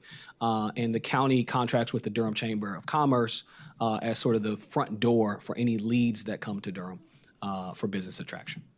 If I can add, since we're talking about what the county does, the county has Nicole Thomspon, President and CEO of Downtown Durham Incorporated. So happy to be here with you today. The county has been a longtime partner, as has the city of DDI. When this was formed back in 1993, it was a private sector coming forward, but also the city and the county that stepped forward. We have a separate economic development contract with the city as well as the county. And that has been ongoing. So in addition to the bid funding, those two sources of funding come through to us to do pure economic development. In addition, it is really weird watching yourself when you're, boy, I'm really sorry. I'm not going to look at you all because it's really weird. Also, a lot of the large-scale developments that happened in 2014, 15, 16, the ATC redevelopment, the Chesterfield 21C, One City Center, the city and the county both were partners in those, providing public investments and incentives to get those deals done, which of course brought back quite a bit of foot traffic and activity in downtown. So. Thank you for that. And Director Gunn, I'm wondering if you can speak also to the other parts of OEWD besides just the attraction of businesses, but some of the programming that we're doing as well and how we've sort of prioritized that. Yeah, so we, again, there's been a little bit of a strategic shift in recent years away from the large-scale business attraction and into programs like the Durham Legacy Program, which provides technical assistance, which provides funding oftentimes for facade improvements or infrastructure investments in businesses that have been in Durham for more than 15 years. It has historically focused on businesses that are minority-owned or women-owned as well, and that program continues to serve a large swath of legacy businesses in Durham. We do a lot of work in neighborhood investment, right? And so there's been a facade improvement program that at OEWD has run before, helping small businesses improve the exterior of their buildings. For example, we put an incentive before you all last council meeting to help a property owner in the Fayetteville Street corridor renovate her commercial building. And so that's also a big piece of our historic work, and I think a part of our future work as well. We ran Momentum Financial Academy, the Durham Small Business Loan Fund, or really opportunities for small businesses to get training or access to capital. We launched an Access to Capital Accelerator in this fiscal year, which is helping businesses get capital ready. We just had graduation from that in this very room last week or 2 weeks ago, where we graduated 11 Durham businesses from that program to help them get capital ready, help them learn about what it takes to get funding. So much of our work has been in that small business space. I also want to lift up that your question about the county. I left out some of the work they do in the entrepreneurship space. They were a catalytic funder for Forward Cities, the E3 Durham program, which was designed to build an entrepreneurial ecosystem here. That program has gone away, so flagging that as an opportunity for both the city and the county to think about how we invest in scalable entrepreneurs. All right, Director Gunn, thank you so much for your presentation and your efficiency and your cadence. So hopefully we'll be home soon. I do want to highlight that I am super excited about the expansion of the Youth Works program, just thinking about like the value that adds to our youth. So just had a question. Is there any opportunity as we think about expansion to connect them to financial literacy? Yeah. I think that's really important to like having a paycheck. It's not about how much you make sometimes, but how much you spend your money. Certainly. And so making sure that we are supporting that. So I want to know if you all have partnered with any banking institutions to help facilitate that process as well. Yeah, that was something that I called out when I got here. Some of sort of a best practice that I saw in my time in other cities was to, at the beginning of your summer youth employment program, to open up a bank account with an institution. In a previous place, we were able to partner with a financial institution that would not only give them the account, but would put $25 in the account to help them to cover that fee to open the account. And there's a lot of data that I could bore you with at another time about how successful that has been for them long after they're not in Youth Works, just by having access to that credit union account. And so we have approached a local credit union here. And I don't know if we have signed on the dotted line, so I won't say the name, but there's a handful here that you could probably think of that is very community-based, that has agreed to do a similar pilot program for next year, where when they enroll, they'll get a bank account.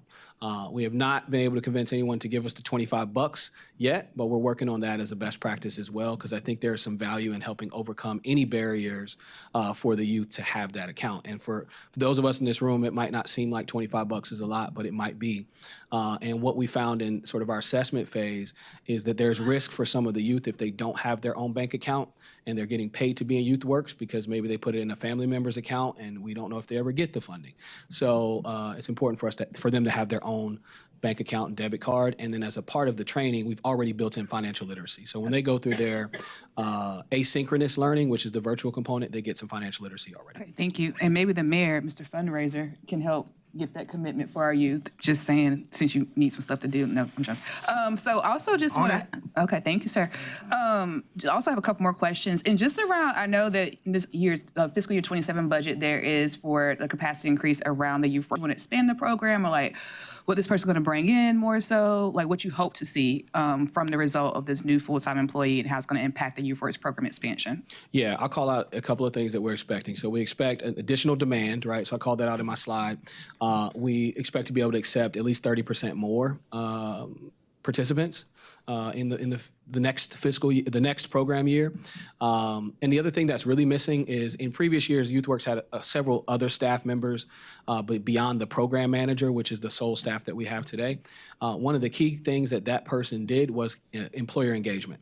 So I referenced that we only have 50 or so in-person work experiences.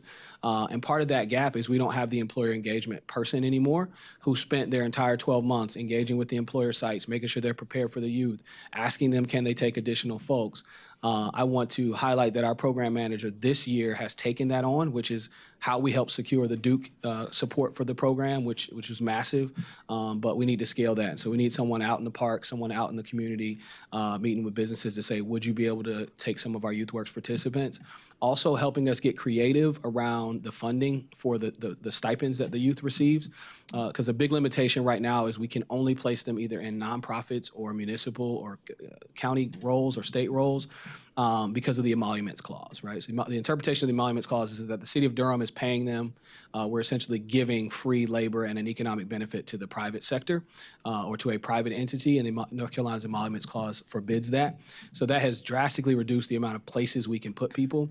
So this employer engagement person will be able to work with the private sector to say, hey, would you be willing to fund this? Or can we figure out a workaround with a not-for-profit as a pass-through entity, ultimately to make sure that people can get the in-person work experience, because that's the most valuable piece of what we do. Oh, I didn't think with the president we had, we're still doing emoluments clauses around here, but that's my whole thing. Okay, I have a couple more questions. Sorry, I won't mention his name.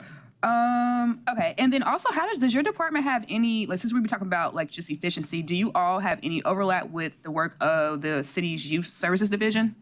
Yeah, we do. We do. I think there's what I would describe as collaboration, right? So if the someone comes to the youth services department, I've had many city staff members refer them to YouthWorks, reach out to me and ask if there's summer work experiences available, and we continue to collaborate in that way for sure. Okay, and then two more questions, I promise, and then I'm gonna let you go. So this is my first time really hearing about the training program offered by Haytop Promise. Can you just give a little details in regards to when that started and just like what their scope is? And I just want to say this, I preface this by saying I'm deeply excited about all the work that's going along the Fayetteville Street corridor. Particularly, I've had opportunity to tour some businesses and see what they're doing. Also, I know that the Hesters and their enterprises have been able to do a significant amount of work in the neighborhood stabilization, but also like the upfitting of homes in that corridor. So I just want to just know, like, because I know they also have a program called Righteous Gentlemen that a lot of folks have gone through as well. So I just want to hear about. You have really established program that's been happening that has a lot of success rates and people who are out here gone through the program, and then we have a new one. So I just want to hear again, like what they're actually doing and when that work started. Yeah, so the work has started this year, 2026. I think they have either their first cohort or are planning to get the first cohort launched. The model is primarily centered around the stabilization work that they'll do. So in an ideal scenario, we get folks trained here in Durham to learn how to stabilize historic properties, get real work experience, paid work experience, actually stabilizing properties on the corridor. And the entity who is contracted to run it is now the National Trust for Historic Preservation, has a great track record in doing this in other communities. New Orleans is the one that comes to mind first. Where they actually stand up businesses when they leave, right? So if you're a youth that goes through this and learns how to do construction or do contracting or preserve historic properties, once this grant funding runs out or once the CDC's program is gone, you have a wealth of talent in the community that can either be employed by existing entities, but in places like New Orleans, we saw them actually start businesses. And so that work now goes from, like in New Orleans, it went from the 9th Ward to the 3rd Ward, and it can expand beyond just the corridor. So the idea is to teach them the skills and the trades in this particular corridor, but for them to expand beyond that work. Okay, and then last question for now. Thanks so much for that. When it comes down to the WIOA, two-part question. So I'm hearing that there's a state and federal body, and then also I think you expressed, and correct me if I'm wrong, that there is some limitations about life sciences and where we're hoping to attract folks to the new economies coming to Durham right now. But I know Durham Tech is expanding, doing a lot of work expansion around life sciences. So can you talk, do you guys have a partnership with them, or what does it look like for you all? Yeah, Durham Tech is I think the primary partner for that type of training. I would describe the limitations are really in the way we deliver service at the Career Center and how we think about what it takes to get someone employed in that. For instance, our partners at Made in Durham are able to quickly get youth through their program in partnership with Durham Tech. Made in Durham actually pays the students while they attend. They get, I think, a $10,000 stipend while they're getting their training. That training is less than a year. And then after that, they're employed, making a really great salary at 19 years old or 20 years old. The WIOA infrastructure is just a lot more complex. It's government. It's not as nimble. And so I would say that the governor's office has also recognized this limitation and is working with workforce development boards across the state to be better aligned. I think there's a recognition that if someone walks through that door at the Career Center and has a desire to be employed in a full-time role, we should be helping them get employed in the jobs that pay the most and that are easily accessible. And we just haven't been structured in that way. And I think part of that is just the complexities of federal and government, because the money comes from the feds, it passes through the state, and then it comes to the local area boards, and it's just a little bit complex in my opinion. And so I'm in the assessment phase of figuring out what's possible, because there are things that we have to do that don't align with life science, right? And there's some folks might just need some resume building that particular day, or they might need a critical service. They might be experiencing homelessness and need something that's more immediate. And so the Career Center serves that role as well. But I think expanding beyond just, so we continue to serve our most vulnerable residents in that Career Center, which is a critical piece of it. But we got to do more, because there's youth in our high schools that aren't getting this training because they're not seeing that pathway. So how do we get them exposed to that? DPS is doing some great work with Durham Tech around that. They've launched life science academies. And I think just connecting that ecosystem to that federal funding is the next step. Thank you, Mr. Gunn.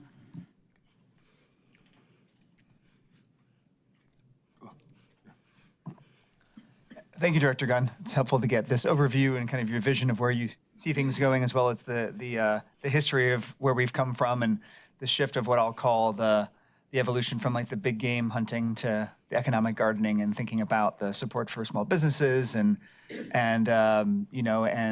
legacy businesses and academic mobility overall in the plan. So thanks for helping chart that and lead that for us going forward. Definitely sorry to see the end of the bounce back program and others. I understand when ARPA funding ends, that leads to some tough decisions. At least anecdotally, I've heard some really positive feedback from small businesses for not a lot of money, who felt like they were able to benefit significantly from that. So, I'd like to see us as a council kind of return back to these sorts of programs, under your kind of vision and direction in the future, because I'd like to see us continue to invest in many ways in our kind of historic legacy corridors to help support businesses and other economic actors, kind of and neighbors in those communities. So, just want to say I heard positive things, and let's keep that in mind. Yeah, if I can respond really quick for the next thing.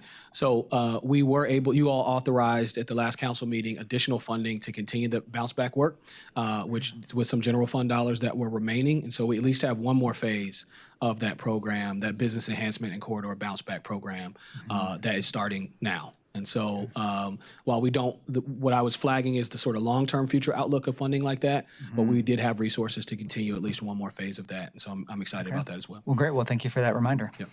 And then also excited to see us growing the YouthWorks program again. And I'd like to have you stay in touch with us as a council, and I'm happy to be in touch directly too for ways that we can reach out to the business community, to kind of houses of worship, to the nonprofit community, to sort of all be engaged in that recruitment process to help support your staff. Yeah. Really glad we have that staffing in place to help grow.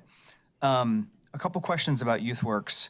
So first is, the funding that you're seeking, like the $25 per account, is that for all 600 plus participants, or is that for those who are placed in person? Or are all participants receiving some sort of remuneration? Yeah, good question. My reference was to what I think the best version of the program would look like, not what we're doing now in terms of the $25, but the best version of the program would be every kid who every youth who enrolls gets a bank account on day one with $25 in it. So that's the best vision or version of it. In the immediate, is there a plan in order to kind of be able to pay to do that for those who are going to be employed by the city, the county, the state? Or is it just like all a vision at this point and we don't yet have the accounts? We don't have the accounts or the funding. You're in discussions with We're working with some local credit unions to figure out the best mechanism to do it. because there is some administrative work that they have to do, right? I'm not suggesting that it's easy work for credit unions to do it, but there's value for both of us to get more youth bank accounts, for them to get more exposure to that market. I also want to point out that everyone gets paid. So all 670 or so will get paid something. So even if they don't get an in-person work experience, they get paid for the asynchronous learning that they do with the virtual modules. And so I think with that in mind, it's important that they all have a bank account.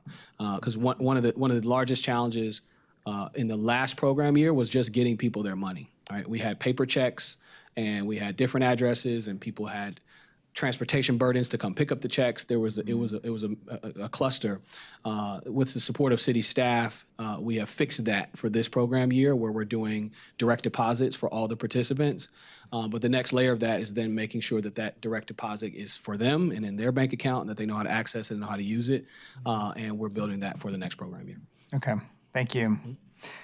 In terms of the emoluments question, because I know the city used to provide stipends for private employers, and then at some point we reached the legal decision. I'm looking at our attorney here, Attorney Rayberg. I'm curious about the history of that. I'm sure you have a memo that was written at the time, maybe, that could be sent to us so I can review. I'm just curious about what led to that decision, like how high risk we considered that to be. Was there an actual legal issue that arose, or was it more, just being proactive? Like, how do we get to that point, that decision? Thank you, Councilmember Kopak. So I am not familiar with how we got that. OEWD previously worked with former Senior Deputy City Attorney Fred Lamar for many years. And Fred retired in December. So what I'm going to do is I'm going to go hunt for some background on what sort of advice we may have provided to the department and how we arrived at that. I don't know of any memo off the top of my head, but I'll see what I can find. Okay, I'd appreciate that. And obviously, not being an attorney of any sort, just my uninformed impression would be that seems like a fairly low risk. It seems like we can justify, supporting a kid with a couple $1,000s to work for a local business. But once again, I just appreciate at least the research to be better informed. Thank you.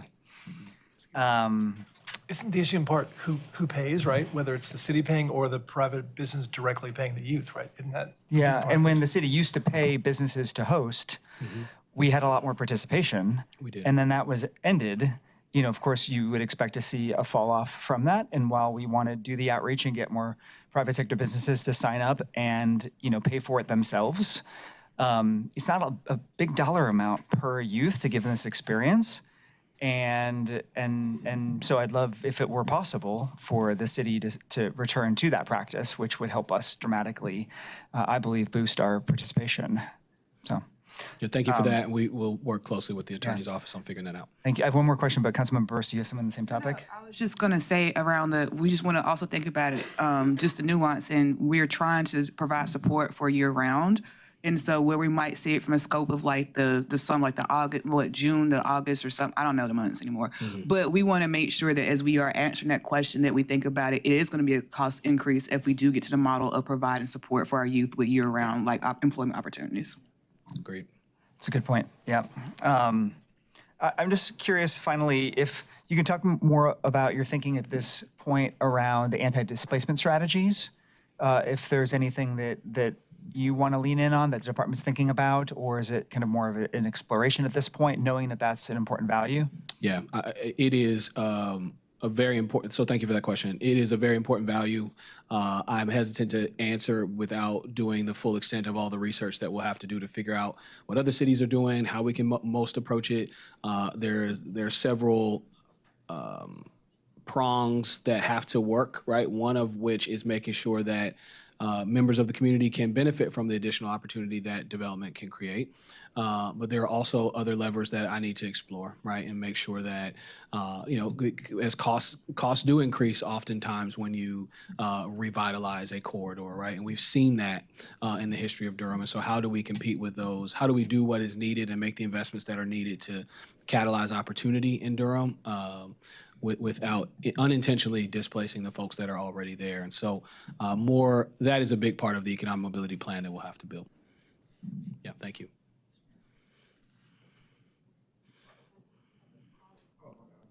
Called in, Mayor Pro Tem. Thank you, Mr. Mayor. Thanks, Director Gunn. Great to see you. Appreciate the presentation. Really appreciate our collaboration since you've come on board. You've Same. revitalized Thank you. OEWD, so excited about this. Thank you.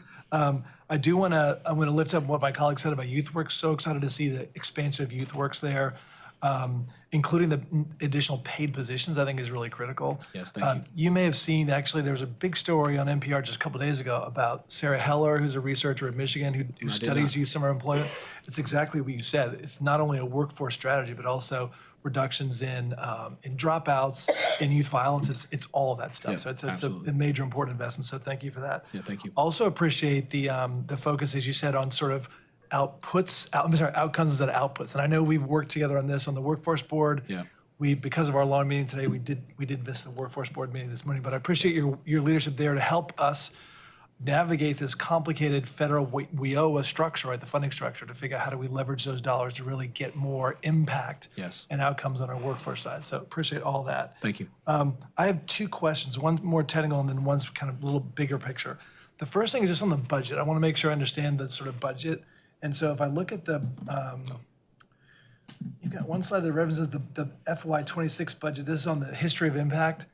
References the budget for last year of 8.6 million, right? But then in the budget table, a couple of pages later, it looks like the adopted budget for last year was 6.9 million. So I'm trying to understand those numbers and the difference between the adopted FY26 budget and the proposed budget this year, which is a slight increase, right? Yeah, there may be So, yeah, there may be an error in the slide, council member. I will commit to checking those numbers for you. I do know that we are expecting. We forecasted a slight decline in the federal funding for this next year, but additional investments from the city. So if I can get back to you with an answer on that. If you could, yeah. And then the other question there would be, there's also the column for the estimated in a 26 budget that's larger. It's like 9.2 million compared to the adopted. So what the difference was there between this estimated? There must have been some infusion of cash. Yeah, there could. So some of the additional cash was ARPA dollars that could be attributing to what the numbers that you see are there. But I'm happy to get you a clarification. That'd be great. Okay. So my larger question is on this issue of the economic mobility plan, which sounds really exciting. And we know, and you referenced the affordability challenge as one of the challenges we face. And I think that's also, one of my colleagues mentioned sort of displacement. So that affordability displacement, huge challenge in Durham. We also know from the research that Raj Chetty has done, is the best research nationwide on economic mobility. I know Charlotte ranks really low, and there's a big sort of push in Charlotte to address that. I know that Durham's not quite as low, but still well below national averages on social and economic mobility. Durham is almost at the bottom. Bottom, yeah. The, So third, there's a the third percentile. major challenge for us. So given that, and given the mobility plan that you're developing, what I'd love to know is what's the role of financial empowerment in that strategy? My colleague, Councilman Burris, mentioned financial education or literacy, right? You've mentioned the $25 you'd love to provide for folks who are in the Summer Youth Works. There's tremendous innovation going on around the country, as you know, in this area. Thinking about tax preparation, benefits access, financial literacy pieces, but also wealth building. I'm so glad you were there last Friday at our announcement of the Invest America Durham campaign. So I'm not talking $25 in an account. We're talking leveraging federal dollars as much as $1,000 for kids, for thousands of kids in Durham, and the $250 for as many as 36,000 kids in Durham. So major investments there. So there's a potential for so much investment in wealth building, benefits access, in financial education. So what's the role that doesn't really appear in your slides here? So what's the role of financial empowerment, working not just with businesses and workforce, but also directly with individuals to address this huge affordability challenge and the mobility, the gap we face here? Yeah, thank you for raising that.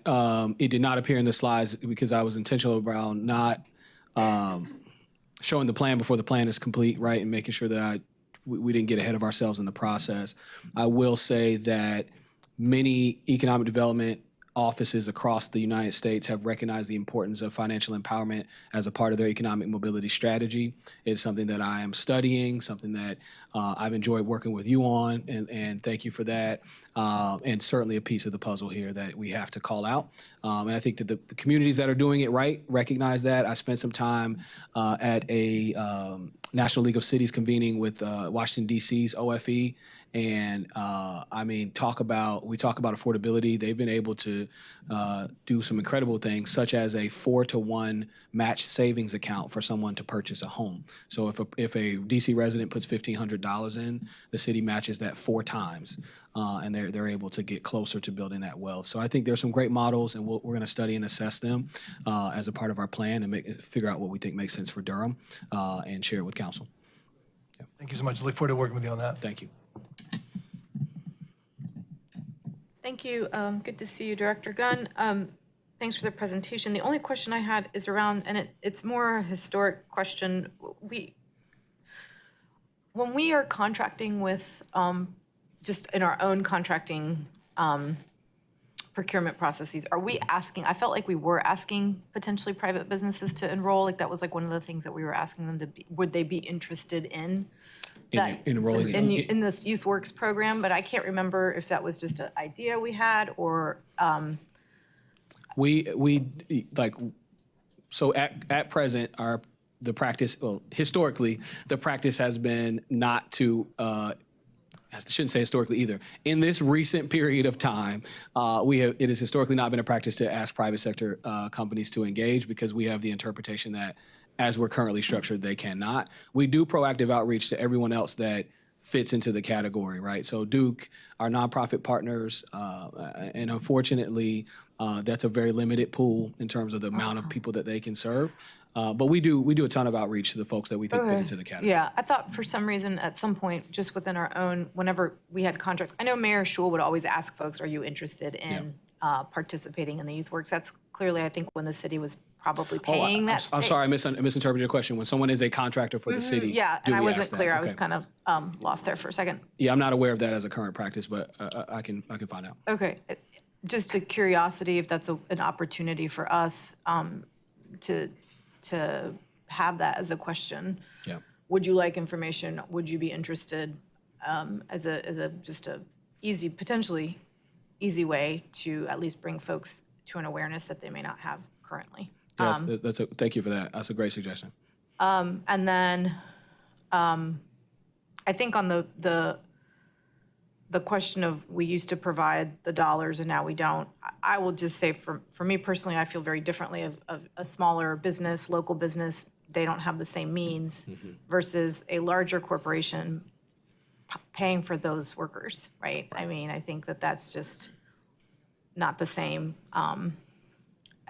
economically. So that's the other question, is it not just, are we allowed or not allowed? Are we then allowed to tailor it or not tailor it? And then I think it does get sticky, right? That you're providing a benefit that you aren't providing universally necessarily. So that would be just a question, not just cost, but like kind of the ethics of like, who are we helping and who are we benefiting who really probably just doesn't need the benefit. They can afford it if they want it. The large kind of life science businesses can certainly afford to pay a youth employee internship who then may get interested and follow a path that is a future, that is their gain in that case, is somebody, a future worker for them that they would not have had that exposure to otherwise. So just want to highlight that that's a question or concern I would have providing those stipends again, even if we were allowed. And other than that, I think this is great. Thank you. I know there's been some work, a little bit of work, I think with Councilmember Baker and Councilmember Rist on the worker cooperative. So just would love to hear, I know that's not part of your presentation, I don't know where y'all are in that space, but would love to hear a little bit about that as well. I'm happy to answer that. Yeah, thank you for the question. Another piece of that plan that we didn't want to present before it was done, but the question you've just asked has already launched, right? So I'm happy to talk about that. So we are in the process of building a worker ownership campaign here in the city of Durham in partnership with the folks from Democracy at Work Institute and the North Carolina Employee Ownership Center. So we have signed a MOU, the city of Durham signed an MOU with with Dowie to be a worker ownership city. For reference, Raleigh has just launched their version of this campaign. It is what it entails is providing Durham businesses with the information they need around what it takes to become a worker-owned company, the benefit for the business, the benefit for the employees.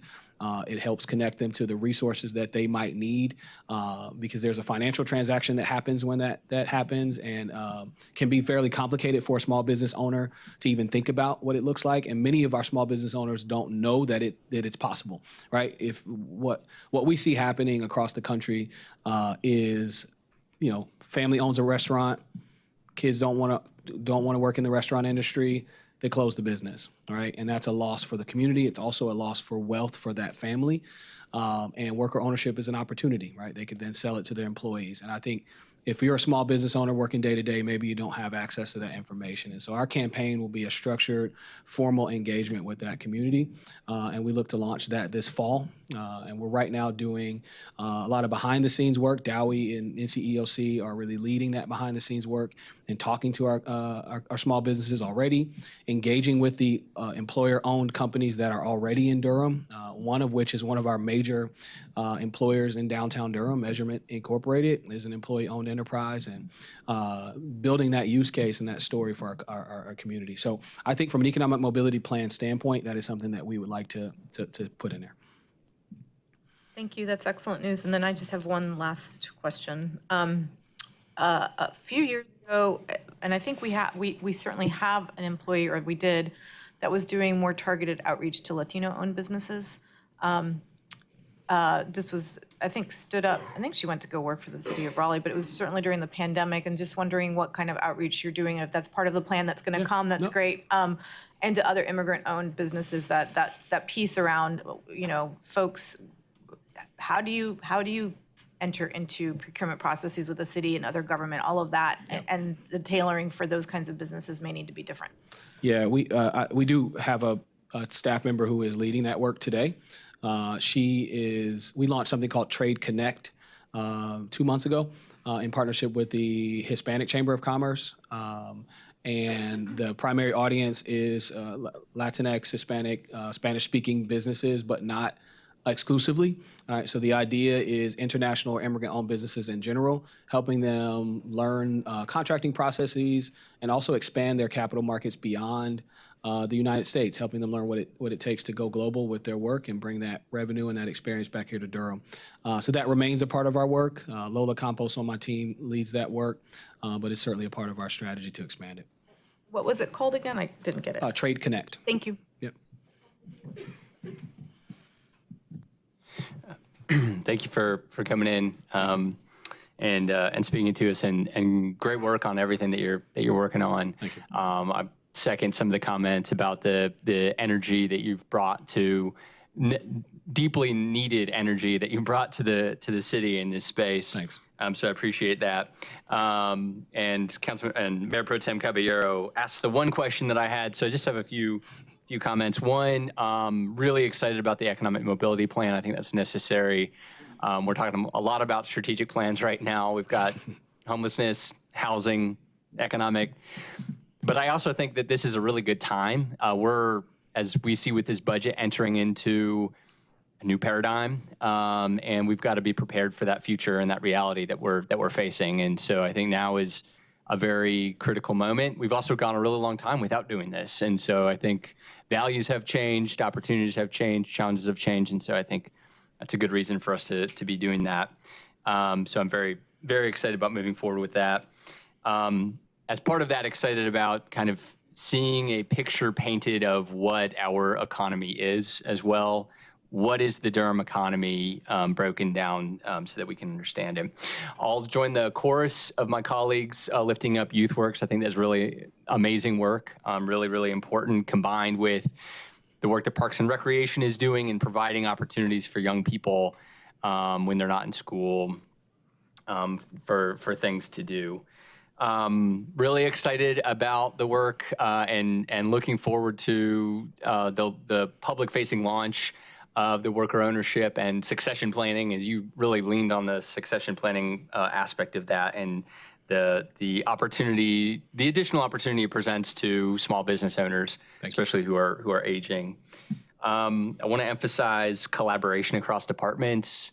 I think that I don't want us to get tunnel vision on just trying to grow the tax base. I think that's one really critical goal, but I also want us to be thinking in tandem with that about how do we tackle food deserts? How do we promote other goals of the city regarding equity and sustainability and wages and all the other pieces? We're doing small area planning. How does this tie into that?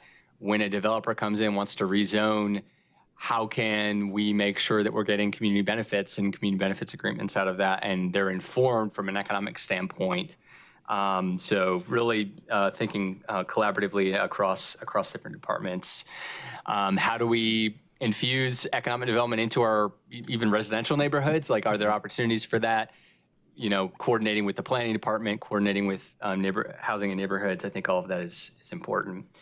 And regarding downtown, really excited about your work as it relates to Blueprint. I think that's important.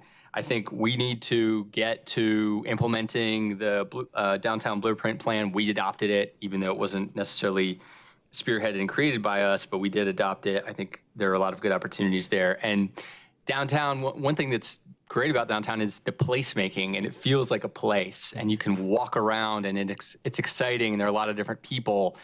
And we need to implement Blueprint, but that doesn't just have to be downtown. There are a lot of little mini or smaller activity centers around our city, and so how can we kind of build those out and invest in those places as well, and think of Durham as a polycentric city?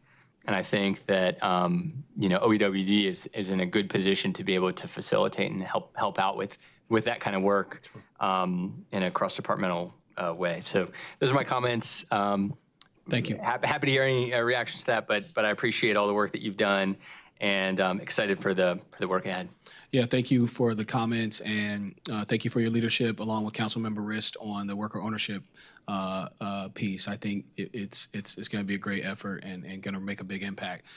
So thank you for that. The piece about cross-departmental collaboration, again, not to show the plan before the plan is ready, is another thing that my early assessment has identified as an area of opportunity for economic development and workforce development strategy.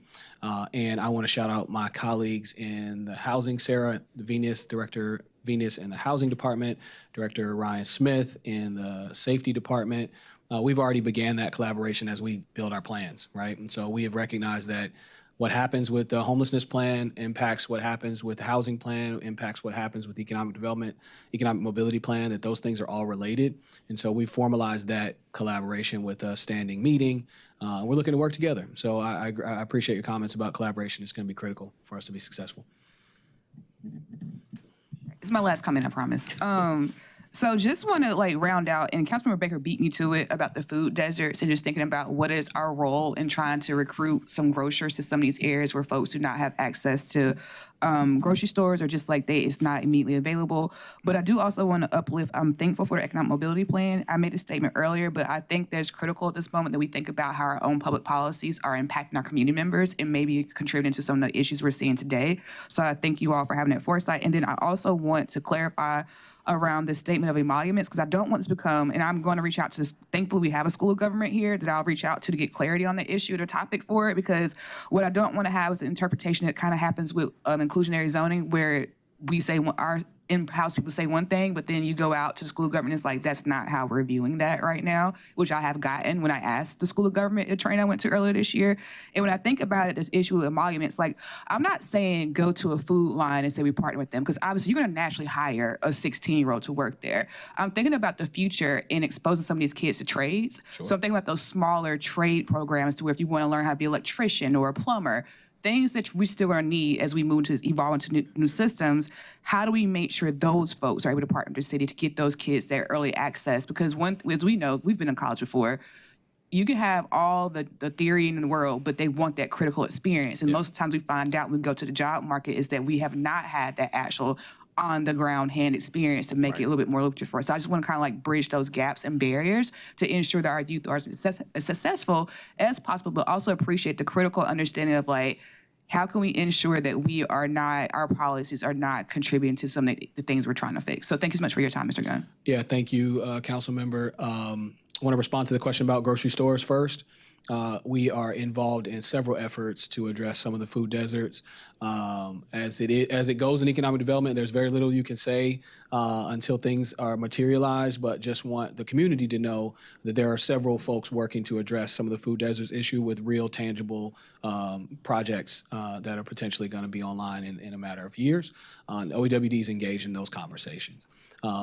From an emoluments clause standpoint, I had the good fortune of just completing the municipal and county administration course at the School of Government, and I will say that it is my understanding that the School of Government's interpretation is exactly the same as the City of Durham's on that, and quite frankly, even a little bit more conservative around just about everything, but in particular the emoluments clause.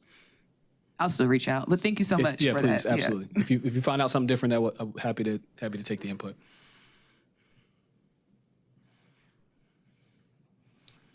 All right, thank you so much. I just had a few comments. There was a comment made earlier on big game hunting to economic gardening. Was that you, Councilman Kovac? I like that saying. I really do. Poetic. And I'm going to use it in some context somewhere. I'm going to steal it without credit to you. I'm going to make it up like I said it. No, I'll give you credit. I didn't make it up. However, I don't want to leave totally the big game hunting either. Yeah. I want to better collaborate with the county and continue that, because we saw yesterday in our tax presentation, there were 40 homes, 40 properties that valued at $1 million, where one company was more like 80 million. Yeah. So I don't want to pretend that those things don't exist, that level of finance. Mr. Mayor, I appreciate you saying that, not to cut you off, but that's why I put that at the very top of my first slide, is business attraction is still a critical component of our strategy. So thank you for lifting that up. Yeah, and I want to go deeper with it. We have a lot of programming going on, and it's going to take a lot of energy, and I support it all, and I want to make sure we do it. So in the budget, you have one addition that will be added to the team, one FTE for YouthWorks. Right. I appreciate that. If folks haven't noticed out there, they probably will notice really soon that I have nothing in this budget. That is because I am gearing up to put a lot of my effort into economic development. I think that it's going to contribute to solving homelessness. It's going to contribute to solving violent crime. Thank you. I think that, this is the way to go, where you can teach someone how to fish rather than just grabbing the fish out of the water for them. Debatable, whatever, but this is something I've seen work as an employer and an employee. I wanted to just kind of read off something really quickly. This is just regarding to just the triangle, and just released for 2026 Global Ecosystem Rankings. Number 29 globally in the entire world, up 2 places from last year. But basically, we have 176 triangle founders, startups, that are running companies valued at worth more than $100 million each. On the other front, where is it? On the other front, Durham, North Carolina, the Bull City, out of 250 cities, we placed number 2 in the Geography of Prosperity Index, with a strong core of just about 65% out of 100. But basically, out of 250 cities, we're the second city in America that is like, climate resilience, automation readiness, population renewal, social cohesion, governance, and foresight. And this is irrespective to size. This is, number 1 is New York City. We're number 2. Durham, not Durham, Raleigh, RDU area. This is Durham. I appreciate the position for YouthWorks. Would you say that a philanthropy officer might be also a position you consider? in the future? I would respond, yes. I think someone to leverage corporate engagement and philanthropy would be critical to our work. Absolutely. And I put that context out there because part of the information I hope to see next year, which I'll be working closely with you on this, back to our tax presentation yesterday, we saw valued properties or parcels, but we didn't go into detail the benefit that we're getting out of some of these major employers. And I go back to, reading the stories about, folks fighting Southport Mall from coming. I was in middle school, and I just saw the news, from where I was. I didn't think that the grand opening of Southport, I'd be marching through there with the marching band at NCCU. That one property is 17% of our entire sales tax base. And I think we have to do a better job at communicating when we have these big fish that we're trying to catch, what the economic benefit would be. Yeah. I remember when I was talking about, a convention center, and I kept getting, we don't need a convention center, we need a park. And I said, well, actually, we need both. We need both. But I can tell you that a park is not going to bring you $17 million in revenue, but there's a different value to it, proposition. There's a quality of life value. And so I think we have to have find a better way of messaging our desires and our needs. And I think that will come out of your department. It's telling that economic story. Yeah, we look forward to that. Absolutely. Yeah, Thank you. We have a lot of data that's supporting how our market is so robust here locally from a global point of view as well as a national point of view, and why this area is the exact opposite of Detroit. Detroit went through some serious population decline as well as other Midwest cities that are still going through it. Mm-hmm. Detroit is on the bounce back, but the mayor of Cleveland is one of my closest friends, Justin. They are now on the verge of losing professional teams, and our population is surpassing them. Yeah. Cleveland, Ohio. So we have to better message what we do have as an asset, and I hope that story will come out of your department. But I ask about the philanthropy officer because we can come up with some ideas and we can come up with some dollar figures. Yeah. But what I don't hear is how we're generating the revenue to pay for it. And I know there are some folks that are just anti-business, but that is where the sales tax revenue is coming from. And we could take some of that money to pay for some of the more social initiatives that we have. That being said, also, I really like the $25 bank account ordeal. If you recently saw as Councilmember Rist, I was texting him. I was like, I wonder would she bring this up right now? Cautiously, because we're working on a branding issue for here culturally in Durham. But we've launched this Invest America Durham. That was the resolution in council. I wasn't at the meeting, but I really appreciate you guys for supporting that. But every kid 10 and under gets $250. Every kid born within last year and the next 2 to 3 years get $1,000. And we've launched this $9 million campaign to match it. And we've already adopted one school where every kid gets $500. And the application just went live about 2 hours and 6 minutes ago. I think it will. It will. Oh, in 10 days. I'm sorry. It was announced that it's going live in 10 days. So there are some resources we can take advantage of. I can't remember which one of my colleagues talked about access to benefits, food deserts, grocery stores. There are donors out there that want to support that work. That $175,000 grant that came through my office is for those very things, and we have some partners, I believe, some things going on with another maybe $500,000 grant to try and launch some initiative. Again, the philanthropy officer, I think, can help us identify funding opportunities. Mm-hmm. And there are some policies that are on the national level that we can really dig into and tap into and support here locally by taking advantage of them. Yeah, I appreciate that. Yep. Thank you. But yeah, let's do the economic gardening which I think that's a beautiful phrase. And at the same time, let's continue working with the larger employers as well. I love the model that Fidelity had when they said, look, we will sponsor the financial management services certificate at Durham Tech. If you go through that, we have 600 positions on site waiting for you. For Durham residents. Right. And those types of relationships they're paying dividends. And of course, AbbVie, that's a big win, our nearly 800 jobs with low barrier of entry and high paying salaries. Now we can match that with the wraparound services such as, preparation and housing.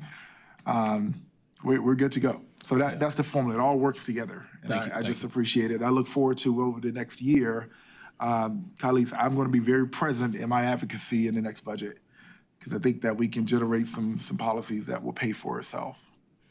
I appreciate the comments, Mr. Mayor, and do want to emphasize the last piece of what you said around career pathways. The Fidelity example is great. AbbVie is the opportunity we can get in front of. Because we know the jobs are coming, and so I'm excited to have not only the ability to build the plan, but a actionable step to build that pathway for real jobs for Durham folks. So I appreciate you lifting that up, and we're excited to include that in the plan.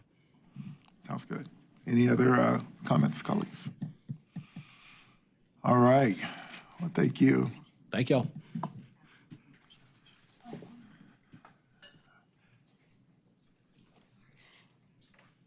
Welcome. Good afternoon, Mayor and members of council. I know there was some questions about the numbers, and since this is a budget meeting, I did not want to let it go to waste. That those are some numbers from our budget book that we don't expect our directors to be experts in their budget, but if there are questions about the budget, we're happy to answer them.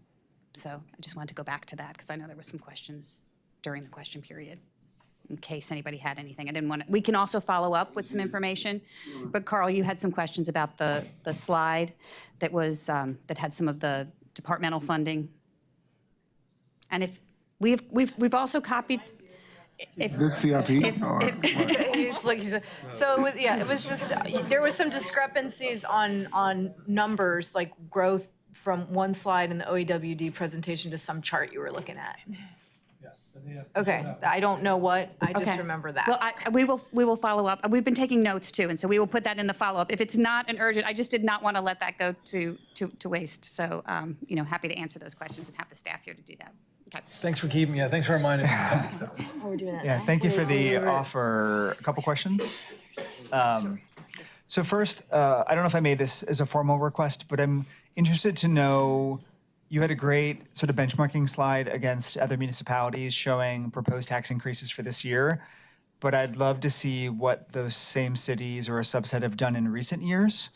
Because I know that the city of Durham has seen some pretty substantial property tax increases in recent years, and I don't know if other communities have as well. So I think that's a helpful perspective to be able to see. And I know that was something that I had flagged as a follow-up item. So all of these folks that are here are thank you taking for notes. so diligent in capturing that. I said it sort of so, offhanded, but I didn't, sort of declare it. So thank you for that. They've been taking follow-up questions. So all the questions you say, I'd like to have more information about that. We'll try and get you an answer. Our hope is to get something back as quickly as possible. And then if there's stuff that needs, further analysis or, we'll let you know that. But we usually send a follow-up memo after these work sessions are over. Okay, great. And then another question, which this is data you provided previously, I believe, in our session back in February. So I can look back at my notes, but it's just the top of my mind, just trying to assess all the trade-offs we have to weigh here, trying to understand the financial decision to not do pay for performance. That's a big one for a lot of our folks. And just like understanding once again what the cost implications are and what like cuts or property tax increases would be needed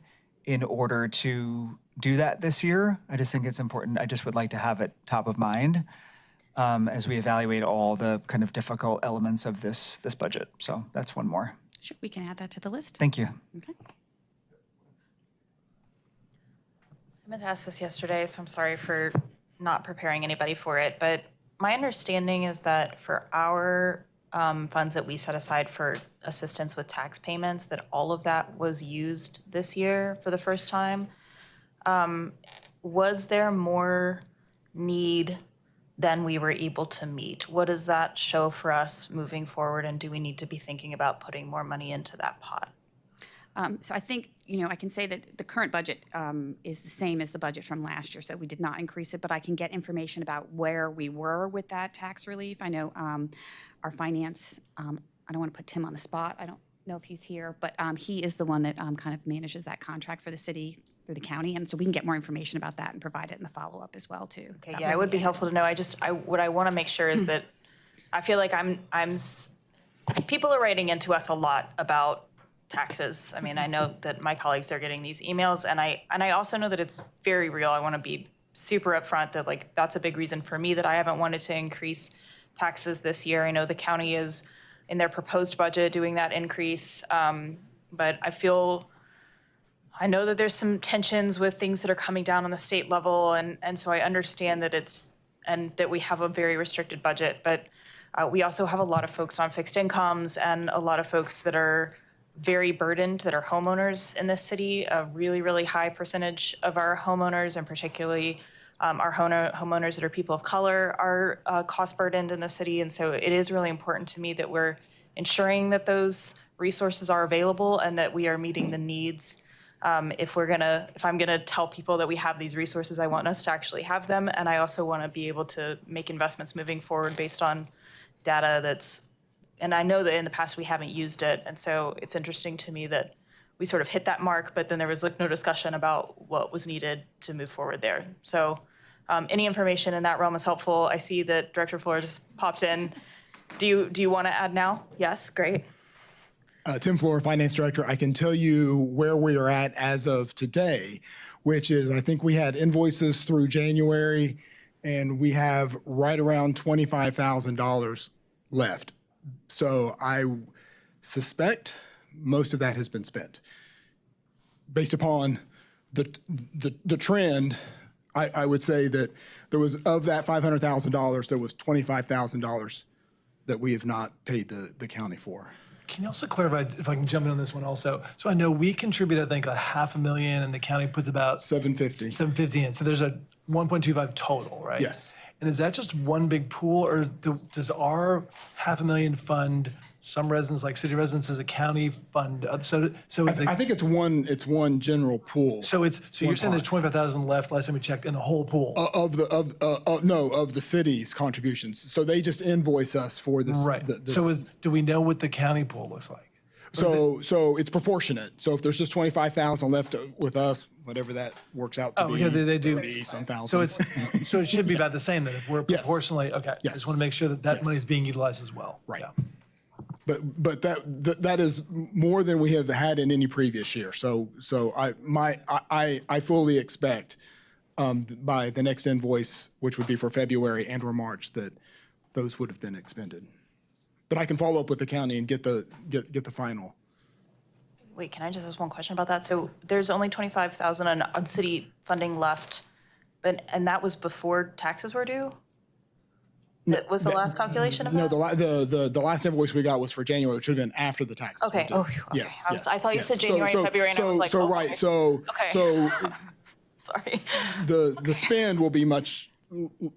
I suspect. Right. We got the bulk already included in what we've seen. Yes. But you think that we will be invoiced for the remainder of this, and then we could get some information on if there's more need than we're able to meet. And also, I guess that there's probably some projecting that y'all do in terms of that use of that fund moving forward. And by y'all, I mean maybe you and the county, but I would say mostly the county. Okay. We just contribute to the program, but the county manages the program. if there are projections about usage of that fund, I think that would be helpful Okay. for us to hear as well. I will follow up with them. And I don't recall hearing this, but is there any increase in the county's budget to that fund that we know of? I did not. Okay. I did not see that. Yeah, that's fine. If you hear differently, I'd like to hear that too. Thank you so much for answering those questions. And one clarifying point on this program, am I correct that in like a prior year, we had not spent all of it, and then council kind of changed the parameters of the program to sort of reduce the number of years you need to be a homeowner in order to qualify? And if so, have we seen that be like a a driver of the increased utilization of the fund, just homeowners who've owned homes for less time? Or is it more driven by like changing economic environment that we know of? Or, I mean, or are we seeing like a growth in utilization across kind of all 10 years of homeownership? Or is that a county question? That is a county question, Okay. and I'm more than happy to relay that question. But we did, there were changes to the criteria, yes. And there was an increased use of the funding, but I don't know that if I can make the correlation to that or not. I think a lot of it is just that this program now is in year 3rd 4 year, or right, 5, yeah. and so Get work, I get it out. think the awareness of the program is probably a bigger factor. And the reval really hitting home for a lot of people. Yes, so, that as well. Yeah.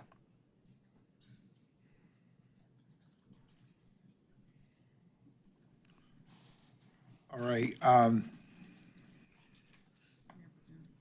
Go ahead.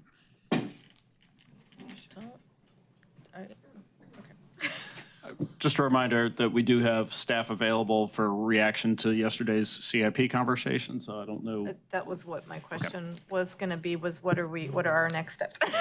And I think it's at the council's kind of, discretion. We are prepared to talk about CIP. We said that we would have those folks here. JJ Scott is here also. We sent you a spreadsheet last night, so we could have that discussion now. We also have the morning of June 4th as well, too, as set aside. And so it's up to you all whether you are past the time that we normally said we were going to have for this meeting, but it's up to you all what you would like to do. Thank you. I'm, again, one person. I'm pretty done for today with my brain. I'm just going to be honest. I'm not in the space where I can have an in-depth CIP conversation, and I'm sorry for staff. That doesn't mean others. I'm just being honest with folks that at a certain point, I just don't think we make good decisions when we've been going so long. That's all.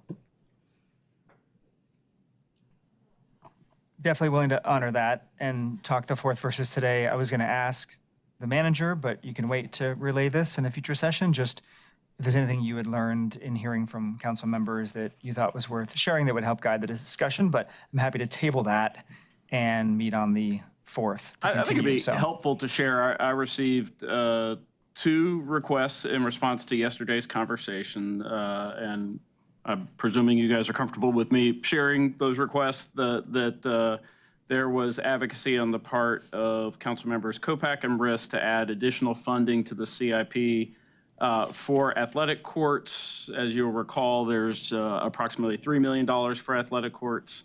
Councilmember Rist advocated for that to come to the full $8 million with additional annual funding of $2 million for repairs. Councilmember Kopak requested that So I was suggesting $4 million this year in the CIP, and then $4 million next year, and then beyond that, ongoing. So it's like $8 million over 2 years. Got it. I apologize, I didn't capture that appropriately. So $4 million, which would be a $1 million increase this year, and then $2 million in future years.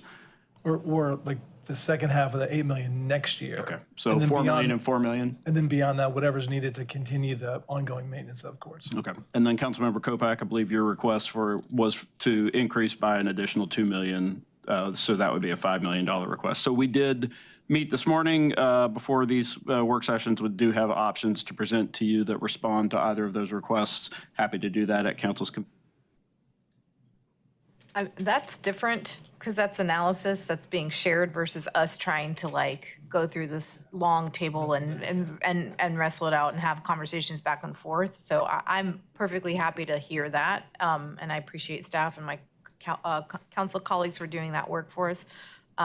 So just because I was the one who's like, my brain's not going to work, hearing that from staff sounds different and actually feels different. And I think one of the reasons I wanted to raise it too is not, just the specific request, but just to help inform how we should be thinking about this. I think you had some comment in an email, Mr. Manager, about, or maybe it was Director Riordan. Yes, do you want to comment on that and how we should think Sure. about the So, CIP and delays versus removal of funding, which also could change how we're thinking about it? Yes, and we do have our finance director, Tim Flora, is also prepared to speak to this since our finance team is the one who does a debt model. So unlike an annual fund where we're kind of appropriating money. We do appropriate money on an annual basis for the CIP, but the 10-year plan that we have brought you, if you were to think about it as a 10-year plan, there is capacity over those 10 years. And so we have filled that capacity with these projects that we are in front of you. And so moving it out a year does not necessarily give you more capacity. You would have to move it out of the model altogether to get more capacity. And if I've ineloquently said that, I'm sure our finance director can help me clarify that. But okay, but that is essentially it. So in other words, saying like we will only appropriate the FY27, which is why that is the part that is in the budget book. That is what goes on our ordinance. But our intention is that we would kind of keep fidelity to that 10-year plan and not necessarily make a ordinance commitment, but say departments could work on the assumption that funding would be available in the 10 years. And obviously, we would look at it every year to assess where we are with kind of spend and how projects are getting completed and things like that. But that is the intention of the 10-year model. But, happy to hear. Also. So if I understand it, so what you're saying, fidelity to the plan means that over 10 years we have there's a pie, and we're not going to expand the pie. We could sort of shift things within, but fidelity means we're not increasing the pie. Is that what you're saying? It assumes that we would not be raising. There would be no tax increase. There would be no bond fund. That there's no other funding but essentially the tax rate that we have now for our debt service fund, and then the natural growth that happens. And again, so that would fund up high, sort of fixed amount. So we're saying we want to stick. Fidelity means sticking to that pie. Yes, that's the intention of it. Yeah, basically, I had asked whether it was possible to move out 2 items a year as a way to, but they're saying is moving that doesn't change what we can fund overall in the 10 years. And I guess unless you assume that there's the 10th year flips into the 11th year. Then yes, if you move something to the 11th year, that would free up capacity. In other words, you would have to shift. So we do have some options. And Christina, anything else before we kind of walk through the options? No, that's it. I think you can. So I think in the interest of time, I know this is the work of a number of different staff members, but I'm going to try and do it from here in summary, and we'll bring folks up to address it. So Assistant Director Scott, if our TV folks can bring up the screen. I know we had a visual that we wanted to provide. All right, so the manager's proposed budget includes $3 million for athletic courts in FY27. That remains my recommendation, but two council members asked for some alternatives. So here's how we wanted to frame it for you. This list is, so there was I believe it was Councilmember Koch who requested the scores for the CIP, the raw scores. That's the next to last column on the right. So this is sorted from lowest to highest. I'll remind council this was not the final factor in how we made decisions into the CIP. This was sort of the first level of analysis that then fed other levels of conversation, but we did want to provide you with the scores. And in that, unfortunately, it does show that the athletic courts were one of the last projects that made it in the CIP. So as we've indicated, this was a very tight CIP. The athletic courts in dark green there are shown in their current format with a small amount of future year funding, I think basically an additional $1 million.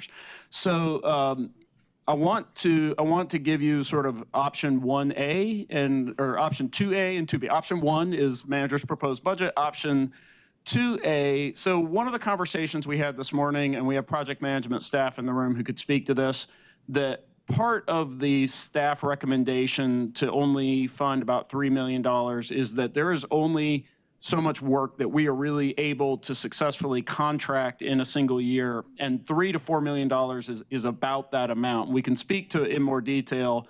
I believe DCM Probst brought this morning that when checked with project management staff, who I know were consulted this morning, we've had difficulty getting contractors in the past because we are competing against other private tennis clubs, universities, and schools, all of whom try and do the renovation work in the same amount of time. So there was some acknowledgement that even if we put $8 million in this year, that it would be a practical challenge to fund that. I know in the past we've also had trouble identifying willing contractors in the hot construction markets.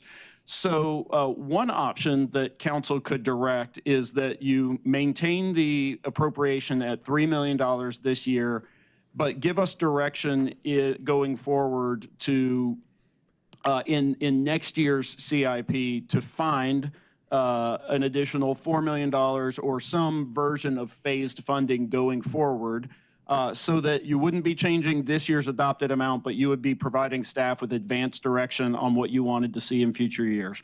That's really my top option. But should council want to really increase the, I'm sorry, yeah. Can I just one please. piece of information? Again, JJ Scott, Assistant Director, Budget Management Services. We were reviewing the numbers this morning. There's an existing $1.7 million in that project. So we do court repairs. There's an existing $1.7 million that is in that project. That in addition to the $3 million appropriation, again, would get us pretty darn close to that capacity of what we would be able to deliver. So just wanted to add that. I don't think that had been shared yet. Thank you. So just to summarize the first option would be to essentially stick with what is proposed, but to give us clear direction that you would like more funding in future years. It will still force the same exercise, but it will give us 1 year to see what other factors may be moving so that we're not forward deciding what other project loses out. Maybe we find some cost efficiencies in another project. Maybe a project deprioritizes.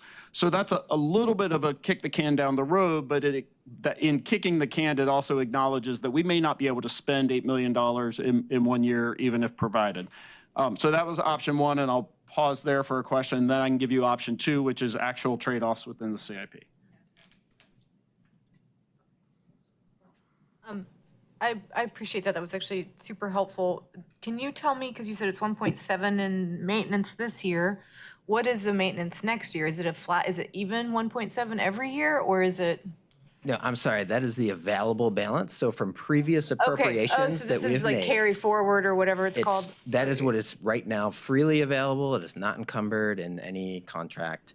Okay. And so the assumption would be, this is a That can just multi-year transfer over. process, so it stays Okay. with the project. So next year, can we have that table back?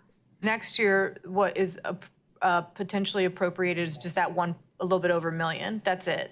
No, so 3 million would go, I'm saying next year. okay. Sorry. On the table, 28, sorry. yeah. Future planned appropriate, I guess it doesn't have a year. I was just assuming it's the next year, but moving forward in the future right now, as it stands, there's only a little over $1 million. That is correct. Programmed. That is what is in the current plan. Okay. Yes. Okay, thank you. I just wanted clarification on that. So that being option one, option or what two? I'm sorry. No, I just want to, since we're talking about, sorry to cut you off, but the clarifying question, but from what I heard, next year our budget's going to be smaller, right? As we're having, like we said that they're not going to incorporate, well, I think Director Riordan talked about how next year's budget, like the factors based on what's happened, like our budget may have, I don't know if this will conflate the entire thing or. Well, FY '27 is Okay. smaller, but we expect that to be a one-time correction. So Okay, and then I'm not 28 will be back to. natural growth. So Okay. and I do not expect, there'll be no revaluation process, no appeals, that kind of thing. So Okay, I just want to keep it top of mind. Thank you. And it is an important point. We did have to adjust the model with the information that came in. This is based on a tax rate, right? And so same thing applied to this. That has been built into it, what you're seeing. So the next option is to do trade-offs within the CIP, and that does involve removing or reducing other projects to add additional funding. So I gave you some options, and I'll tell you my recommendation from those options within the fund. So first, there are a number of Parks and Recreation projects grouped nearby this project in terms of scoring. Obviously, all of those are projects that I think everybody feels strongly about, but I wanted to make sure council knew in the space of trade-offs what your trade-offs would be. So Third Fork Creek Trail or R. Kelly Bryan Bridge Trail are both in there with significant allocations. That would essentially prevent us from moving forward with those projects. But if we were to identify funding, those would be options. The Forest Hill Park Play and Spray Ground is another project. These are not ones that I ended up putting at the top of my list, but I wanted to show those to you. So we put Parks and Recreation projects in light green. if you wanted to look in other policy areas, so I identified 2 projects in this budget that are related to our carbon and sustainability goals. The rooftop photovoltaic array installation, that is a project that we could reduce. We would get less of those installations, but it is not, you would not cancel this project if you were to take the funding from this space. Another project in there is electric vehicle charging infrastructure that has about 1.325 million, but additional funding in future years. Again, this was not my ultimate recommendation, but those are options for you to consider. There is another Parks and Recreation project that's artificial turf replacement at 1.4 million. Those are at end of useful life in terms of the project. I know Director Walcott's here. He could tell us what field that is, but I know that that would essentially bring a field offline. So my recommendation, if we are to go the trade-off route, it would be to reduce the level of funding in curb ramps and curb gutter repair. This is a project that the department feels strongly about and that I feel strongly about, but let me explain it a little bit. This, when we do your re-put paving program, and so you recently got your PCI analysis, you recently heard that we are really trying to get more dollars into our paving program. When we repave a street, that budget also supports concrete work that goes along with that street repaving. So curb ramps and the repair to ADA, so ADA ramps and curb and gutter repair has been part of the paving project. One of the efficiencies that the department proposed this year and that I strongly support is to create a different CIP project to handle the concrete work to make that more efficient and also to stretch your paving dollars. So this is a new project. It scored very highly because the work on the ADA ramps is a federal requirement. Federal requirements and policy compliance is one of the criteria we use to rank the CIP. So this project scored very well in the CIP, and it stretches your paving dollars. I think going back to the resident survey, we see how street and sidewalk maintenance and repair is one of the highest rated resident concerns. So that is why this project scored as well as it did. However, because this is a scalable project, it can be reduced without eliminating it. It would just, it kind of pits your street and sidewalk infrastructure versus your athletic court infrastructure. So that would be another option. And on this list, in terms of trade-offs, that would be my recommendation, but I wanted to show you some other options. So to summarize, my recommendation is we stay with 3 million and council provides direction to create a priority in future years to do additional funding. My secondary recommendation, or my next option down, would be to go to curb ramps and curb and gutter repair. If neither of those are acceptable to council, we highlighted some other options for you, and then we can consider anything else you might want. Thank you. Wow. Thanks, y'all, for coming up with that information on a very short notice, and for all the staff folks who've stayed in the room. I think we've heard compelling reasons from staff why allocating more in this fiscal year is not useful. So to me, though I appreciate all of these potential trade-offs, and thank you for putting them into such neat categories, I don't see the need for that, especially if seems like a large possibility that we won't be able to utilize additional funding that we put into the CIP. I think I understand the want to put money aside in the future, and maybe this is a Director Walcott question. I'm wondering if we can talk a little bit about how we prioritize within the athletic courts, which ones get repaired, and then also how we designate repairs. I'm just thinking about how we might, in 6 months to a year, want to prioritize other things in our CIP, and we're just like, stuff could come up that we don't foresee. And I already know that there's things that we've been talking about for years that are not in our 10-year CIP plan that we might want to add in. So I feel a little bit leery about saying this year, we want to really work on conscripting our CIP for next year. I am hopeful that maybe we can check in a few months as opposed to doing that right now, to see if that's still priority for the council, but I'll let my other colleagues weigh in. I guess, Director Walcott, my questions are about prioritizing within the courts when we're looking at this. And I know that we've heard from different advocates at different groups or from different neighborhoods. I went out to the Elmira tennis courts. What I saw there was cracking that seems like it was happening very quickly after a resurfacing, and they had talked a lot about drainage issues. And so I'm wondering about like the investments that we're making. Are we doing these sort of repavings? Do they end up costing us longer or more in the long term because we end up having to do repavings more often because we're not maybe tackling some underlying issues? And how do we sort of measure that and sort of prioritize expenditures in those projects? Sure. Wade Walcott with Parks and Recreation. I'm really glad you asked that question because we ask ourselves those questions, and that's why there are additional fund requests for court improvements this year. It is traditionally a larger number than what we typically ask for the very reason you just brought up, is to look at the whole site or the entire site holistically. You're right. So some of our courts in our system have been repaired somewhat recently, but are showing signs of stress and cracks. And so this go around, the larger dollar amount ask is to have the site fully assessed. And are there drainage issues on the site, or drainage issues near the site that are causing these issues, causing these problems? So our request this year for that full $8 million was to a comprehensive approach at all the sites, including, I think we have Elmira, Rock Quarry, Whippoorwill, WD Hills on there, and maybe Cook Road, or maybe Oval Park, some of those, yeah. Maureen Road, basketball. Priority-wise, we look at our entire court system, and we look at safety as our #1 priority. And that means, are there trip hazards, issues for participants to play? We look at the use, and we look at the frequency of use, but the type of use as well. And so through all those factors and probably a few others, we'll weigh all those and start to list those courts in priority order.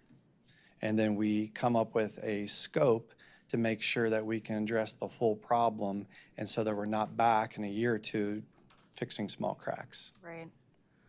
Okay. And those of you standing up there can tell me if this sounds like an absurd thing that I'm about to say, but it also seems like if we do kind of an in-depth study and we realize that we need to do a $5 million fix as opposed to a $4 million fix, we don't have that information in front of us, I guess. And so what would it take for us to get there, and then could we reassess down the line? And then sort of, I know it's like another delay, but we then roll over the excess money that would be appropriated for fiscal year 27 into fiscal year 28 and prioritize a larger pot of money if those bigger repairs are needed. And so we make the decision after we have more information about what is needed, or what, I guess, like what was the reasoning for the $8 million ask? Did we know that we needed to expend it already? Have we already done that study? Do we know that that money could be spent? I certainly don't want to do it in pieces, right? If we find that we need to redo it and it's going to cost $5 million, I don't want to throw some money at it and then have to throw more money at it later. The $8 million was specifically developed through a Turner Townsend Heery contractor with General Services, looked at these sites and provided their professional estimate on what it would take for a full scope analysis and design. And so that number didn't come from out of the blue. That came from having someone look at each one of those sites to give us that estimate. The $8 million is just for scoping and design? The $8 million was just what they believe in, and Turner Townsend Heery's here, so they should speak to this. But it was to assess these sites because we knew that they needed repaired, and so they gave us those estimates that they felt comfortable with that would cover the needed repairs. So it is design and repair? I'll defer to Turner Townsend Heery on that. But I believe it is for altogether design and construction.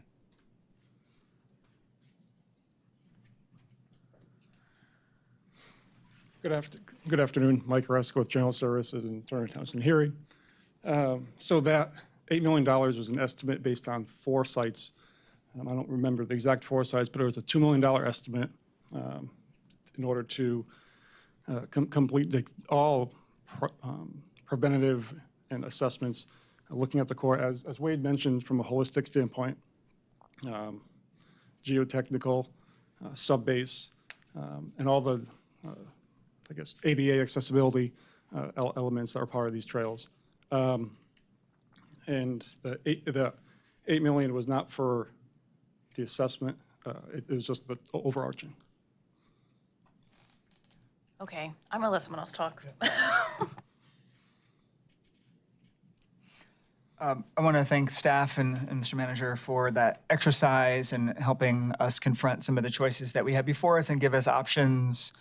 You know, I agree that it's a little hard at this point in time to make a firm commitment about what will happen a year from now, but I do appreciate and support sort of a signal and a movement towards looking at what we can do in the next year's CIP to bring additional dollars to the courts. I appreciate the recommendation of looking at the kind of the curb and gutter work.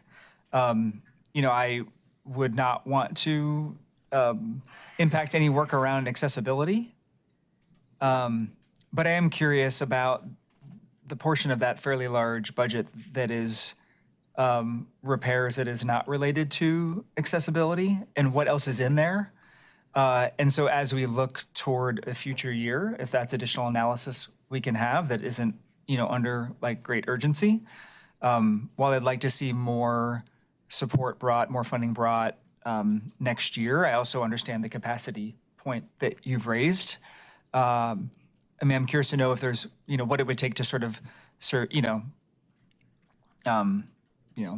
kind of get past that and what it means to have more capacity to deliver these sorts of projects. But it sounds like part of it is also competition for available vendors, right? But, you know, from what you've shared, like that sounds like a pretty pragmatic approach to think about what we can do over a 2-year period versus a 1-year period. And then it's a question of us as a council figuring out what are all the priorities going to be in making a decision, so. I will just add, we do have a letter of interest that's out to the on-call firms that provide civil and landscape architecture. So that letter of interest is going to be this study that we were kind of speaking of, the geotech, ADA accessibility of each and every site. And then that will kind of help inform that $8 million in more detail. So that $8 million was like a rougher estimate, about $2 million per site. But this letter of interest, as we kind of go through that assessment phase, will guide the exact numbers needed. So that does kind of coincide with, you know, a $4 million ask this year and potential future funds in a future year. I have a series of questions, but just again, so the $8 million was $2 million for 4 parks, just to make sure we're clear which parks we're talking about. Elmira, Whippoorwill, Rock Quarry, and Cook Road, I believe. Elmira Park, Whippoorwill, Rock Quarry, Maureen Road, and WD Hill. And then we identified the next future site being Garrett Road. And so we're looking for the capital funding to cover the assessment, the design, and construction of those sites. And there may be, and I do not want, it's not hyperbole, but there may be some locations that if we don't start doing something soon, we may have to close for safety issues. And that was similar to the project the manager mentioned earlier of replacing the artificial turf at Twin Lakes. So, yeah, thank you, colleagues, for your comments. Really appreciate that. Appreciate all the residents who've come out to speak about this. Appreciate Turner Townsend here giving us some cost estimates and DPR for being, Wade and your team for being all over this issue. Yeah, and I appreciate the manager. I will say, appreciate your 1A proposal, and I will share just for my colleagues, because this was part of our email yesterday about this. Part of my question to the manager and to Gina Probst, DCM Probst, was if we had more money, can we even do more in a year? And so I think you've addressed that quite clearly. I think that $4 million is probably about, given limited capacity to do project management across different departments, that may be the max we can do in 1 year. So I'm happy with 1A. That would be $3 million in the CIP now for court resurfacing, plus the $1.7 million that's sort of that we carry over, right, to address the top needs there. So it'd be $4+ million this year. Just given capacity, that may be all we can do. So I'm happy with that, with understanding that like the number that Director Walker gave us is the number, and that's only 4 or 5 parks, right? We have 57 courts across like 12 parks, so the needs will not go away in out years. So I'm happy to sort of do the $3 million now, with the understanding that we've all heard this, and we know that in the out years we'll need to continue investing in these courts, or again, some will go away. And so I think that's a decision we can make next year. I appreciate my colleagues keep that in consideration as we think about next year's budget. But that seems the wisest way to do it. I also think from just a purely public perspective, I don't want to put the courts in competition with trails and with other needs. We have curbs and sidewalks. That seems crazy. I will say, if we could put the list up of those the scores. I do have one question about those scores. In the sense, I'd love to let's go to the ones that are let's see if we get those up there. Right, could you go to the highest ranked ones? I know we had some, there's some color coding, right? So if you go to the lowest ranked ones, if you could go back to the top there. Go back. Yeah. Okay, so it does strike me, we've got a bunch of Parks and Rec things that are at the very bottom of the list. Yes. And you go to the top of the list, and there's no Parks and Rec priorities at the top of the list. Shaded green, right? Yeah, those are all different. So we got a lot of environmental and street services, stuff like that, highest of the list. So like, it does make me wonder about what does a scoring system look like, and how come Parks and Rec, we talk about how like Parks and Rec, how we rank so low in the Trust for Public Lands ranking. So how come when we come to score needs for CIP, Parks and Rec are all like at the bottom of the list? I gotta wonder about that as well. So let's look at that formula as well to make sure that when our residents say on the resident survey, we love our parks, we want more parks, and that when we score CIP stuff, they're all at the bottom. I wonder about our scoring system. Well, I would add to that this is where I want to underscore and underline that the scoring system is the start of the conversation. I mean, I think if you look at the dollars in the CIP for Parks and Recreation, I think that they are well represented, and that the recent bond had a significant number of new dollars in Parks and Recreation. So the overall tax spend and capital spend on Parks and Recreation that the city is doing, I think, tells a different story than our scoring system.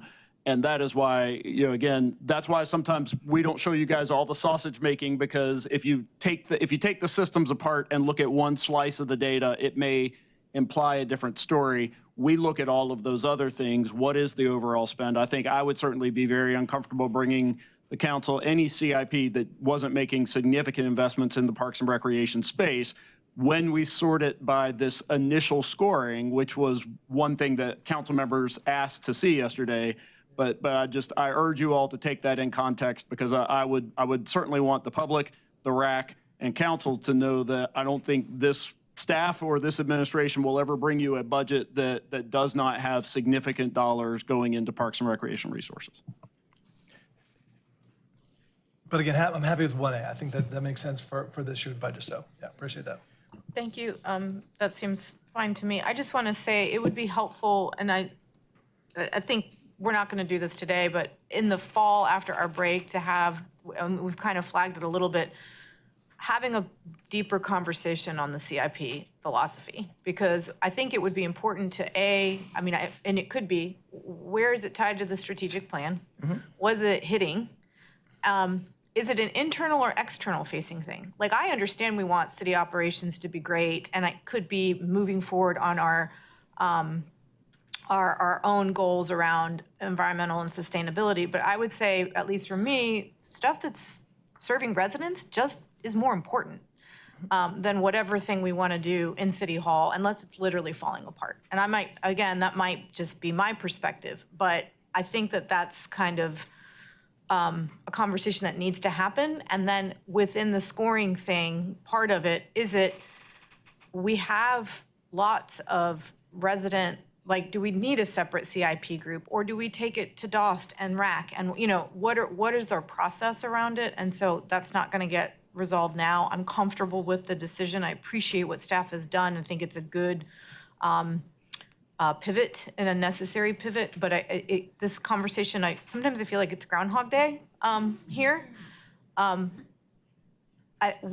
think we're very much due for a deeper conversation around our CIP because it brings in also a potential bond schedule. And we bring these things up and then sometimes, and I know we're doing better about having those kinds of presentations at a work session, but this is my ask as a council member to make sure we do it sooner rather than later and not waiting until January or February. Because at that point, honestly, it's too late. We need to have this conversation September, October, so it can inform basically pre-work for budget.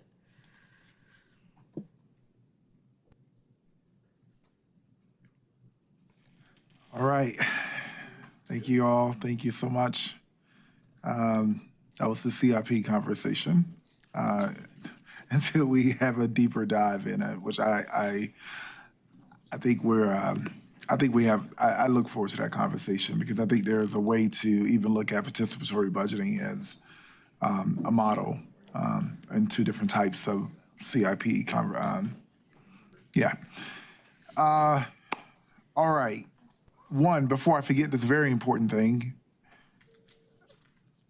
I want to let you have final comments, then I have some things I need to address with the council. So go ahead, Director. I don't have any final comments. I'm assuming that you are maybe thinking about a June 4th, so that would just be my request is if that you are planning to do that, that we the clerk can notify and everything like that. And otherwise, we don't have any other comments from budget. June 4th is you have a work session, June 4th in the afternoon. It would be the morning. Yeah.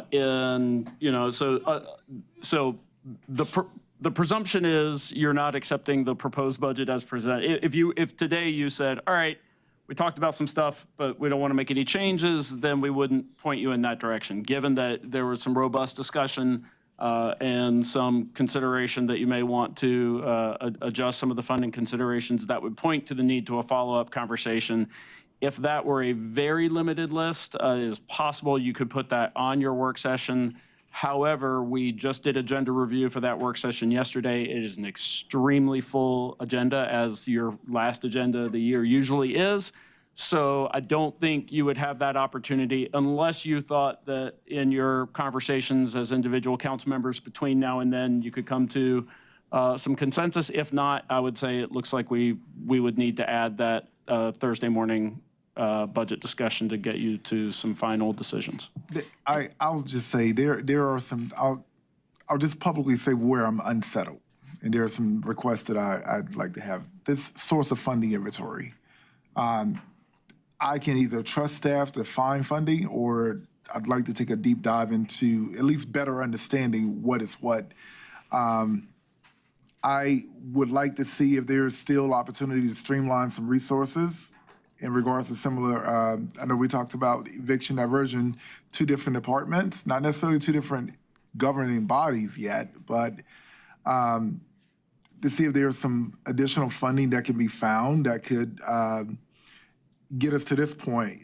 All of those proposed external organizations that were proposed to be just cut at 100%, at least for the sake of planning, I just feel really uncomfortable. And I understand the data that tells us, for example, the Community Life Center at West End, it's like, look, that the lease, our programming priorities have changed, but that is also $191 that an organization was relying on that is going to be cut to zero. I'd like to give these organizations time to plan, so at least instead of, I met with the Durham Symphony. It's like, we are cutting our entire program if this happens. My response to them is, not just to the symphony, but anyone, you should never be totally reliant on one source of funding. You should never be relying on the city government to just totally fund your organization in full. But at the same time, I do want to be able to function and partner in good effort and not just, this budget will go live July 1. That's just a little over a month out. And these organizations will have to figure out mid-year how to plan. to cover such large expenses. I don't know how we do that. I'm trying to see where we can find additional funding. And the reason why I'd like at least a document that shows the source of funding inventory is because I do want to be able to help communicate to the public when people say, how do you fund all these street pavings, but you can't give us a raise? And I want to be able to help communicate the different sources of funding. What funding is intentionally purpose for whatever cause. But on the outside looking in, I understand we have council priorities, but non-city services versus city services. Non-city service, you're getting cut. City service, you're staying, except for some. And I want to be able to better communicate that what plays in that is council priorities, what had enough support and what did not. And I have to be able to message this. I received a message last night. Mayor, you're such a disgrace getting rid of the Black Community Center. That's not how it works, but if we're not communicating or we're not properly equipped to communicate, then that is going to be the perception. So I want as much information as I possibly can to be able to communicate to folks. But on a functional side, I just totally going to zero to these external organizations. And literally within a month from now, I feel really uncomfortable with that. So and regarding legal aid, as we was talking about earlier, I understood Councilmember Cook, I understood your points on that and the great work that they're doing. But it just really seems like there's maybe not specific duplication, but there's a lot of case management that's happening. There's landlord engagement. I really think that, it may not be explicit duplication, but there's some similar things happening. And I really hope that we can look into streamlining some of these resources. In considering a tight budget year, I'd like to be able to see what exactly is being spent and how, and the success rate of it. And I know we can do that by just looking into our own departments. And of course, in the future, I look forward to this new social work department we have, maybe streamlining better with the county. It's amazing work. It's a reason why we're probably taking this work on. But I think the more we talk with our colleagues at the county, the better we can partner on some of these things. Maybe more ILAs. Appreciate those comments, Mr. Mayor. Just to make sure I'm clear, is this some of the discussion that we will have with the session on June 4th? Or, Yeah, or should we be continuing to bring stuff up now? It's going to happen then as well. But one thing, the last however many I years... thought we were wrapping, so I just want to be careful, but like how much else to raise? But if this is the time to... Or the 4th, right? Or the 4th, I think. Okay, I just want to make sure I understand. Yeah, Okay. we're going to have to come back on the 4th as well. I'm just stating why I'm going to ask you guys to come back on the 4th from my point of view, from my perspective. But yeah, go ahead. So, just because I know we're at capacity, or some of us are at capacity, to associate with some of the thoughts in the mayor when it comes to some of our community investments, I do have a tension where it feels like we're pitting marginalized communities against each other. So I want to make sure that we're not doing that and create more of a scarcity feeling. So definitely want to unpack that and look forward to meeting my colleagues with that. And I'm going to assume in this world that we're going to get all of the materials we need between now and June 4th. So if we all read our materials and come here prepared, then we might not have a really long meeting if we're able to I'm just trying to figure out how we can, because we have a work session that day as well. And so for me personally, my brain goes to mush and I don't want it going from one. So I'm just trying to figure out do you have any advice for council to make sure we have productive conversations? I think it's as clear as we can be about what you would like, what information you need before we get there. It's hard for us to respond to something here. So we've been taking notes about, we'll have a follow-up memo, but if there is something that you need to make a decision on June 4th, it would be helpful to know ahead of time. I would put out there then, in the spirit of what Mr. Manager you shared today on CIP, is that if you're hearing other council priorities that haven't yet been funded and you're hearing a reluctance to wanting to raise property taxes, it's elevating what are the next X million dollars of cuts that you would propose that we would have to trade off if the council wanted to advocate for additional things that aren't currently in your proposed budget. I think that would be helpful.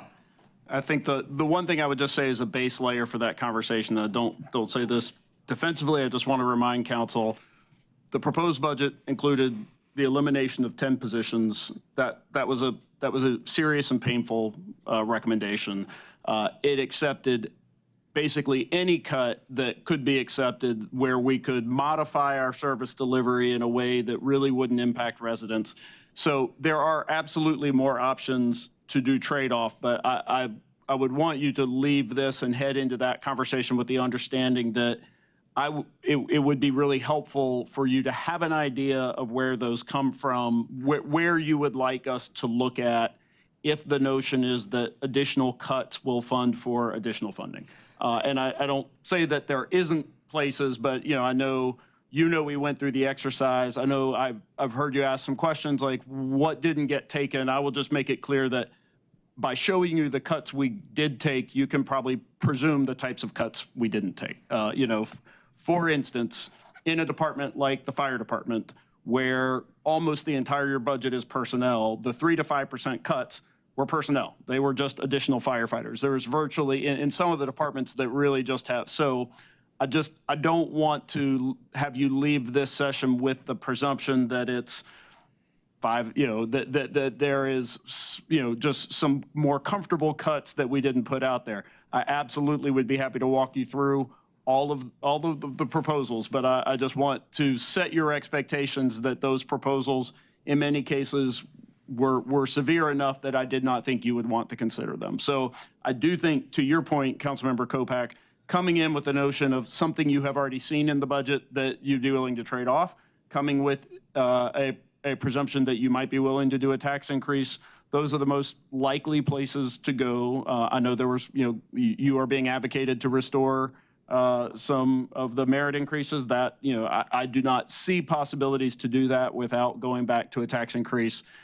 So those would be some of the things to be thinking about as you head to that meeting. And to Councilmember Burris's very well stated point, the more firm you have your thoughts so that you can propose ideas to your colleagues and to us for analysis, I think that's what makes those conversations the most constructive. Yeah, and certainly don't presume that those will be easy. I mean, it was a painful exercise to go through the CIP and think about what I would move out or cancel in order to find money for something else. And so I think that it's valuable to daylight that even further for council and for the community, that if we are weighing additional things that we value, that staff values, the community values, what that will come at the expense of. And so just like reviewing that CIP list, if there are other things, I think that's helpful to see.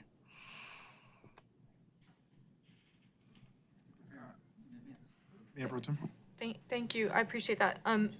I know several of us still have to have conversations on the budget. I think one thing that would be helpful is I think the number that was provided on one of our slides was if we did do the merit raise, how much money it was. I can't remember the money, but I know it was included. I think the opposite would be true. I would like to see, because we're getting a lot of pressure from certain departments, and the attitude is, and I get it, that's their job. Their job is to advocate for their folks in their department, not necessarily. If we weren't doing a tax increase, what would be reductions in force to get that merit raise? I do want folks to have that understanding. I want folks to just like we had to have a hard conversation for CIP, I want our city workers to understand what exactly are they asking for, because that to me is also an important conversation. Right now we're presuming no tax increase, so to give you that merit, that means something's got to go. And I'm not saying that a tax increase is 100% off the table, but it's something that I know staff worked very diligently to achieve. And it was pretty consensus at the budget retreats that all of us were pretty clear in that moment that we really didn't want to do a tax increase. And so I think that would be one thing that, and I know that takes some analysis, and so that's why I'm not going to pose it on Thursday morning. And then pretty much everything else for me is going to be conversations that I need to have with colleagues. In general, I really appreciate, I know we're late. Thank you so much to all the staff. For the most part, there are some in my mind, some tweaks that need to happen, and I think that's going to be a conversation among us as colleagues being prepared for Thursday. I really want to highlight the city clerk staff for all the food and just keeping us going, keeping staff going. It's makes it a lot easier to sit in the seat when you know there's coffee in the other room waiting for you. And then just to your staff, always just incredible, being super prepared, every single department director who presented in front of us, and also to the city manager. I know this is a very, very hard budget and a tough year, and always impressed with the expertise, dedication that you have.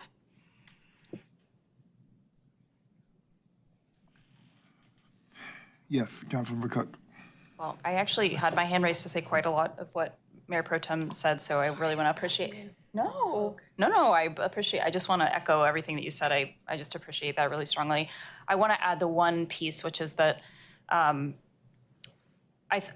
agree that we were very decided upon no tax increase at the budget retreat, and I feel that we have really worked off of that, of the language that we used in that budget retreat and sort of the strong stance that this council took.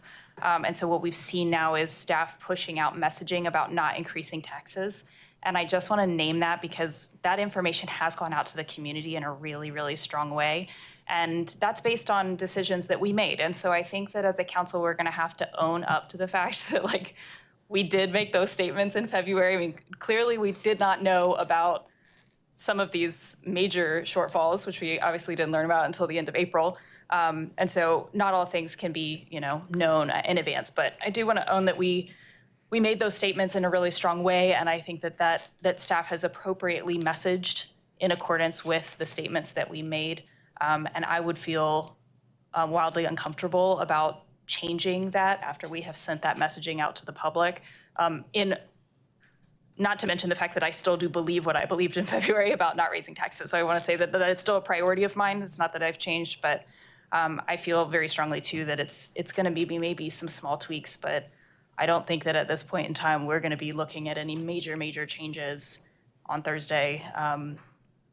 And that also part of what we're looking for is kind of just the budget itself. And I want to really caution us against this, there is a line, I think, at which we are very informed and then at which point we are starting to sort of micromanage within departments. And I want to be really careful about that line as well as we're asking y'all to provide information and we're like, give us everything, well, everything is the budget. I mean, that is just the budget document is everything. And so, I just want to be really cautious about going too far and having too much to work on in light of the fact that I don't really feel comfortable changing in an extreme way on next week, so. Yeah, we got a lot of work to do. I feel everything what folks saying, and I feel very differently. But we have a lot to get to, and that's why we're here. That's why we get paid the big bucks of a few dollars. But I also have a lot of confidence in our staff. You guys are magic makers, and I know you're going to grow some gray hairs on this budget, but I know we can all accomplish it. So June 4th, 9 a.m. June 4th, 9 a.m. One major announcement, colleagues. In 1 hour and 50 minutes, I need your evaluations completed. Okay? All right, that's what I had, and we will see you all June 4th, 9 a.m. Strong 2 days of work. June Thank 1st, actually. June 1st, Monday night. Yeah, June 1st. Don't tip me with a good time. We're adjourned at 3:10.